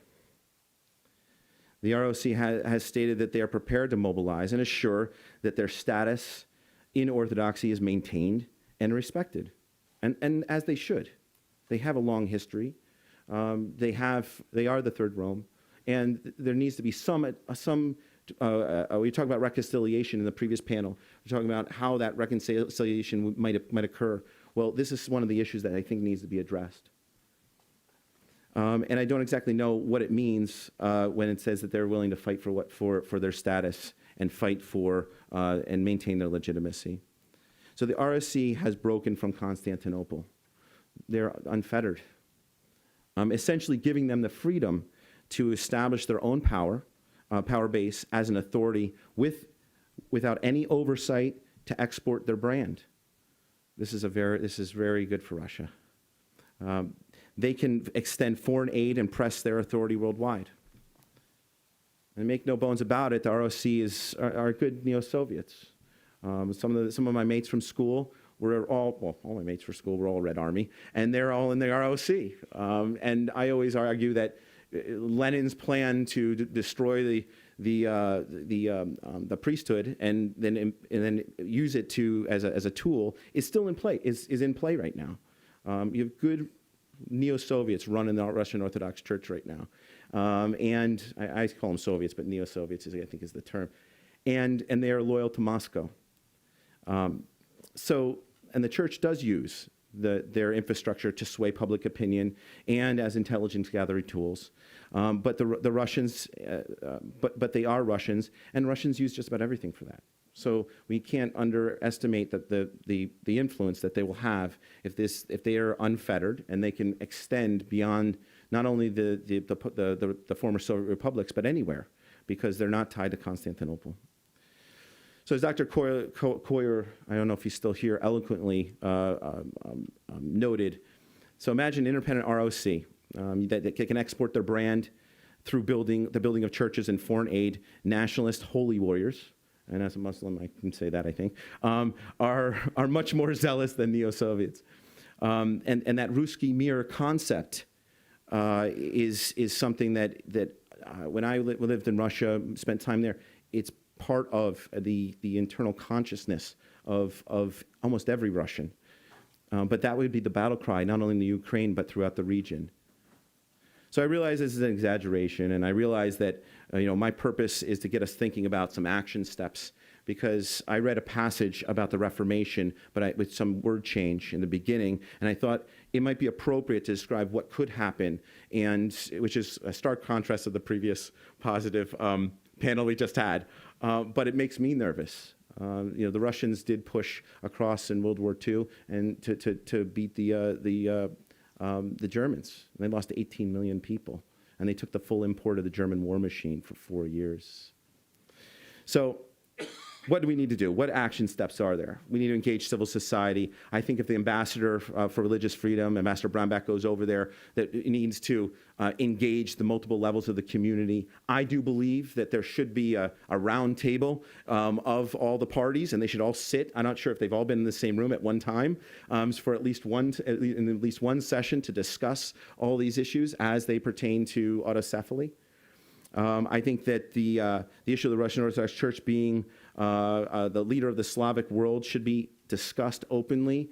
I think the economic elements relating to compensation of the ROC should be negotiated. Also, that the conflict and how it will play a role in autocephaly and in the occupied areas is an issue. And then we have other issues, and I guess I'm out of time here. But we have the power struggles within Eastern Orthodoxy. All 14 patriarchs must agree on the autocephaly. What does that look like? I don't know if the ROC has a lot of influence when it comes to the Serbian Orthodox Church, and how will that come to bear? The debate on autocephaly in the Ukraine reportedly exacerbated leadership power struggles between Moscow and Constantinople. What's the end result of that? Is the Russian Orthodox Church actually independent? And I think one of the most important elements that to note is the Ukrainian government accused the Moscow Patriarch of being a tool of the Kremlin, and the current president is as a proponent of autocephaly. How will that play in the elections coming up in 2019? So I just wanted to bring this stuff up, and like I said, I am the drama queen of the group. So I appreciate everyone listening, and I'm happy to answer your questions. Thank you. Thank you, John. Please. So, John, you certainly got us the blood going a little bit there, a little bit of the alarmist with the dystopian view of the world at the beginning. But I think you, in many ways, you're actually talking about caution and about the need for bringing people together to talk about the way forward. So it's not an unknown that we can find a way to move this in a reasonable way that everybody comes away without having to go to the dystopian model, if you will. So thank you for that. So let me turn to Elizabeth. Okay, great. All right. Thank you, Charles. Thank you to the conference organizers and also for your gracious introduction to all of us. And thanks for the great start. I've been actually working on Orthodox Christianity and global and comparative context for the last 25 years. I can't believe I can say that. But since writing a dissertation on church-state relations in the 1980s in Greece at MIT. So it's heartening to see this kind of interest in orthodoxy, albeit in very complex and volatile context. I'm used to, both as an Orthodox Christian and a scholar of orthodoxy, to comments like, oh, they're the people with the funny headgear. So this is a refreshing change to hear this kind of really complex and sophisticated conversation. Much has already been said today, so I'm going to try to avoid repetition. But I will return to some of the points that have already been raised. And I'm going to try to focus specifically on the topic that we were instructed to address, which is defending religious freedom and the Russia-Ukraine conflict. The remarkable religious pluralism of Ukraine's ecosystem, I think, has been dealt with beautifully by previous speakers. So I'm not going to elaborate on that other than to remind all of us of the diverse religious communities that should be part of any conversation about how to encourage a robust religious freedom reality in Ukraine and in the process moving forward with the eventual granting of the Tomos of autocephaly by Constantinople. Today we've heard about Orthodox, Ukrainian and Russian, Roman Catholic, both Latin and Greek, or in the language of today, Greco-Catholic. We've heard about Protestants, Muslims, and Jews.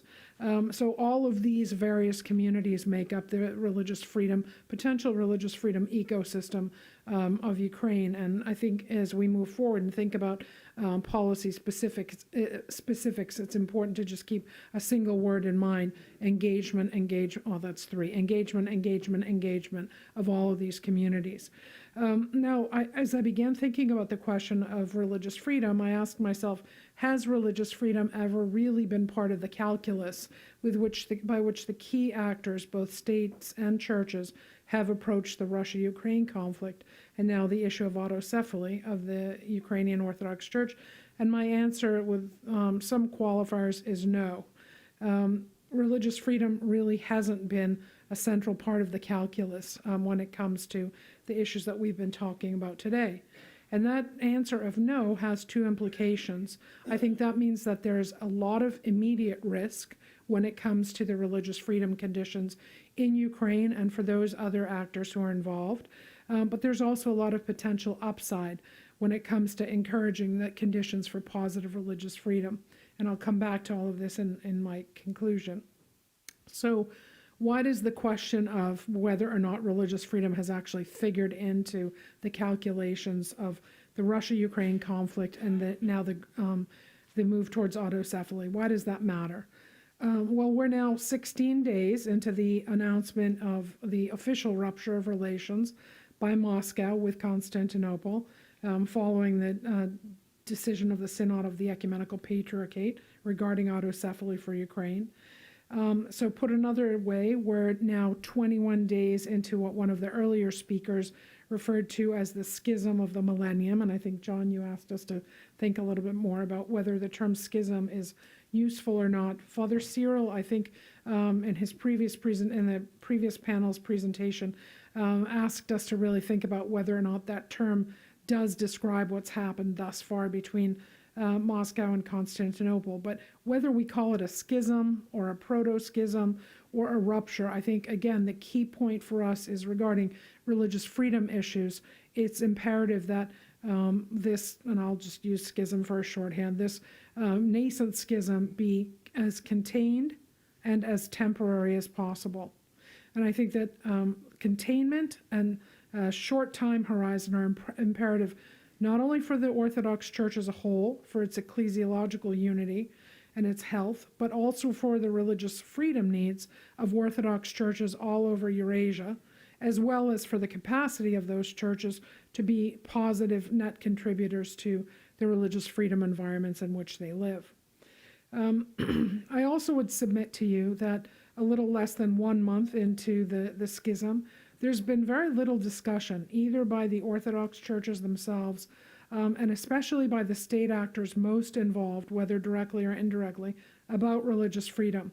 There have been some narrative flourishes, there have been some footnotes, but for the most part, my proposition is pretty straightforward, that the language and the calculus by which the Russia-Ukraine conflict has evolved and by which the autocephaly developments have unfolded have been overwhelmingly geopolitical in nature.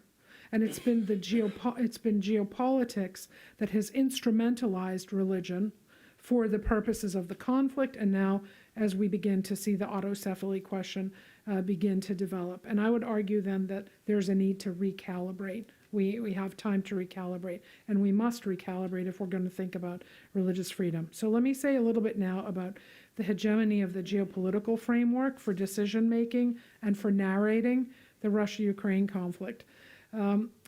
When I use the term geopolitics, we all use it, but I think it's instructive for us to, again, think about its origins, because it makes it very evident why it is that we're sitting here talking about Ukraine on a late afternoon in Washington and about autocephaly for the church there.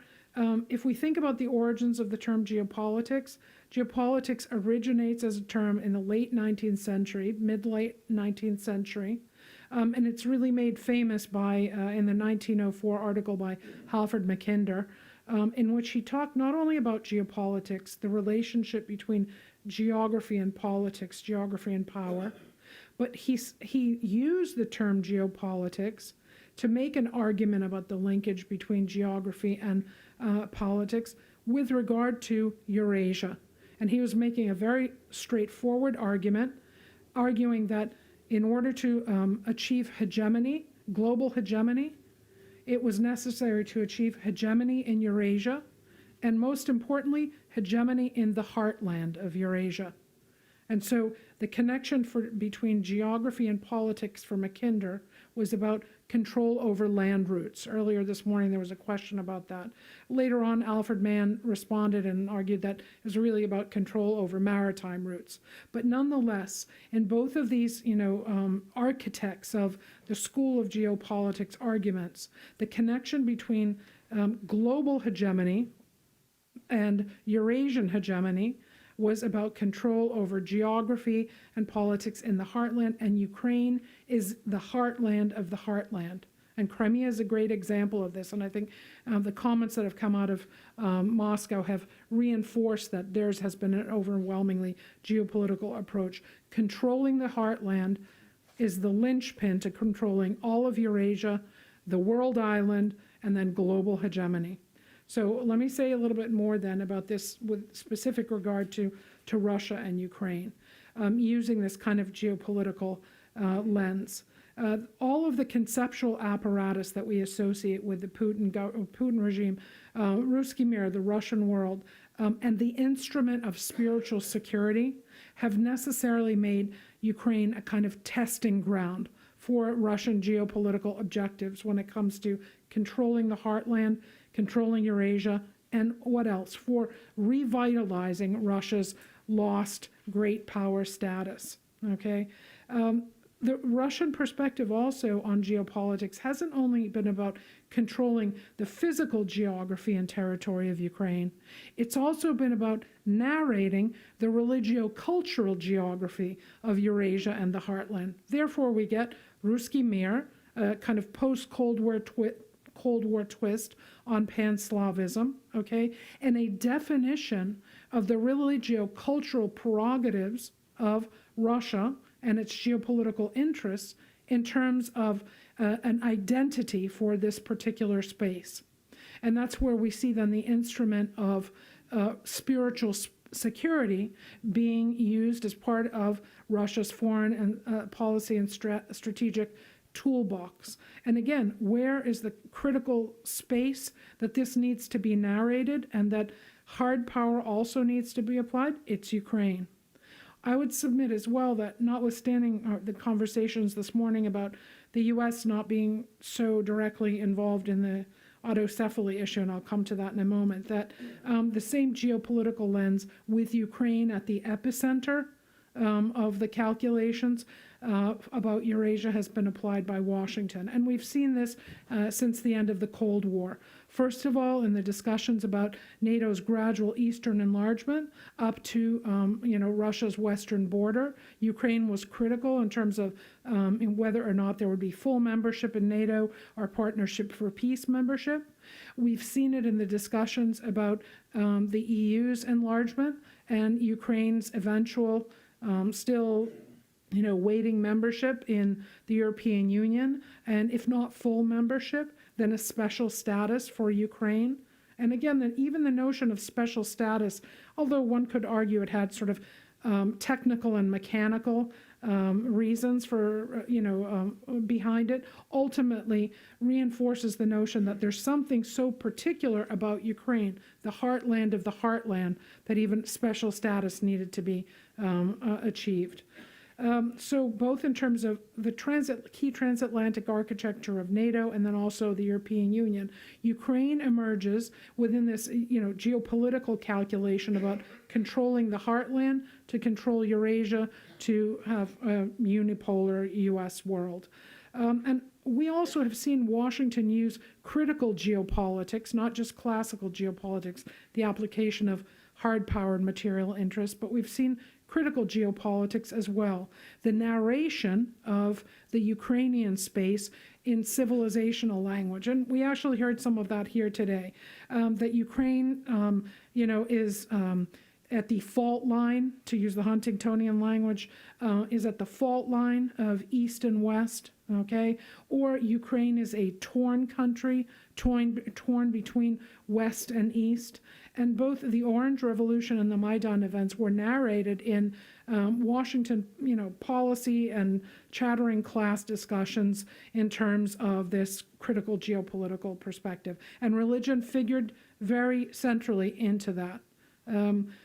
Eastern Christianity versus Western Christianity, or good Eastern Christians and bad Eastern Christians, okay?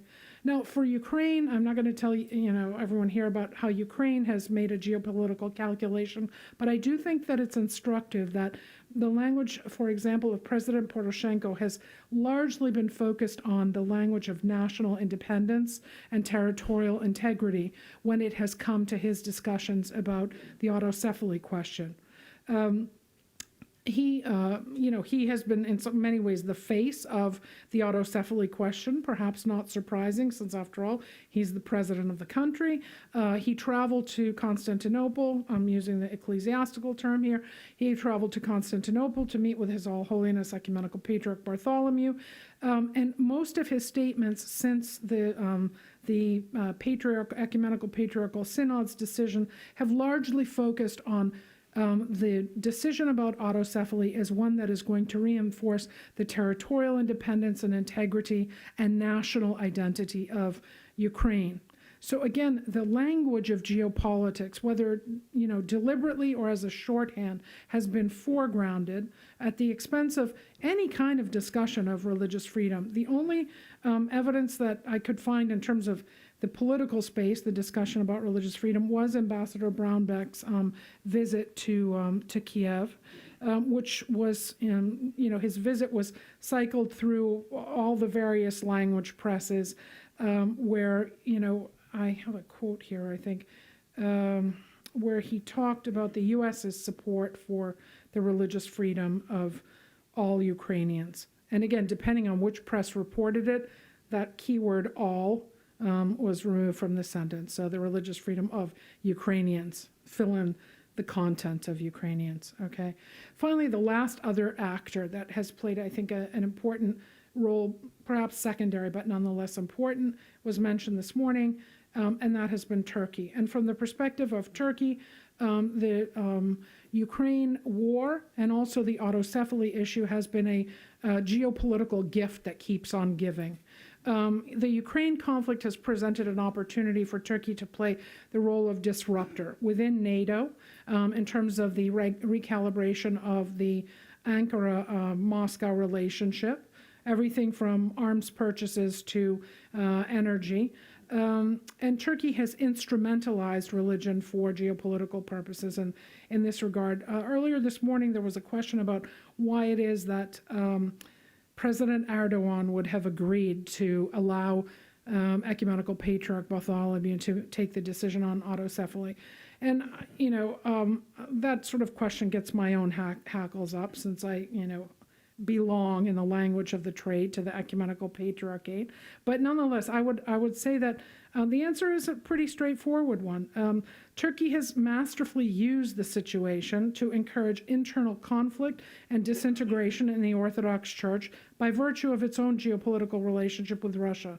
Those two articles that came out in September of 2016, immediately following the attempted coup against the Erdogan government, one by U.S. Ambassador Hughes, the other by Zbigniew Brzezinski, both of which were forgeries.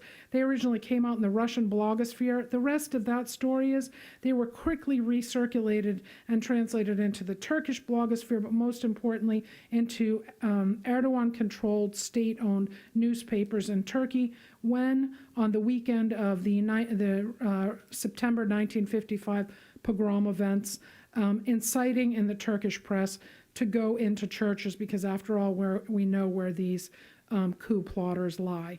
So, it's been very easy for Erdogan to support the autocephaly machine, because after all, it brings tension and fragmentation in the Orthodox world and ultimately gives him another tool in his own toolbox. And finally, am I okay on time? Okay, and then finally, regarding Turkey and the tacit yes, let's think about the timing.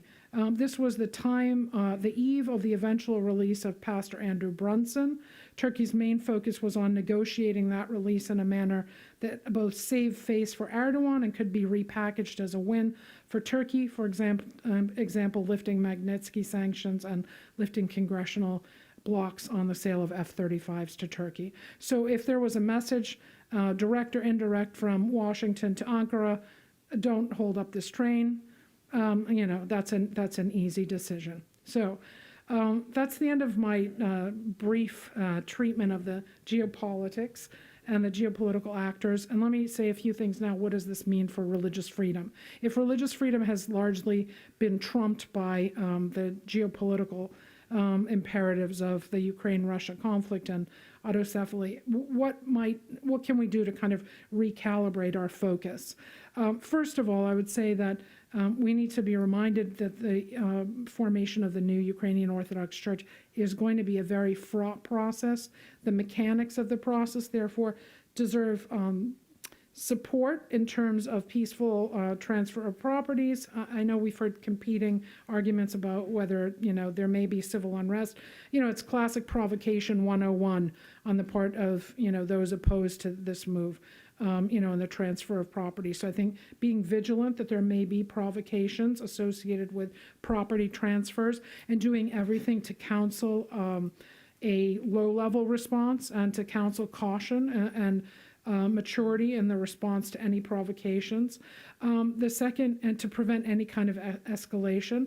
I think the second point in terms of the fraught process of creating this new church is to keep in mind that there are going to be many challenges for religious freedom for the various communities under the control of Moscow, especially in Crimea, and then also non-Orthodox and Orthodox alike, and then also thinking about whether there may be challenges for those who belong to the Moscow Patriarchate, who choose not to go over to the new Ukrainian church, ensuring that their own religious freedom rights are respected. And here again, I think Father Cyril's comment about competition's sometimes a good thing because it teaches everyone to have their A game going, and therefore to everybody to behave properly. So I think watching that process and trying to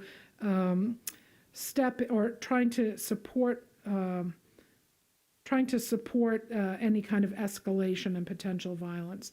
Second question about religious freedom. I think the single greatest actor, as we heard also in the previous panel, on behalf of religious freedom has been the Ecumenical Patriarchate. The Ecumenical Patriarch has talked in pastoral terms about the decision on autocephaly in Ukraine, freedom of conscience, and the healthfulness of the church. I know there's been a lot of discussion about a kind of zero-sum approach, that Moscow's loss is Constantinople's win. That doesn't make sense, I don't think, for a lot of reasons, not the least of which is that his entire tenure as Ecumenical Patriarch Bartholomew's has been dedicated to the project of Orthodox unity. I was one of 4 women at the Holy and Great Council in Crete in 2016, so I saw this thing firsthand.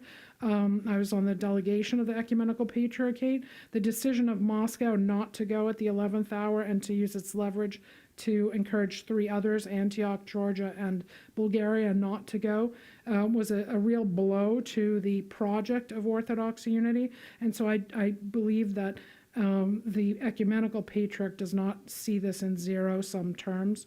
Having said that, I think the short-term risks for retribution against him and also for religious freedom violations against him and the 1,700 Greek Orthodox Christians left in Turkey are high, and it would be useful to kind of keep a watchful eye on that.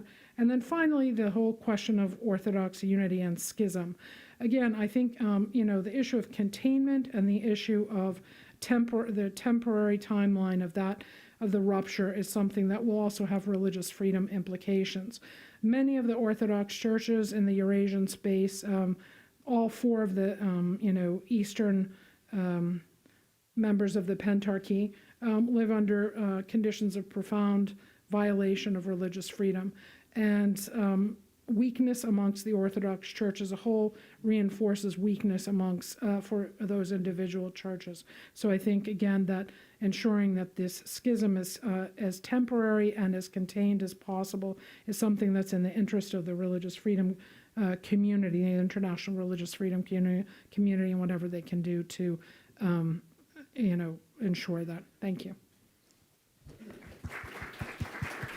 Thank you, Elizabeth, giving us a hard look at the geopolitics of what's behind the conflict, as well as the religious dimensions of it, and the warning of the need to make sure we're taking account the religious freedom. If it's not being looked at now, we need to be making sure we're looking at it going forward. So thank you for that. Let me turn to Kent.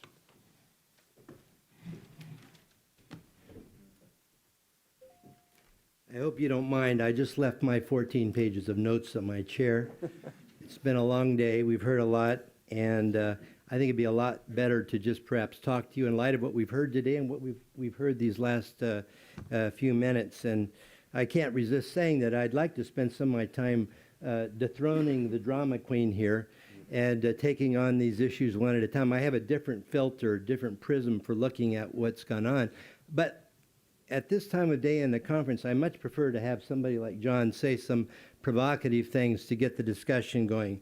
It did remind me, though, of a movie that's out right now, which is called Goodbye, Christopher Robin. Any of you seen this? You know, the children's story about Christopher Robin and Eeyore and Tigger and all of that, most popular children's book of the time. It was written by a man in Britain after World War I by the name of Milne. He was so traumatized by the trench warfare and the millions and millions, the bloodletting that World War I was. He stands up when he gets back to England, one of the few to survive in his generation, and he says to this packed group at a social event, you know, can somebody explain to me why millions and millions of our comrades are buried in Europe because one second-rate Habsburg prince was killed? And in a sense, you raising the issue of could autocephaly or something like that, a conflict like that, could it tip the scales and start a terrible conflict, is of course true in history. But when you look back on history, it isn't that event that caused it. That's just the spark. And it won't be autocephaly that causes this. It will be much deeper problems that I think you have to find by looking at the history of Russian history. That's what you have to address, is what are those things that any little spark will touch this off. So we're asking the question today, what's really going on? We've heard two different theories. It's sort of out here even on the title of the conference. One is, we've heard it here on this panel too, one is that this is primarily to be understood in geopolitical terms. And the other, of course, is that what is the religious dimension, or is it primarily a departure from religious freedom and religious pluralism? My question would be, why in the world would you have to choose between those alternatives? Why can't it not be both a geopolitical conflict? And why may it not also have some, not just implications for religious freedom, but some factors in it which deliberately cut at and strike at pluralism and religious freedom? I think they're both there. They're both there in spades. And I would say also that my own thinking about all of this is shaped by my own background. For 30 or 40 years, I've worked on Russian history. I've taught in the Soviet Union. I've taught church-state relations in the Soviet Union in Russia in the year after the Soviet Union collapsed. And it's very interesting now to look back. When I looked at these materials, because I've been working on the Middle East lately, not so much on Ukraine and Russia, when I reviewed over the last few days in preparation for this, what's been going on in eastern Ukraine, you know what came to mind for me? I've seen this movie before. I've seen this movie before. Anybody who knows Russian history knows exactly what all this represents. It's just a new manifestation of the situation. So let me get at that a little bit and tell you why that is my conclusion. If you look at Ukraine, all of Ukraine and eastern Ukraine before early 2014, what do you see? To cut to the chase, you see a religiously pluralistic situation. Amazingly good. The OSCE took a look at their constitution and said, this meets all the criteria. Some things are a little ambiguous, but it meets all the criteria for the international religious freedom agreements. That was the situation before Russia intervened, invaded the Ukraine, and invaded the Donbass. Now, fast forward into 2014, 2015, 2016. I've read the reports. They're much more gruesome than I even remembered from just watching the headlines. I mean, it's really been a terrible thing that has happened since then. It's been mentioned, of course, the 10,000 lives that were lost. But from the standpoint of religious freedom, which is the focus on the dimension for our topic here today, it's been catastrophic. Catastrophic. We're talking, I've been dealing with the crimes of ISIS over the last few years. The torture, the murder, the confiscation of church buildings. To loot them and to stop the worship there. To read the signs that these paramilitary troops put up when they came through there. No sex, and it wasn't SEX they were talking about. SECTS. No sex, no Protestants. They hated the Catholics. They didn't want any Orthodox that didn't do just what they wanted. They were going to create, and they said so, an Orthodox state. And they used all the language that Vladimir Putin has been using since 2006 with Ruski Mir. And if you read what Putin said in 2006, it's very clear what he was about. He said it would be a sin for us in Russia to not realize that what we are about is Belarus and Ukraine. We are responsible for them. They are us. This is orthodoxy. Now, the people who invaded in eastern Ukraine, they took that in, completely. And the rhetoric, everything they say, it is about ending religious pluralism there. There may be a geopolitical context to all of this. This is the expansion of Russia, after all. But it's the expansion of Russian influence, but in a particular way. In the 2017 United States International Religious Freedom context, I'll talk to my wife later. In that report, the first paragraph of the report about Russia said, this is the only country in the world that every single year, since this report has been going out, and it's gotten worse, and it is exporting the religious intolerance that is growing in Russia to neighboring countries, and by that they meant Ukraine. So this is obviously geopolitical, but it's also a particular kind of geopolitical expansion that leaves no room for religious freedom in its wake. Now, here is, and by the way, this business about the goal being an Orthodox state, in 2014, in an open letter from the Patriarch of the Russian Orthodox Church, Kirill, to the Ecumenical Patriarchate, he said this is a religious war. He saw it as a religious war. Now, within a year, he's taken that off the website, and he's talking about it being a civil war.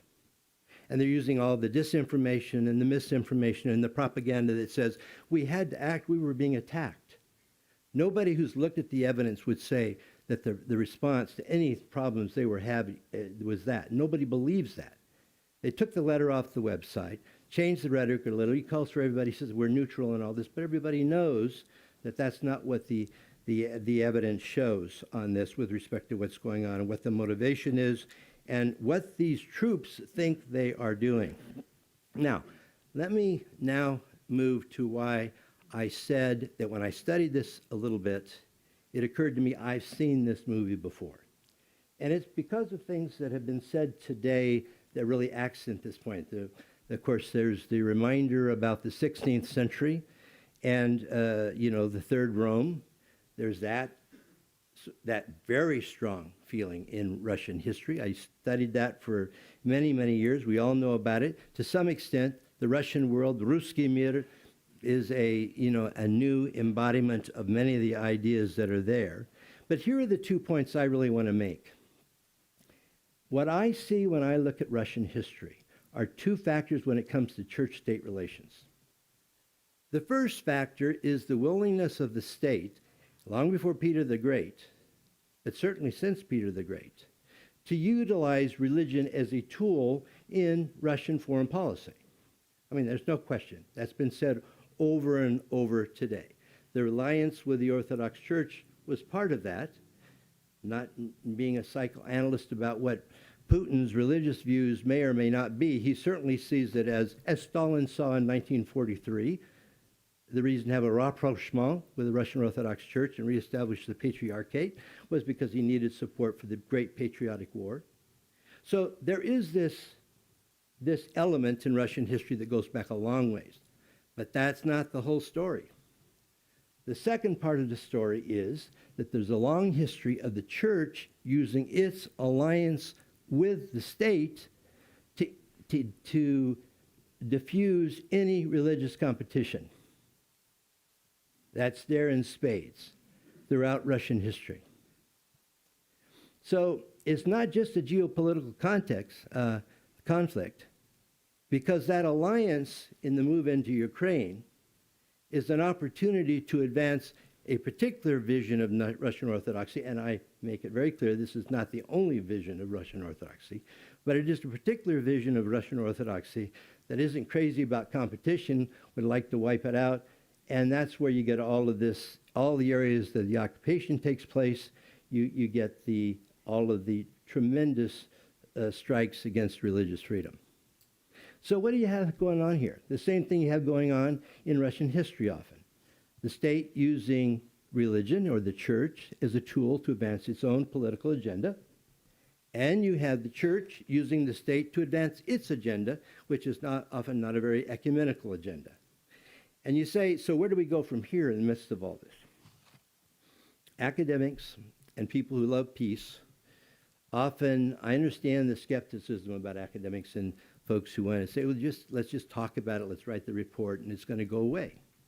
When you deal with naked political aggression, I think we all know it's a little trickier than that to put an end to something that's causing tremendous pain and suffering and the demise of pluralism. We know that. It's complicated. What do you do? And yet you don't want to go to war. John is absolutely right. We're sitting on top of something that whenever you try to draw a line and NATO gets active, you don't know what's going to happen. So it's really tricky. Even if you know that force is sometimes necessary, what do you do? So you try all the things you can think of first. You have the UN do its reports. You turn the matter over to the International Criminal Courts. All those things can be useful. It can isolate somebody. There's a lot of evidence that doesn't always work. People are doing bad things. You have to try something. You need to do something. A lot of people have said, this particular war is the unknown or the forgotten war of Europe right now. We don't pay a lot of attention to it. We're distracted by a lot of things. Maybe making it more in the public arena would help and put pressure on to stop some of the worst sorts of abuses. Maybe that would help. With respect to the part of the equation that has to do with the Russian Orthodox Church or part of the Russian Orthodox Church being so intolerant or not protesting things that are happening in their sphere of people in their name, you could ask the question, can you have some kind of a document like Dignitatis Humanae that came out of Vatican II that was a robust, in this case, Catholic statement about religious freedom? The Catholics had a history of not always being terribly tolerant towards those who were different, and yet they evolved into a very magnificent statement on this. Is there anything quite like that in the Orthodox Church? Could there be something like that? And if it was there, would it be more likely that there could be forces there unleashed that would say it's okay for there to be pluralism? It might even be healthier for the Orthodox Church if there was that kind of pluralism. But these are the kinds of things I think we need to look at when we examine what's going on right now, learn some lessons from history, and ask ourselves the question, really pragmatically, what can we do that might help the situation? Because right now, the empirical situation is not good, and it could get a lot worse. And I think people are right to know that all this stuff with autocephaly, it could give the Russians the occasion to say, somebody's trying to take our wealth, they're going to take, these churches aren't going to be given to us. So we're going to have to figure out how to diffuse that, but we can't just run away from it and say it's just not something we can't do anything about. We better try to do something. There's a lot of suffering here, and it could get a lot worse. Ken, thank you. I think if the last panel was particularly positive, this one is challenging us a bit. Kent, thank you for taking, frankly, the what we've been talking about, both the geopolitical aspects and the religious freedom, and bringing it together, and then coming at the end and saying, what do we do and how do we go forward? So before we go to the audience, I just want to kind of put it to the whole panel of, we've been talking about the impact of the war on religion and on religious freedom. We've talked about whether religion is a part of the conflict and what role it plays in furthering the conflict. My question is, how can religion or religious faith help end the conflict? We've both, all three of you have talked about the caution about what happens if we don't find a way forward that avoids spinning out of control, that avoids the butterfly wing of that ricochets across the world in some way we don't know what that impact might be. What is the role of the church or faith communities in bringing an end to this conflict? Or is there? Is there an opportunity here? Question, thoughts?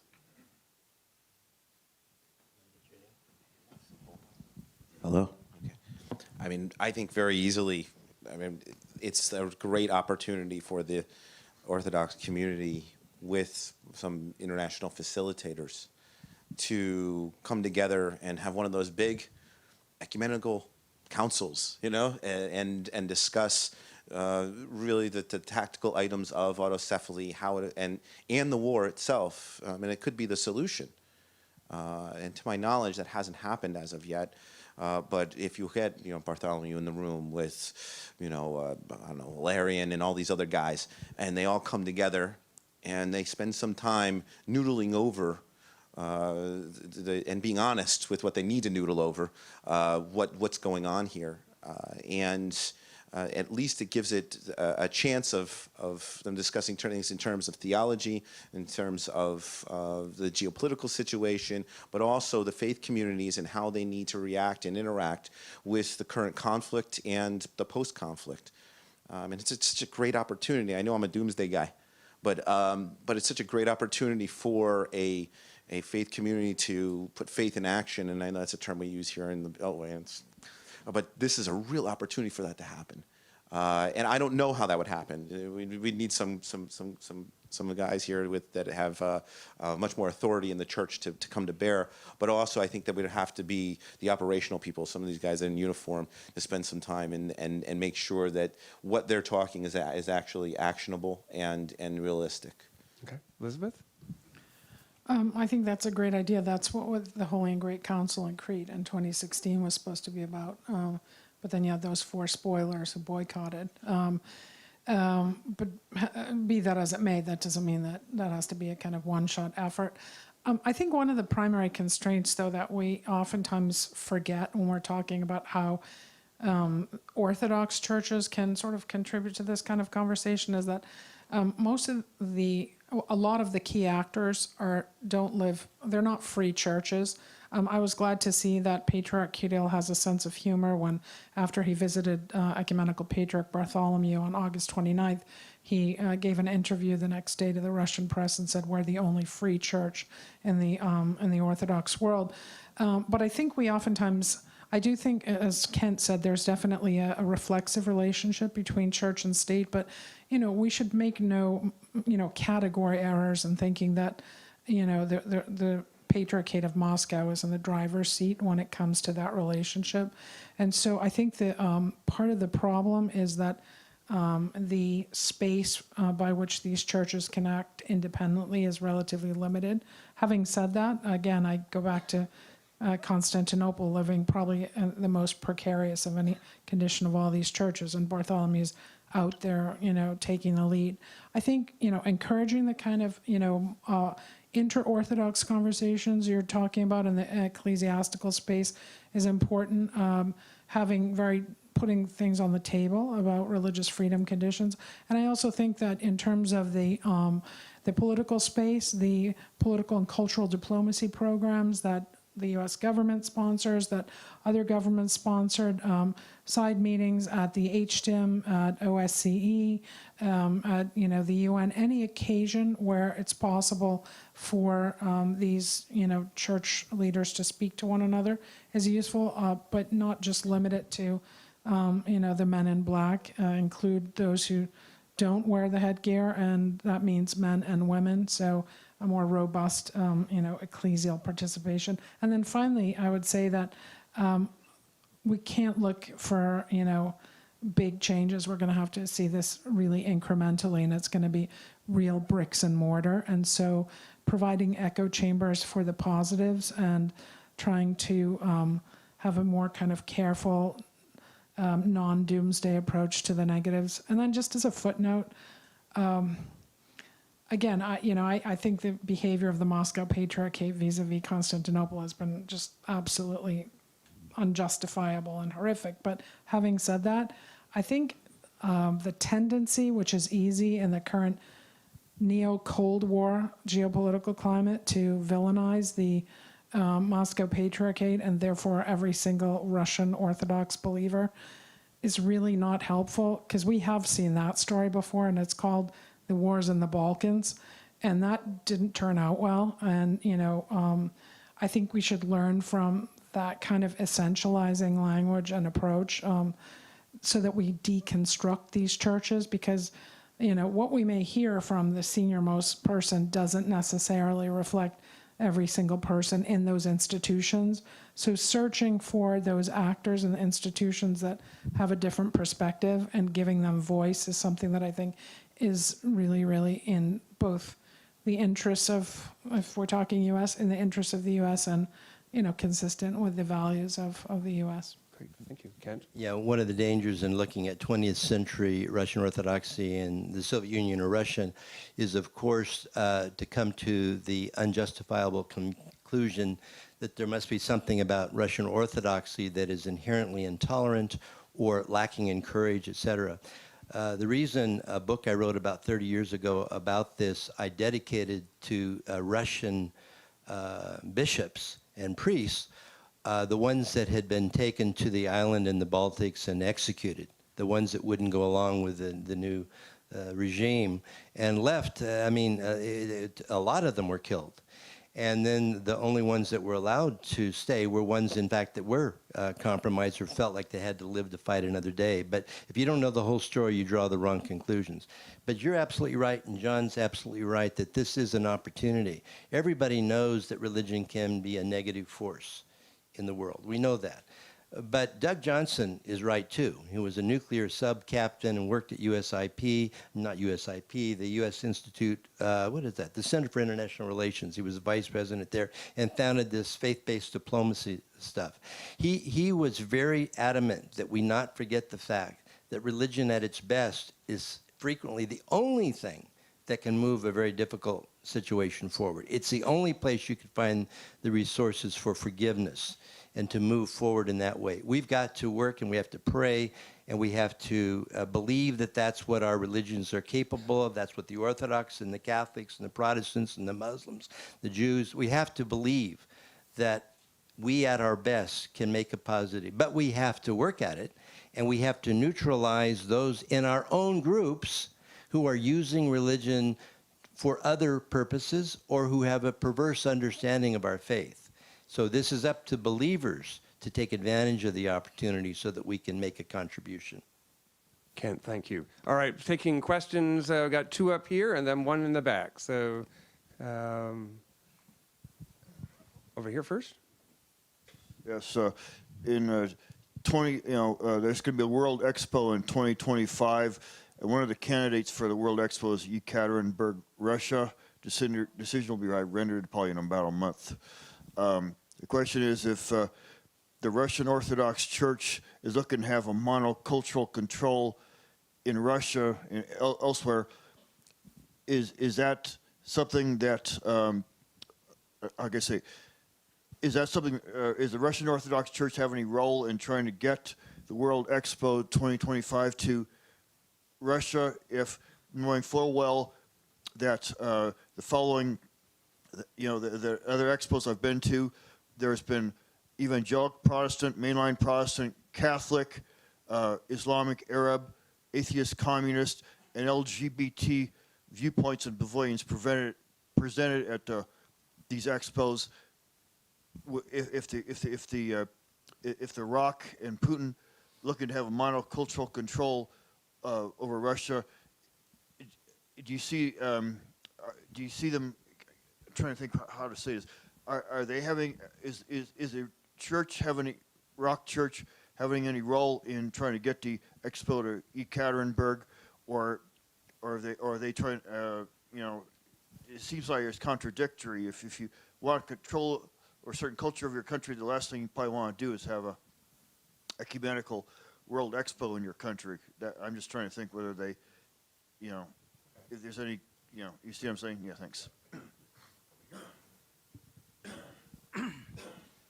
So I appreciated the drawing of an analogy with what sparked World War I.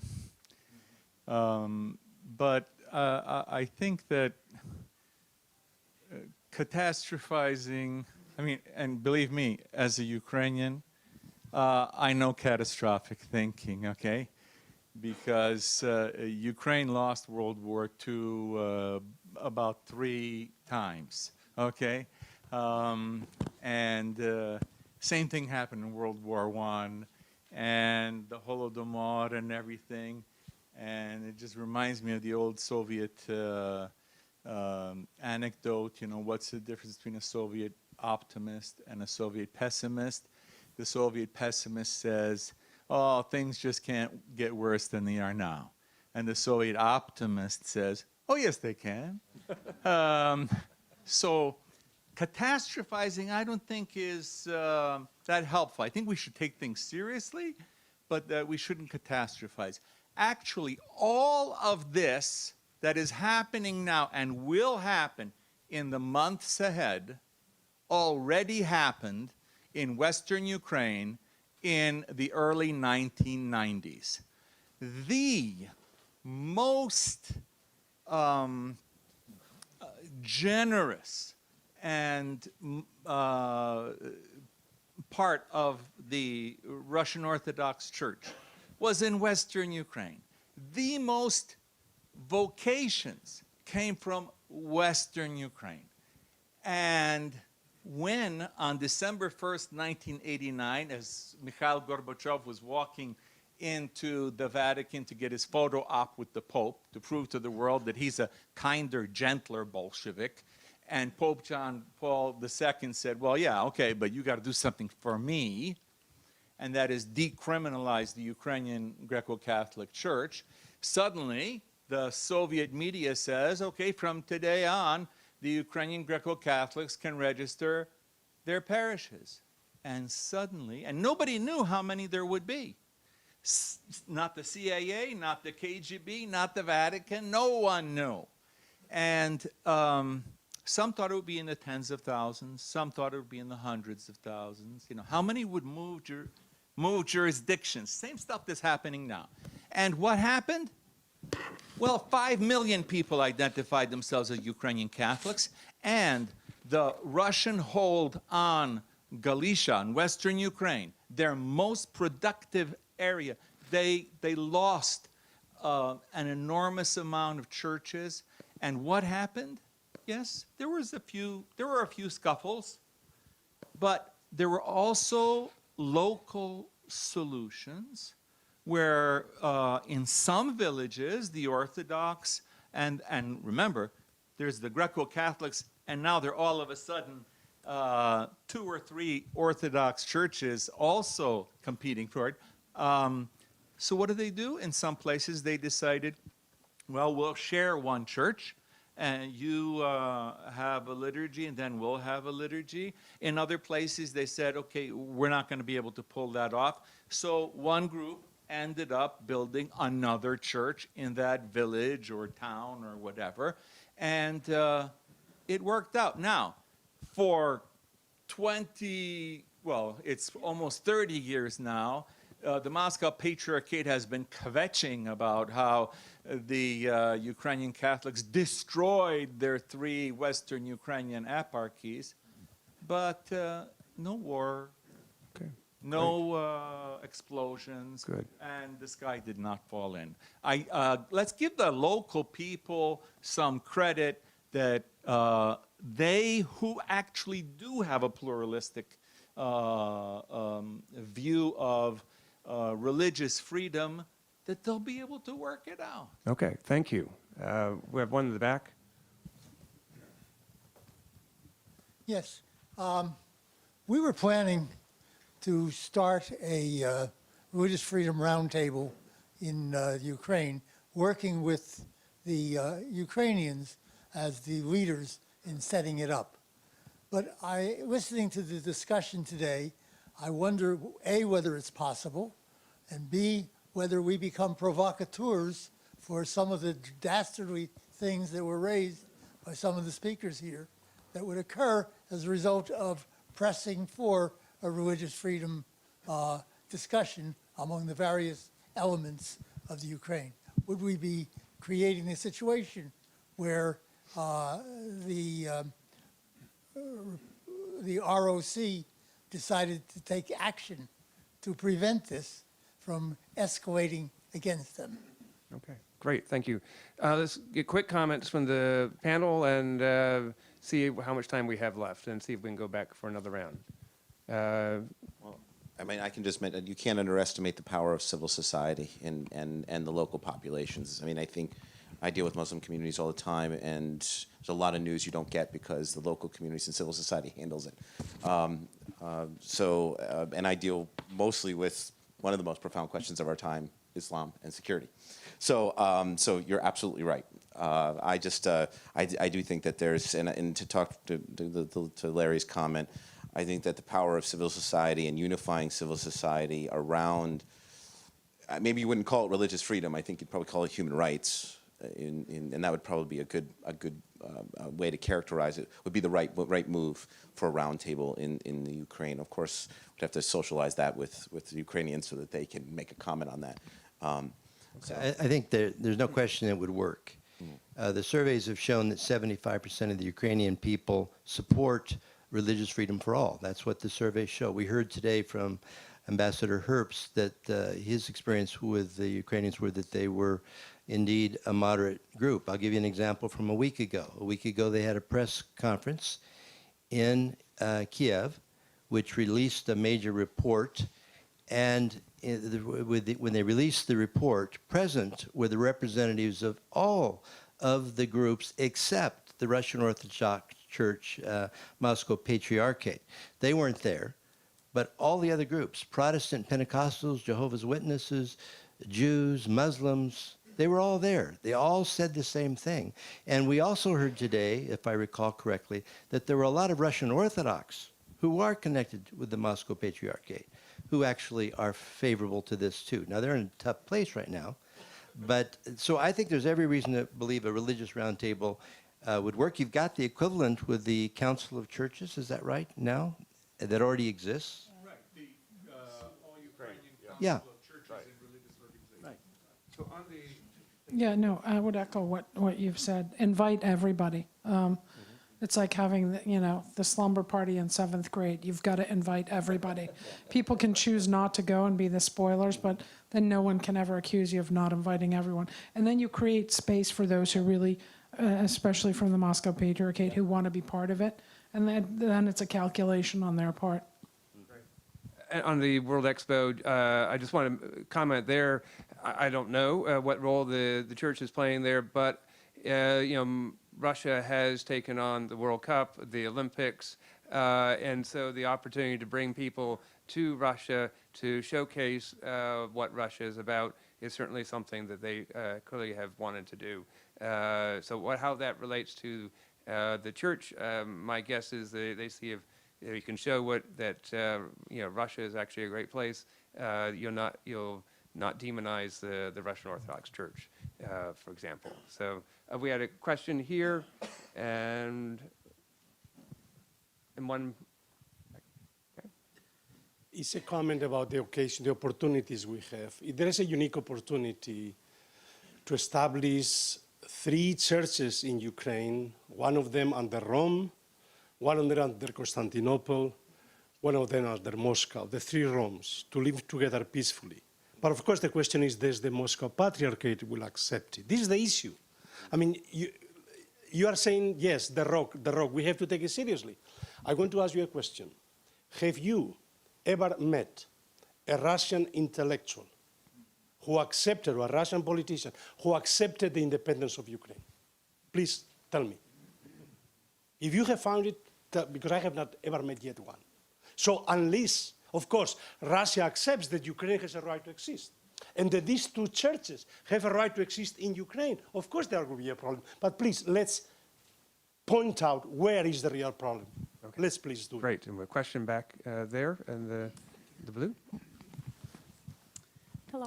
Important elections are upcoming in next year, and do you think this topic will be used by politicians and what impact it can have on election results? And will this be a topic raised by voters before elections? Is there a third question? Yes, please.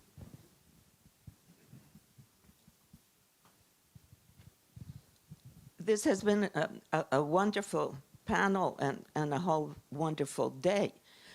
But we really have not discussed the major problem. And the major problem is, how do we get, the conflict is not Ukrainian conflict. It is not a crisis made by Ukrainians. It is not an attempt of Ukrainians to export their ideas of their various Cossacks, kings, religions. What do we do with Russia? And how do we work peacefully with Russia? Russia has been sending money to the United States, to the Ukrainian Orthodox and the Ukrainian Catholic churches under Pobyedonoscev in the 1880s. It is still doing that. Are we discussing the right country? Okay. 3 questions, panel. Go ahead, Elizabeth. Yeah, sure. In terms of well, I think, Jose, both of these questions go together. I agree, we may not be discussing the right country. I think it's difficult, though, to discuss them separately. So part of the issue is, how do we get the two countries in the same room? But I have a more specific question that I'll throw back. If we assume that, because again, we've heard a lot of this conversation that this, the autocephaly decision is going to deal a body blow to, the soft power of the Putin regime. And that may well be true, but I don't know. I think that the jury is still out on that, because the incentives, financial, all forms of incentives which have been used in order to build a kind of soft power base, everywhere from the Balkans to the soft underbelly of the Middle East to the United States, those have been at least 2 decades in the making, and much longer, as you just pointed out. So I'm not sure if that's the case. I think we have to watch that carefully. And then secondly, is what would that mean, a weakened Moscow patriarchate, for, I think, the real issue here, which is whether or not the Putin regime is willing to play ball according to international standards. And I think we've been sort of drawing not a direct line, but definitely a heavily dotted line between weaker Moscow patriarchate, weakened Putin. And I'm not sure if that assessment is accurate. That doesn't answer your question, but it's part of, I think, your question, and I think needs to be examined. And also, in the short term, I think we should anticipate that could produce real pushback in terms of a kind of defensive response, and be prepared for that. Well, the big question always is, how do you get a bad ruler to change their positions? I mean, we all know that sometimes it comes to war and then they lose. It would be interesting if we had some really great examples of strategies that have actually persuaded a bad ruler or a bad government to go in a little different direction. We don't spend enough time asking that question about how to do that, short of war, knowing that war sometimes comes.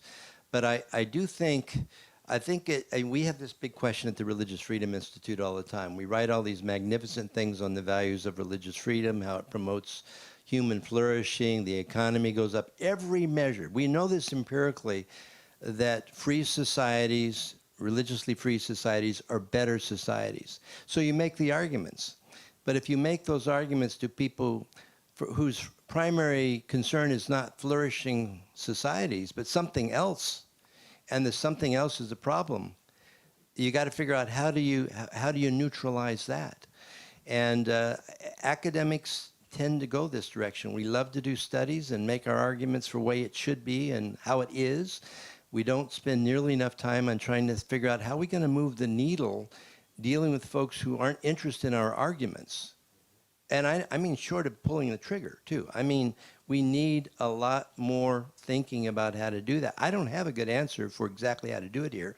But the problem, indeed, is how we going to, if your image of yourself is you're not going to have success unless you restore the Russian Empire, how do you change that view?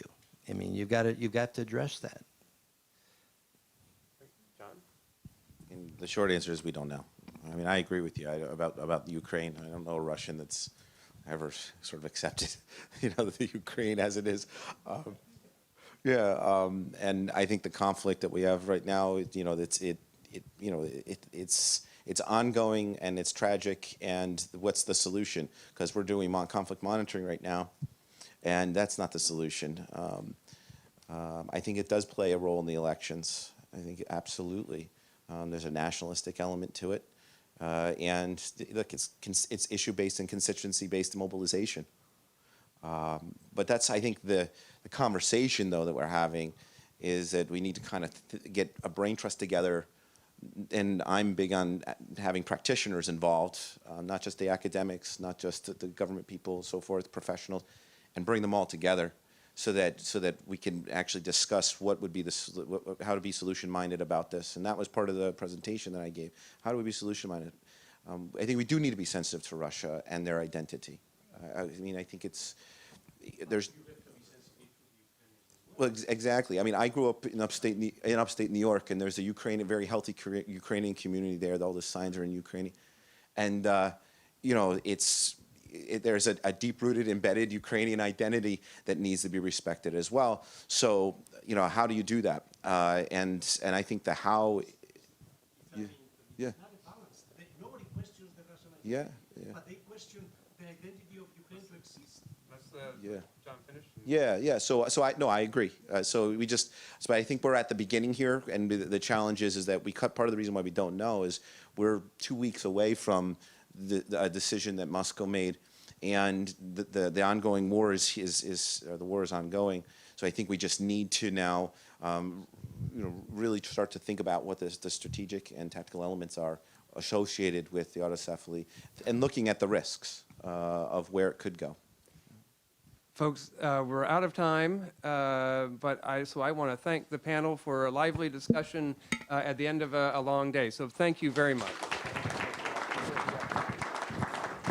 Turn it over to Ken. Me to just make some very quick final comments. And I've been in this town for several decades and been to an awful lot of conferences. And not just because RFI was involved in this with USIP and George Washington University. I must honestly say that the quality of the discussion was very rich today. The wonderful folks that we've had speak really have brought perspectives that have been very, very helpful. I've learned an enormous amount just being here.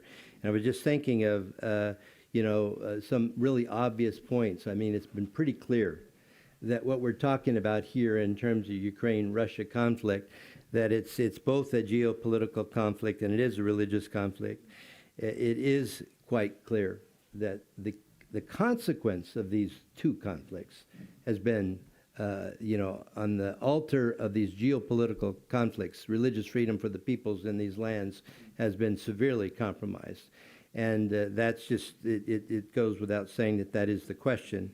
And I think it does illustrate that we're going to have to look at history and look into our own hearts to figure out what we can learn about the seeds which produce this, and ask the questions as Charles just raised a moment ago about, where do we go from here to think about a way forward? I'll tell you one story. Right when the Soviet Union collapsed, I was in Moscow the day that the flag came down in the Kremlin. And I was speaking at Moscow State University, And it was a very awkward time for the former communists, you know. And I was with the delegation one time meeting at the party headquarters for the school that trained the leadership. And they were all lined up on one side of the long table, as they always were, and this delegation was on the other side. These were all communists. These were the atheists. And now their whole world had collapsed. Their identity as communists, and et cetera, et cetera. And they'd been told that they needed to move in a different direction. You could just tell they were on edge and angry. And so one of them just broke all the protocol. There's supposed to be a time of glasnost and perestroika. He got mad and he stood up and he gave an old-fashioned communist speech. And everybody just got so tense. It was so terrible. And then we had a translator, but I knew Russian. So I didn't know what to do. I picked up the mic and I spoke to him in Russian. I said, let me tell you something about myself. I fell in love with Russian culture when I was a student reading Brothers Karamazov. I fell so in love with the way Russians thought about theology and philosophy as they expressed not in philosophy books but in literature, that I wanted to learn Russian and I wanted to learn about Russian culture. And my wife and I are here for the next 7 months. I was there on a Fulbright because we care about Russian culture. All the air just, went out of that room. And he smiled, and we were able to sit down and talk again. The Russian identity is very important, and John is right about that. You talk to anybody, and they've got some things you'd like to correct. You have to start with something else. The Russians have one of the greatest cultures in history. At the end of the 19th, early 20th century, the greatest writers, the greatest musicians, the greatest artists, the greatest ballet folks, they just happen to be Russian. Germans changed their names to have Russian names for their resumes. So there is tremendous amount here. If we can find within that culture and within that literature and within that theology, and you can with Alexander Shmeiman, Florovsky, these great Russian thinkers, you can find there what we need to move forward in a very different direction. But we have to figure out a way to find it, talk about it, and that, if that gets going, that will undermine the parts of their culture, like any culture, which need to be addressed. But I want to end with this thank you to this man here, Charles, who, Charles North, dreamed up this with a fellow by the name of Father Deacon Andrew Bennett, who unfortunately couldn't be here, as you know, who would have loved to have been here. And he's the one that invited many of you to come. And he's stuck in Ottawa today. But they're the two to be thanked, and USIP is to be thanked, and a lot of other folks who have spoken today. And for you, in Russian history, there's a story of the Old Believers. You know about the Old Believers, a very conservative Orthodox sect. You are the true believers. You've stayed to the bitter end. So I end with a thank you to you for coming, and we'll have to collect and continue to do our work to see if we can make a difference in this situation. So God bless you. Thanks a lot for coming.